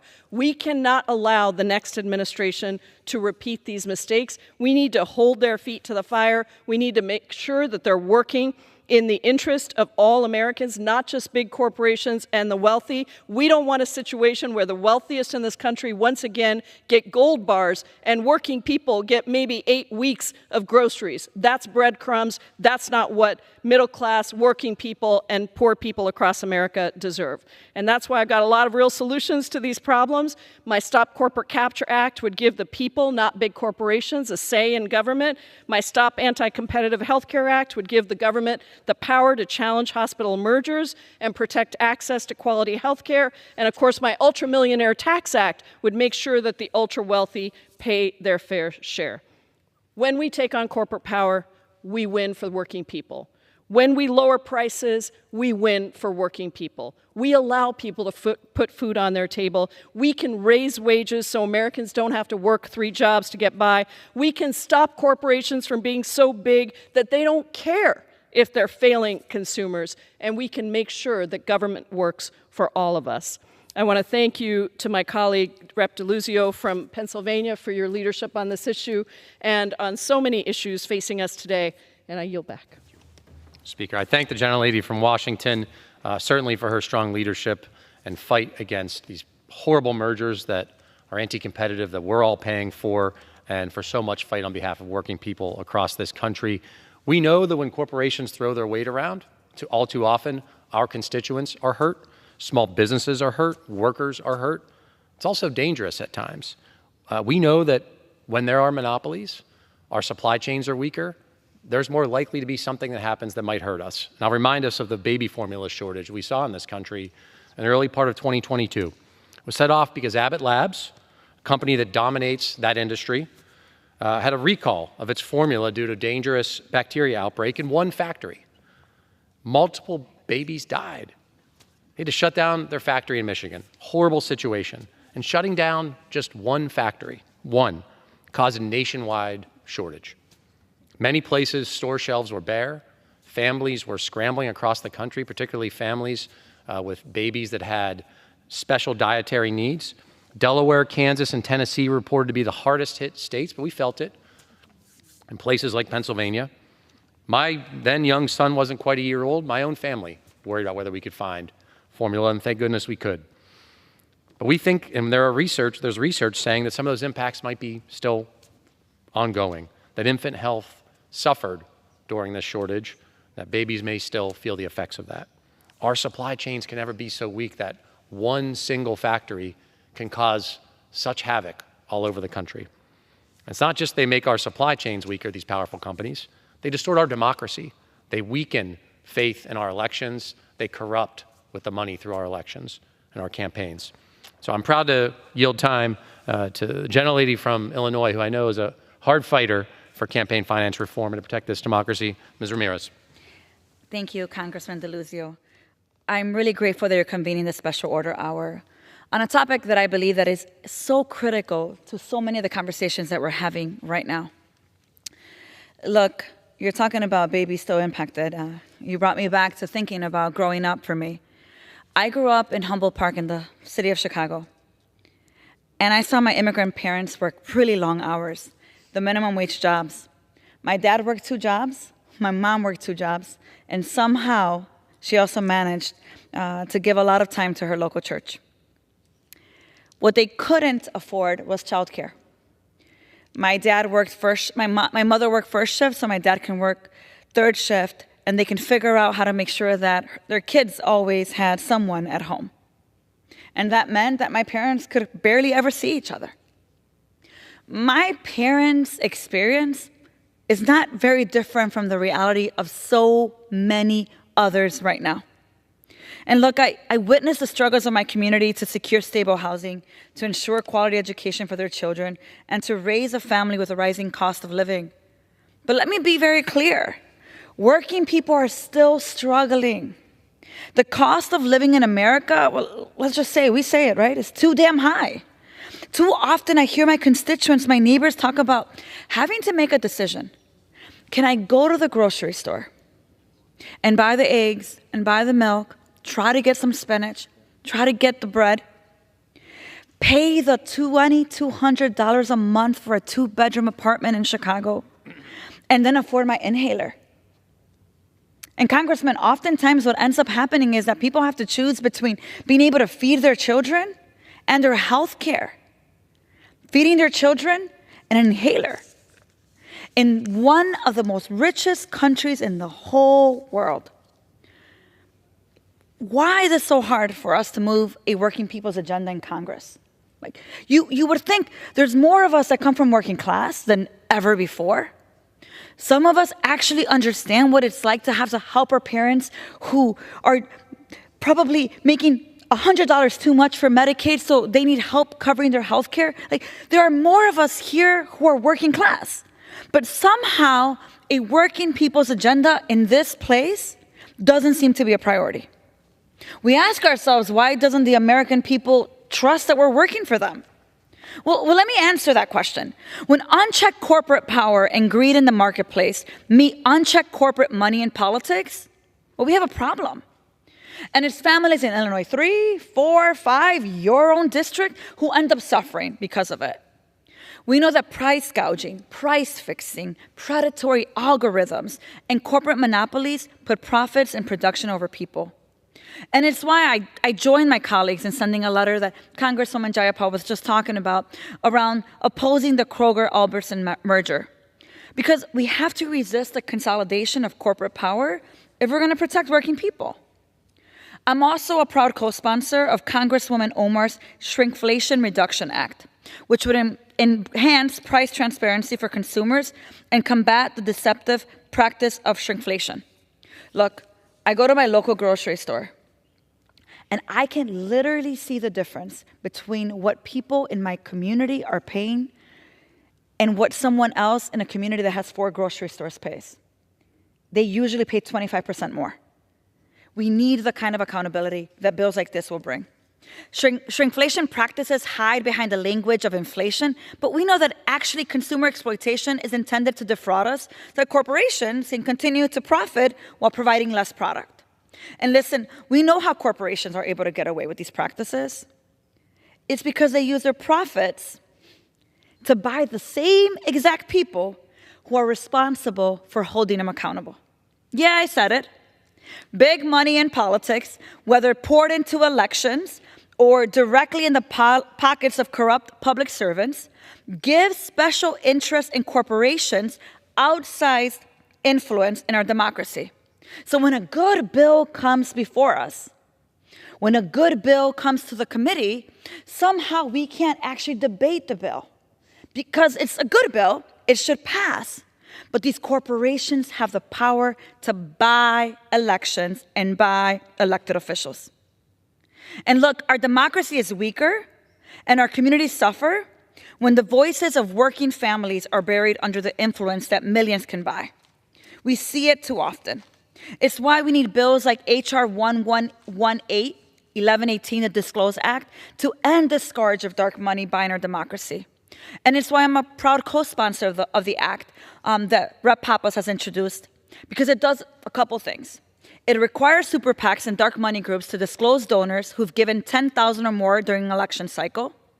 It requires those spending money on ads to disclose their donors.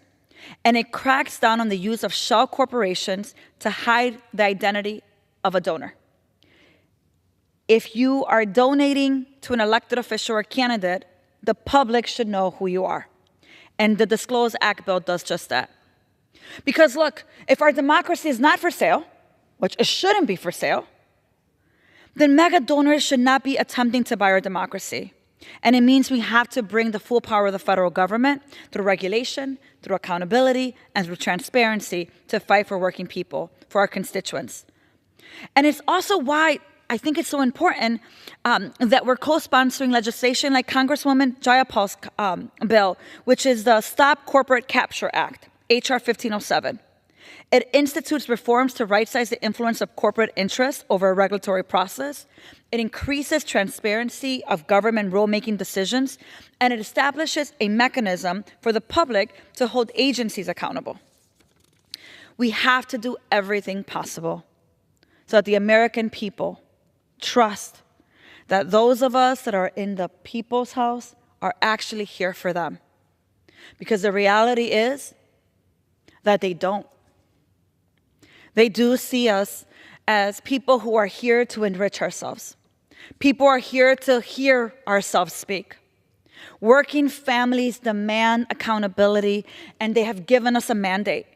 They're asking us for bold solutions to economic justice, and it means taking on corporate greed. As we get closer to an administration that has promised to weaken the pillars of our democracy more than ever, I think it's going to be critical that progressives, but every Democrat, frankly, every elected official that's here for working families, get together to unite and address corporate greed. Because if we don't, we'll continue to see what we see now. Corporations becoming wealthier than wealthy can possibly be, while poor people continue to have to choose between healthcare and feeding their children. Congressman DeLuzio, thank you so much for the opportunity to speak today, and thank you for bringing up such an important, critical issue that I look forward to working with you in the next Congress. Thank you. Mr. Speaker, thank you. I thank the gentlelady from Illinois for her powerful words. This democracy is not for sale, and that should not be something that's controversial in this chamber or anywhere else. Our constituents expect us to fight for all of them.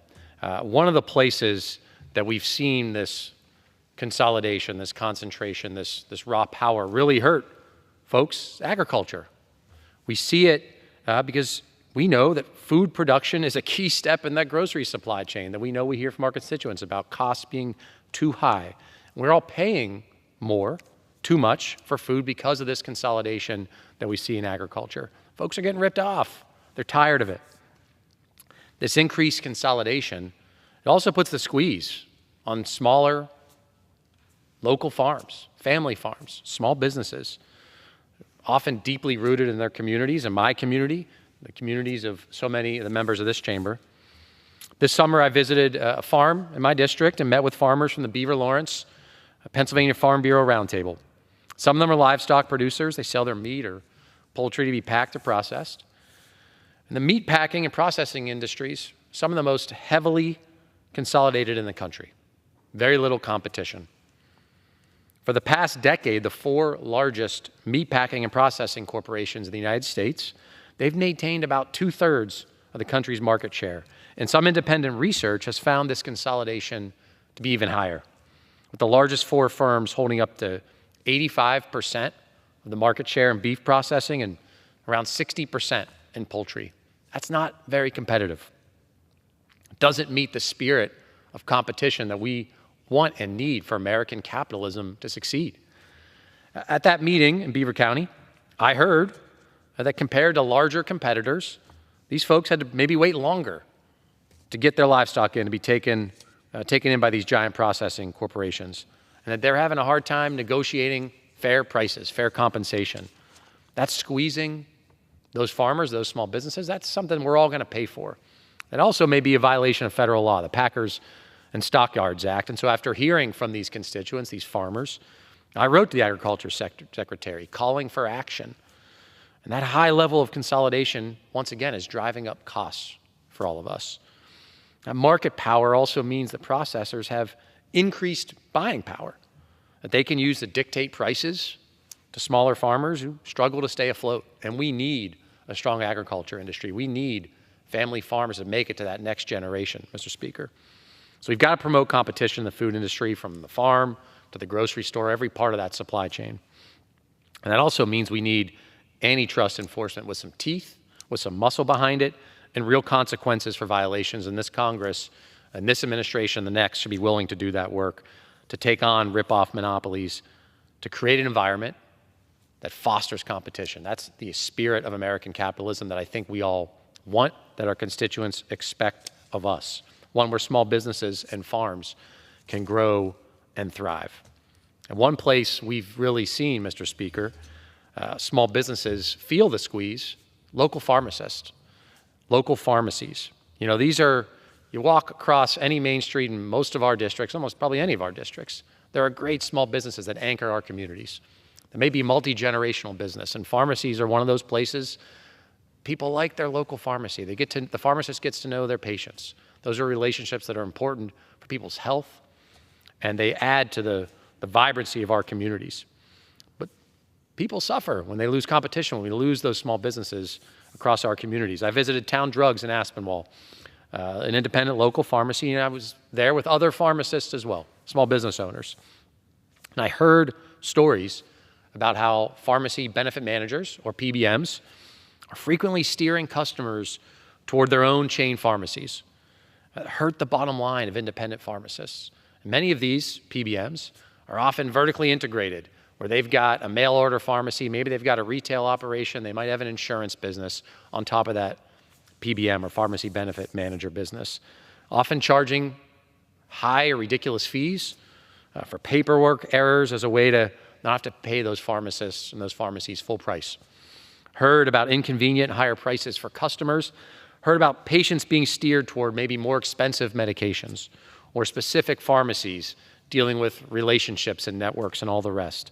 In Pennsylvania, this year alone, estimates are around 80 local pharmacies have closed. 80 pharmacies. Those are options that are now gone. And it's not just smaller independent pharmacists. The big chains are feeling the squeeze too. Fewer options, worse service for patients who need a prescription, who need to get their drugs filled. It's not good for our economy. And once again, it's this out of control corporate power, Mr. Speaker, that's making people's lives worse, hurting small businesses, hurting patients, hurting our communities and our main streets. We need action on PBM reform. I'm a co-sponsor of several measures here, the Help Copays Act, the Patient Act. These are just some examples of bills that I think this chamber should pass in advance to fight back, to protect local pharmacies, to protect patients, to protect competition that we need in the healthcare economy. We've got to keep up that fight against this out-of-control corporate power to lower healthcare costs, a place that we hear from our constituents all the time, and to protect small businesses. Another example here where we see corporate power making life worse. Now, not a healthcare problem. We see it under the golden arches. McDonald's. People don't think of McDonald's as a small business. It's a big corporation, of course, but it operates as a franchise system. Many franchise owners are small business owners. And yet, we know, the internet reminds us, that those franchise owners for a long time did not have the ability to fix their own ice cream machines. You'd see the out-of-order signs. It was possible to get a McFlurry. And the reason why is only the technicians licensed by the company that was making McDonald's soft-serve ice cream machines were allowed to do the repairs. They had a limited number of technicians, so there were long waits for servicing. That's why those machines were broken. That's why you couldn't get a McFlurry. This shouldn't be that hard. And finally, we saw the Federal Trade Commission take action and call out the bad guy here. Now, the U.S. Copyright Office has issued a new set of exemptions, allowing restaurants to repair their own copyrighted equipment used in retail-level commercial food preparation. And yes, that means finally Mickey D's soft-serve ice cream machines should be getting back online. Those repairs should be moving. We'll see those McFlurries flying through again. But again, this is that same problem.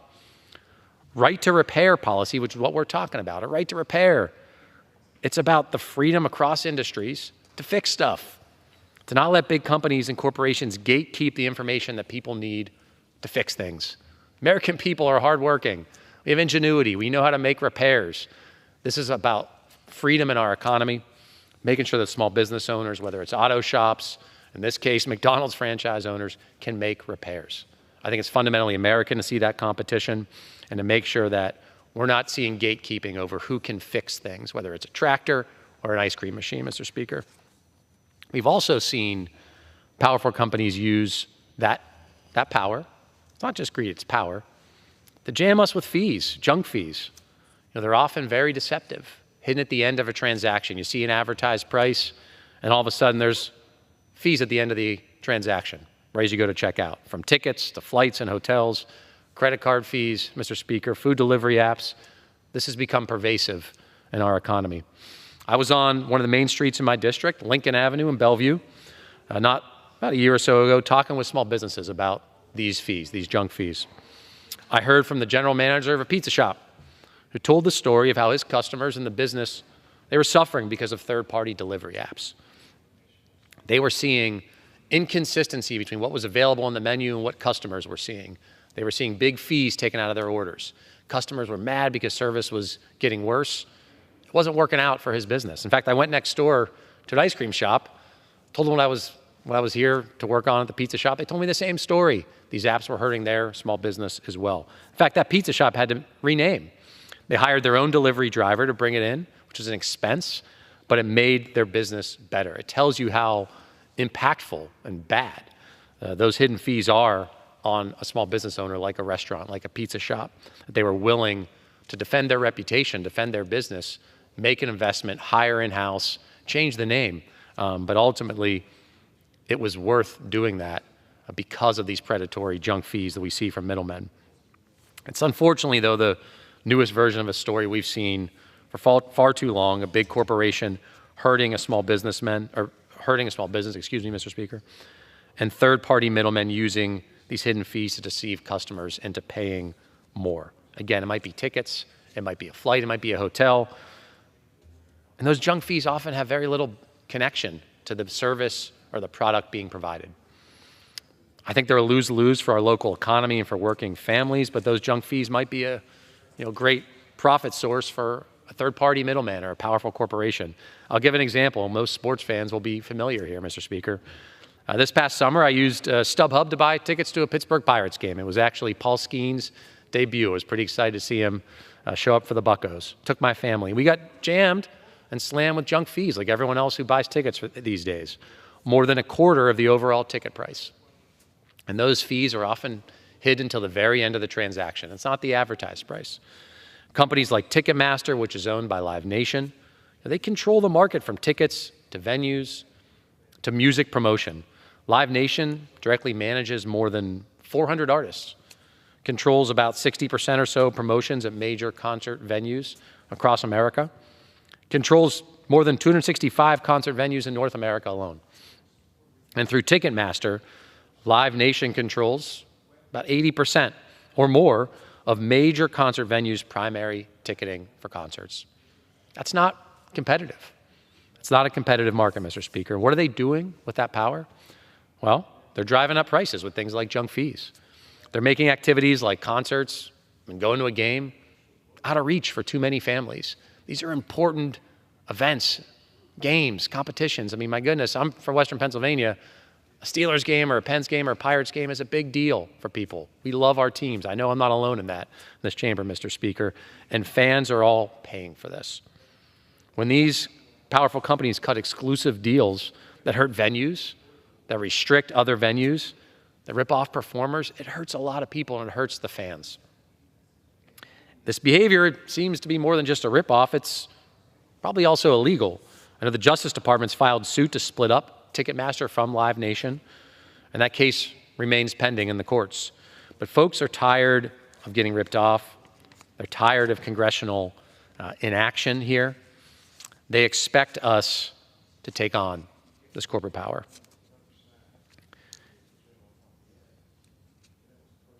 We know that when massive corporations are allowed to take on small businesses and deceive their customers, we all pay for it. Western Pennsylvania certainly knows that story. We're not alone in that. And as I heard that day in Bellevue and across my district, small businesses are strong, they're resilient, they're flexible, they adapt. They need our help here in the Congress. It's It's about their workers and it's about our communities. I know that we can step up to it. We've got to do more. According to a 2019 study, 85% of Americans experienced a hidden or junk fee for service. And that was in 2019. And that was before the COVID pandemic, where we saw much more reliance on, say, food delivery. So I know that we've got to do more, and I'll quote the general manager from that pizza shop that day who told me, quote, "These fees may seem small, but they really add up." That's what it's all about, Mr. Speaker. Those fees hurting folks, hurting small businesses that we've got to stand up for, that we've got to fight back on. I want to also talk about our national security. Maybe not a place we think that consolidation affects us, but it does. I have the great privilege, Mr. Speaker, to serve on the Armed Services Committee. I wore the uniform before I came to this chamber and earlier in my life. I will tell you, we have challenges, the defense industrial base. We need it to be strong and resilient to meet the challenges, not just of today, but of tomorrow.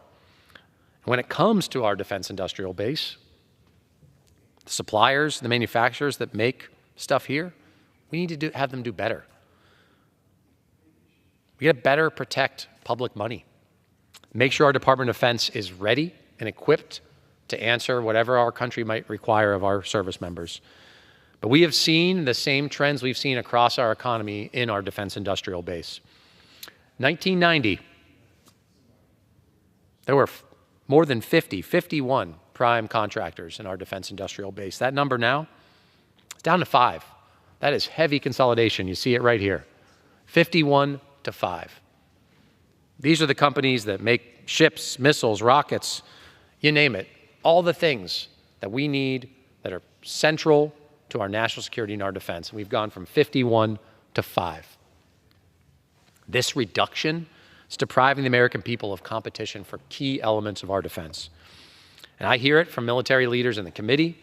I've seen it in reports that the Pentagon has penned, that too often the current defense contractors, they're delivering not on timeline, they're behind schedule, the costs are too high, the quality isn't what it should be, what the American people expect. So we've got to fight back against this consolidation, Mr. Speaker. I think we need more competition in our defense industrial base. It's ripping off our military, which means ripping off the American people, whose public money we have to protect. So I think there's support building in this chamber, both sides of the aisle, to strengthen competition here to make sure our defense industrial base is stronger, to protect public money. I've taken action, along with colleagues. This year's National Defense Authorization Act, the defense bill, included My Best Price for Our Military Act. That's an important measure. It's a bipartisan bill. It closes a timing loophole that defense contractors were using to delay providing critical certified cost and pricing data to the Pentagon.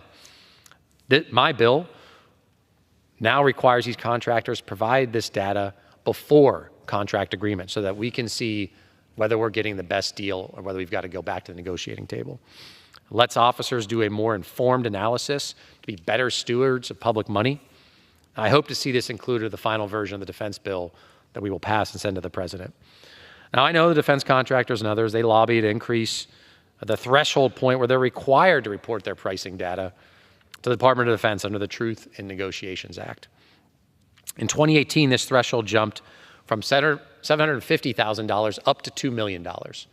So up to $2 million, that meant below that threshold, they didn't have to provide that data. That's less oversight. I think we need more. The goal of our Defense Department is to provide security, defense for all of us, for the national interest of the United States. It never should have and doesn't have the goal to enrich giant defense corporations that produce products that are too often behind schedule, that are overpriced, that don't meet the quality that we expect, that we in the Congress require. We need to ensure that our sailors, our soldiers, our airmen, Marines, Guardians are equipped with the very best. That's patriotic, that we protect public money. So strengthening oversight, enforcement within DOD, to take on price gouging, to work with the Federal Trade Commission, the Department of Justice Antitrust Division, all of that is about fostering more competition that we need in our defense industrial base. Corporate power doesn't just hurt competition in defense. It doesn't just lead to higher costs. It does those things. It puts our safety at risk. We saw it with the impact to to families who are worried about finding baby formula, infant formula. We see it in sectors of the economy all over the country that when corporate power grows too strong, it can put us at risk. It can treat us and our communities like collateral damage in the way of their profits.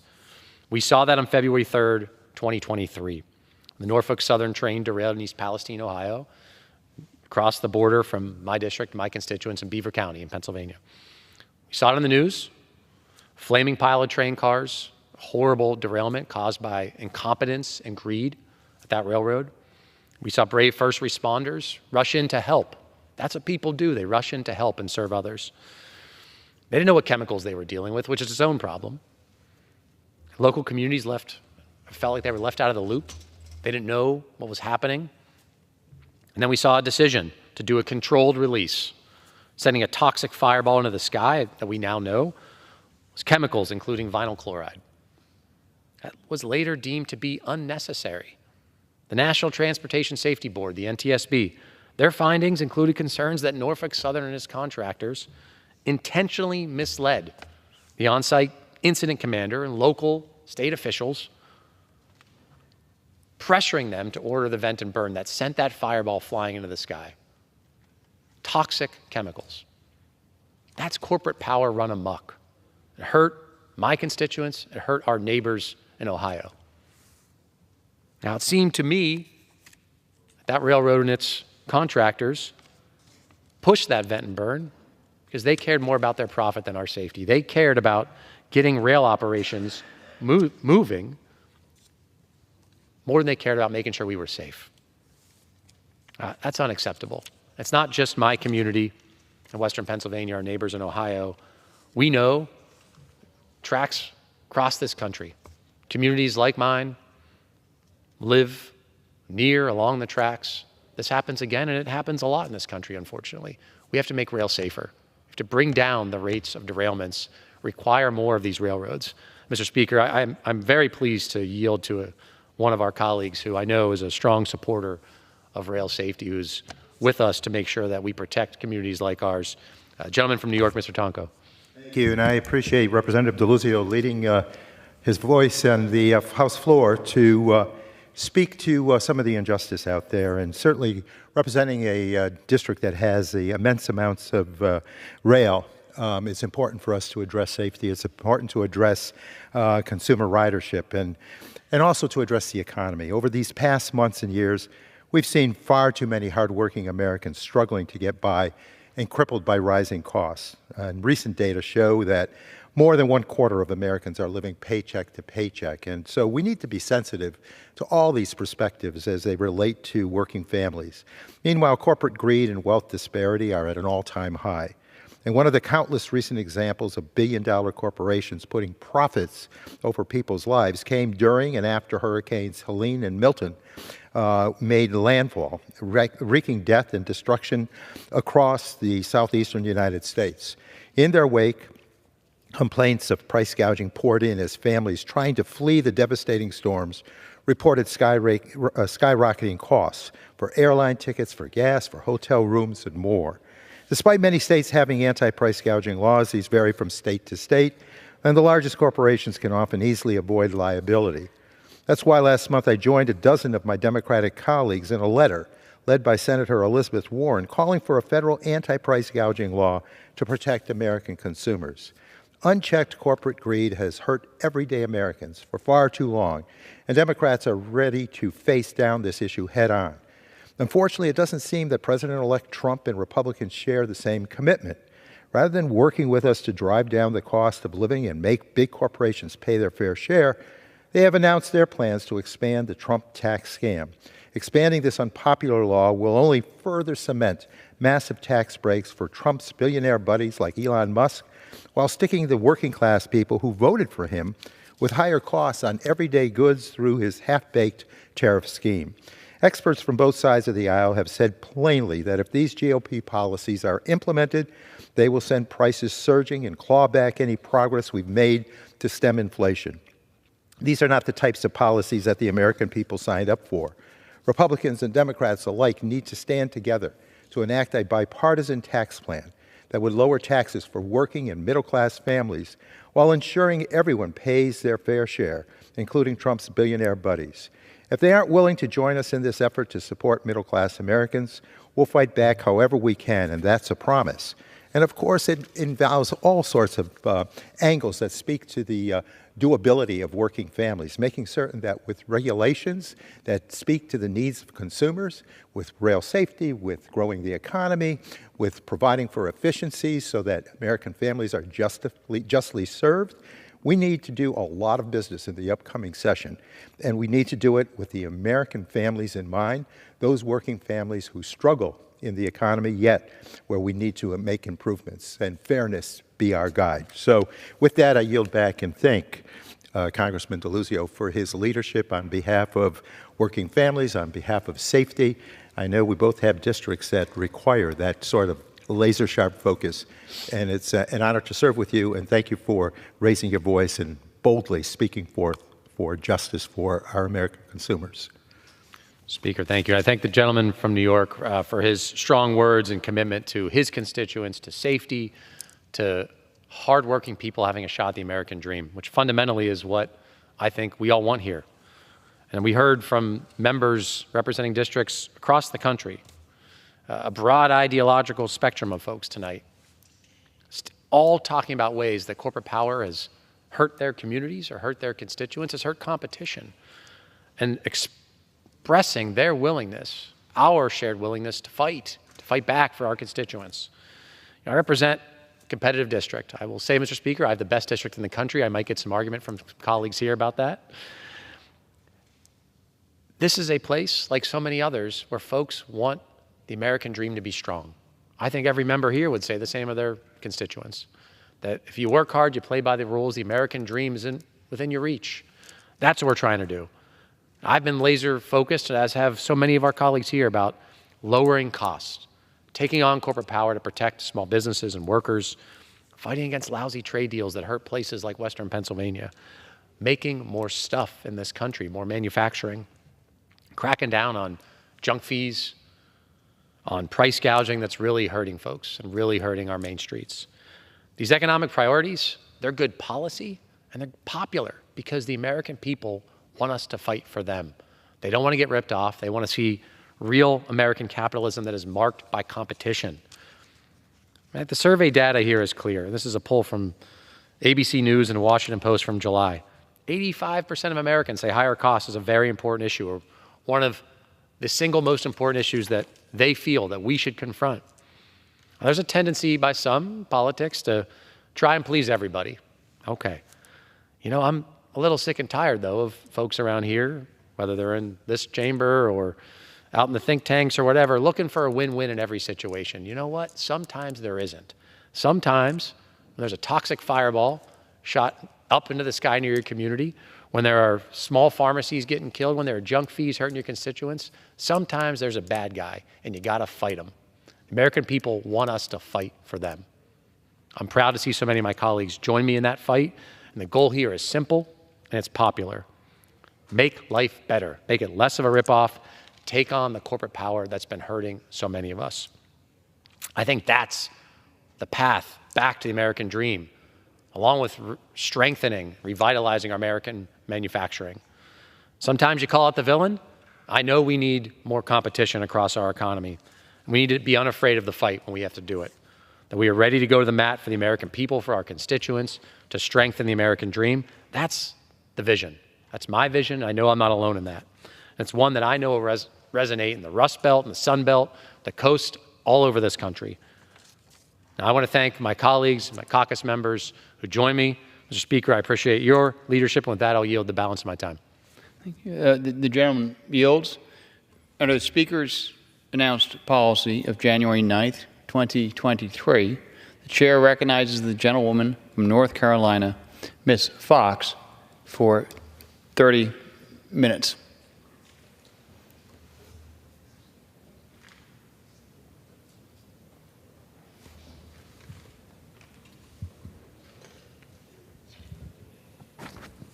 Thank you, Mr. Speaker.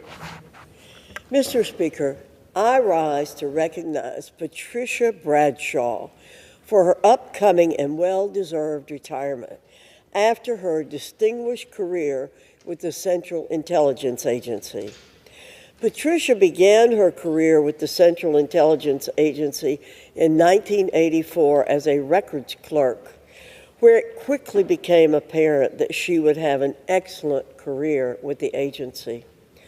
Working up the ranks within the Office of Security from her time as a security clearance investigator and adjudicator to serving the agency overseas in physical and technical security, she eventually reached the pinnacle of the agency as the director of the Office of Security.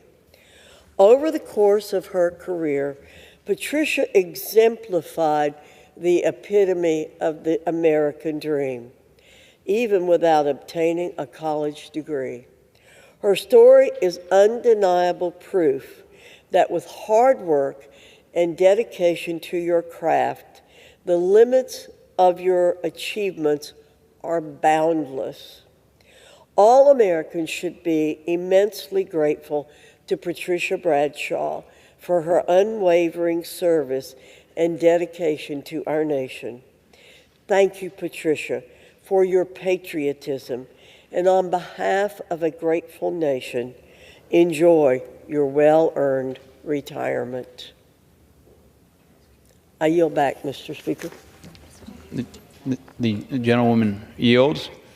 Under the Speaker's announced policy of January 9th, 2023, the Chair recognizes the gentleman from Ohio, Mr. Turner, for 30 minutes. Thank you, Mr. Speaker. I ask unanimous consent that all members have 5 legislative days to revive and extend their remarks and to submit extraneous materials on the subject of this Without special objection. order. I rise today to honor a remarkable man. Dave Hobson was a beloved friend and leader. His life was marked by service, commitment, and an unyielding dedication to his country. I saw firsthand how much Dave loved Ohio and the Miami Valley during our time together in the House of Representatives.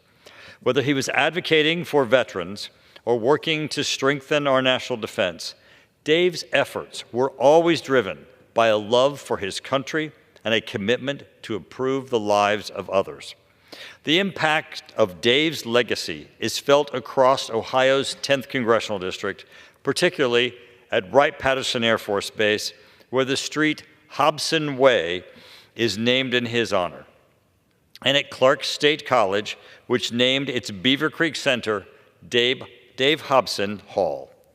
Dave believed that public office was a sacred trust, and he upheld that trust with every action he took. But beyond his remarkable political career, Dave was a devoted family man, a mentor, and a friend. Dave was grateful, and we are grateful for his life, the life he lived, and the legacy that he left behind. He will never be forgotten. I now recognize my friend and colleague, the Dean of the Ohio delegation, Ms. Kaptur, for 3 minutes. I'd like to thank Chairman Turner for yielding me this time and rise with a very grateful but heavy heart, along with all of our Ohio colleagues and those beyond Ohio, as we honor the life and memory of our distinguished and affable former Ohio colleague, Congressman David Hobson. Dave passed away on the 6th of October of 2024, having served in our People's House from 1991 to 2009. But he'd first sharpened his spurs in the Ohio Senate, serving from 1982 to 1991. Dave was a true patriot and a fine public servant first.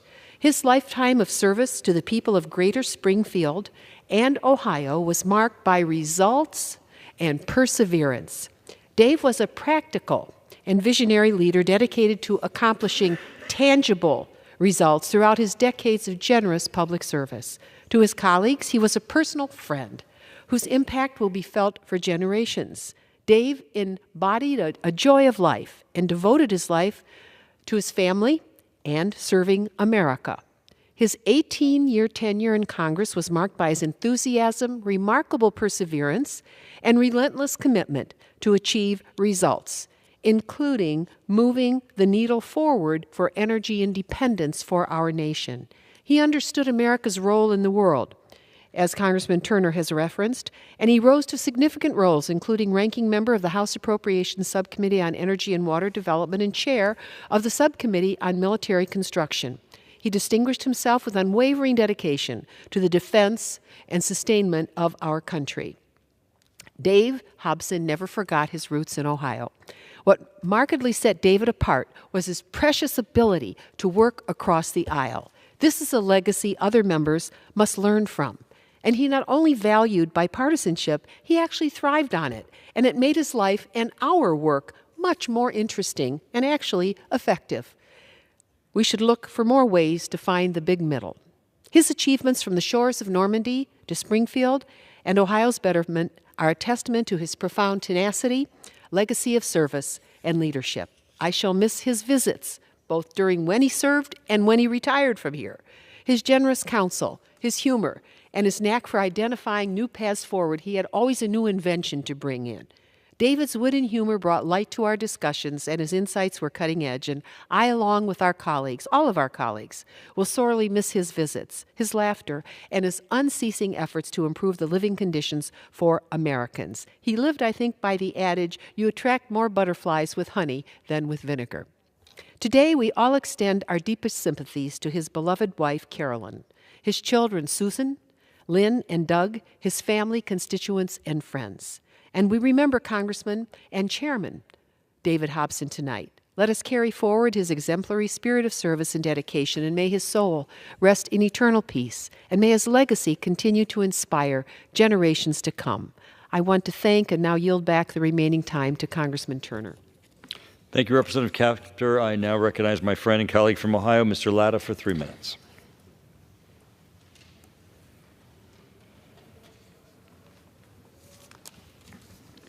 Well, thank you very much for yielding. I greatly appreciate it. And I rise today to honor the life of our former colleague, friend, and fellow Ohioan, Congressman Dave Hobson. You know, before I talk about Dave's life of service, I think it's also important to reach out and talk about Dave himself. I don't think Dave had an enemy. I think Dave worked well with everyone. And I know that when people asked for assistance, he was always there. I also know this, that when I needed help, Dave was there to help me.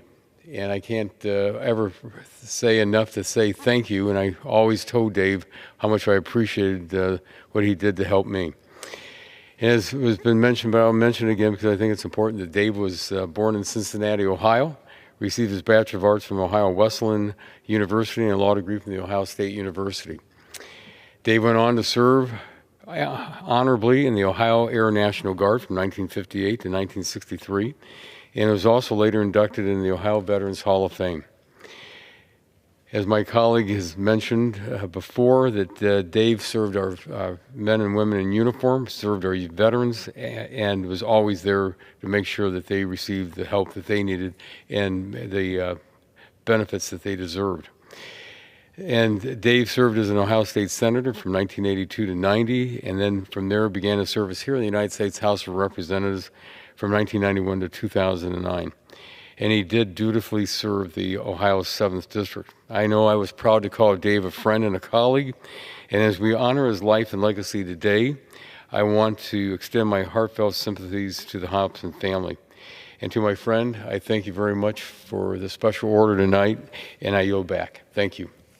Thank you, Representative Latta. I now recognize our friend from Alabama, Representative Adderholt, for 3 minutes.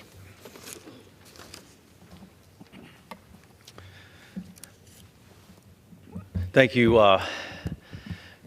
Congressman Turner, and for organizing this for this evening. This is certainly a great tribute to a great man, and of course, it's with a heavy heart that we stand here this evening on the floor of the U.S. House of Representatives, which, as you know, we have all stood with Dave on this floor for many, many times. But this evening we come together to recognize his life, his legacy, and what Dave Hobson really meant to this institution. Serving alongside Dave Hobson on the Appropriations Committee, I saw firsthand that he was a hard worker, he was a problem solver, but more than that, he developed a friendship that we maintained even after he retired from Congress. Dave showed everyone the best of Ohio, but his service was not only to his state, but also to his nation.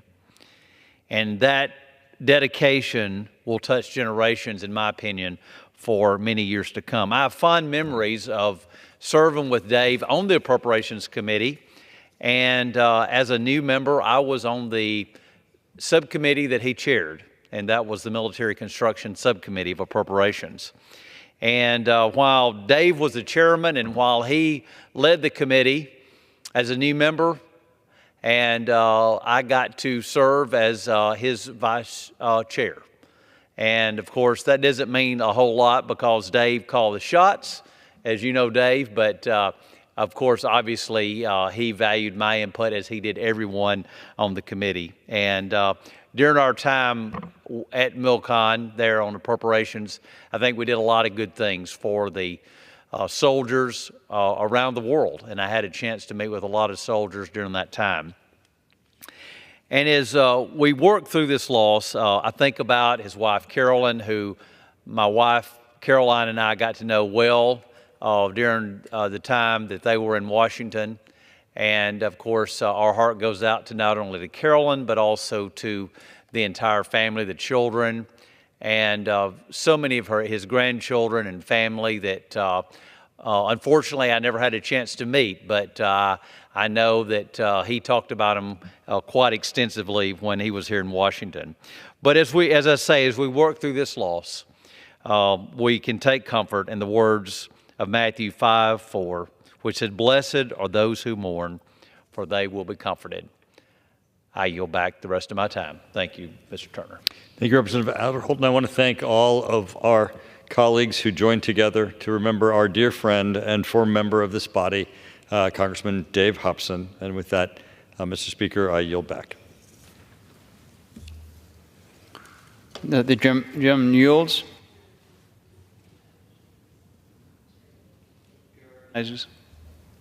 Gentleman from Ohio. I yield back. Does the question, does the gentleman have a motion? Mr. Speaker, I move that the House do now adjourn. Okay. The question is on the motion to adjourn. Those in favor say aye. Those opposed, no. The ayes have it. The motion is adopted, and accordingly, the House stand adjourned until 9 a.m. tomorrow.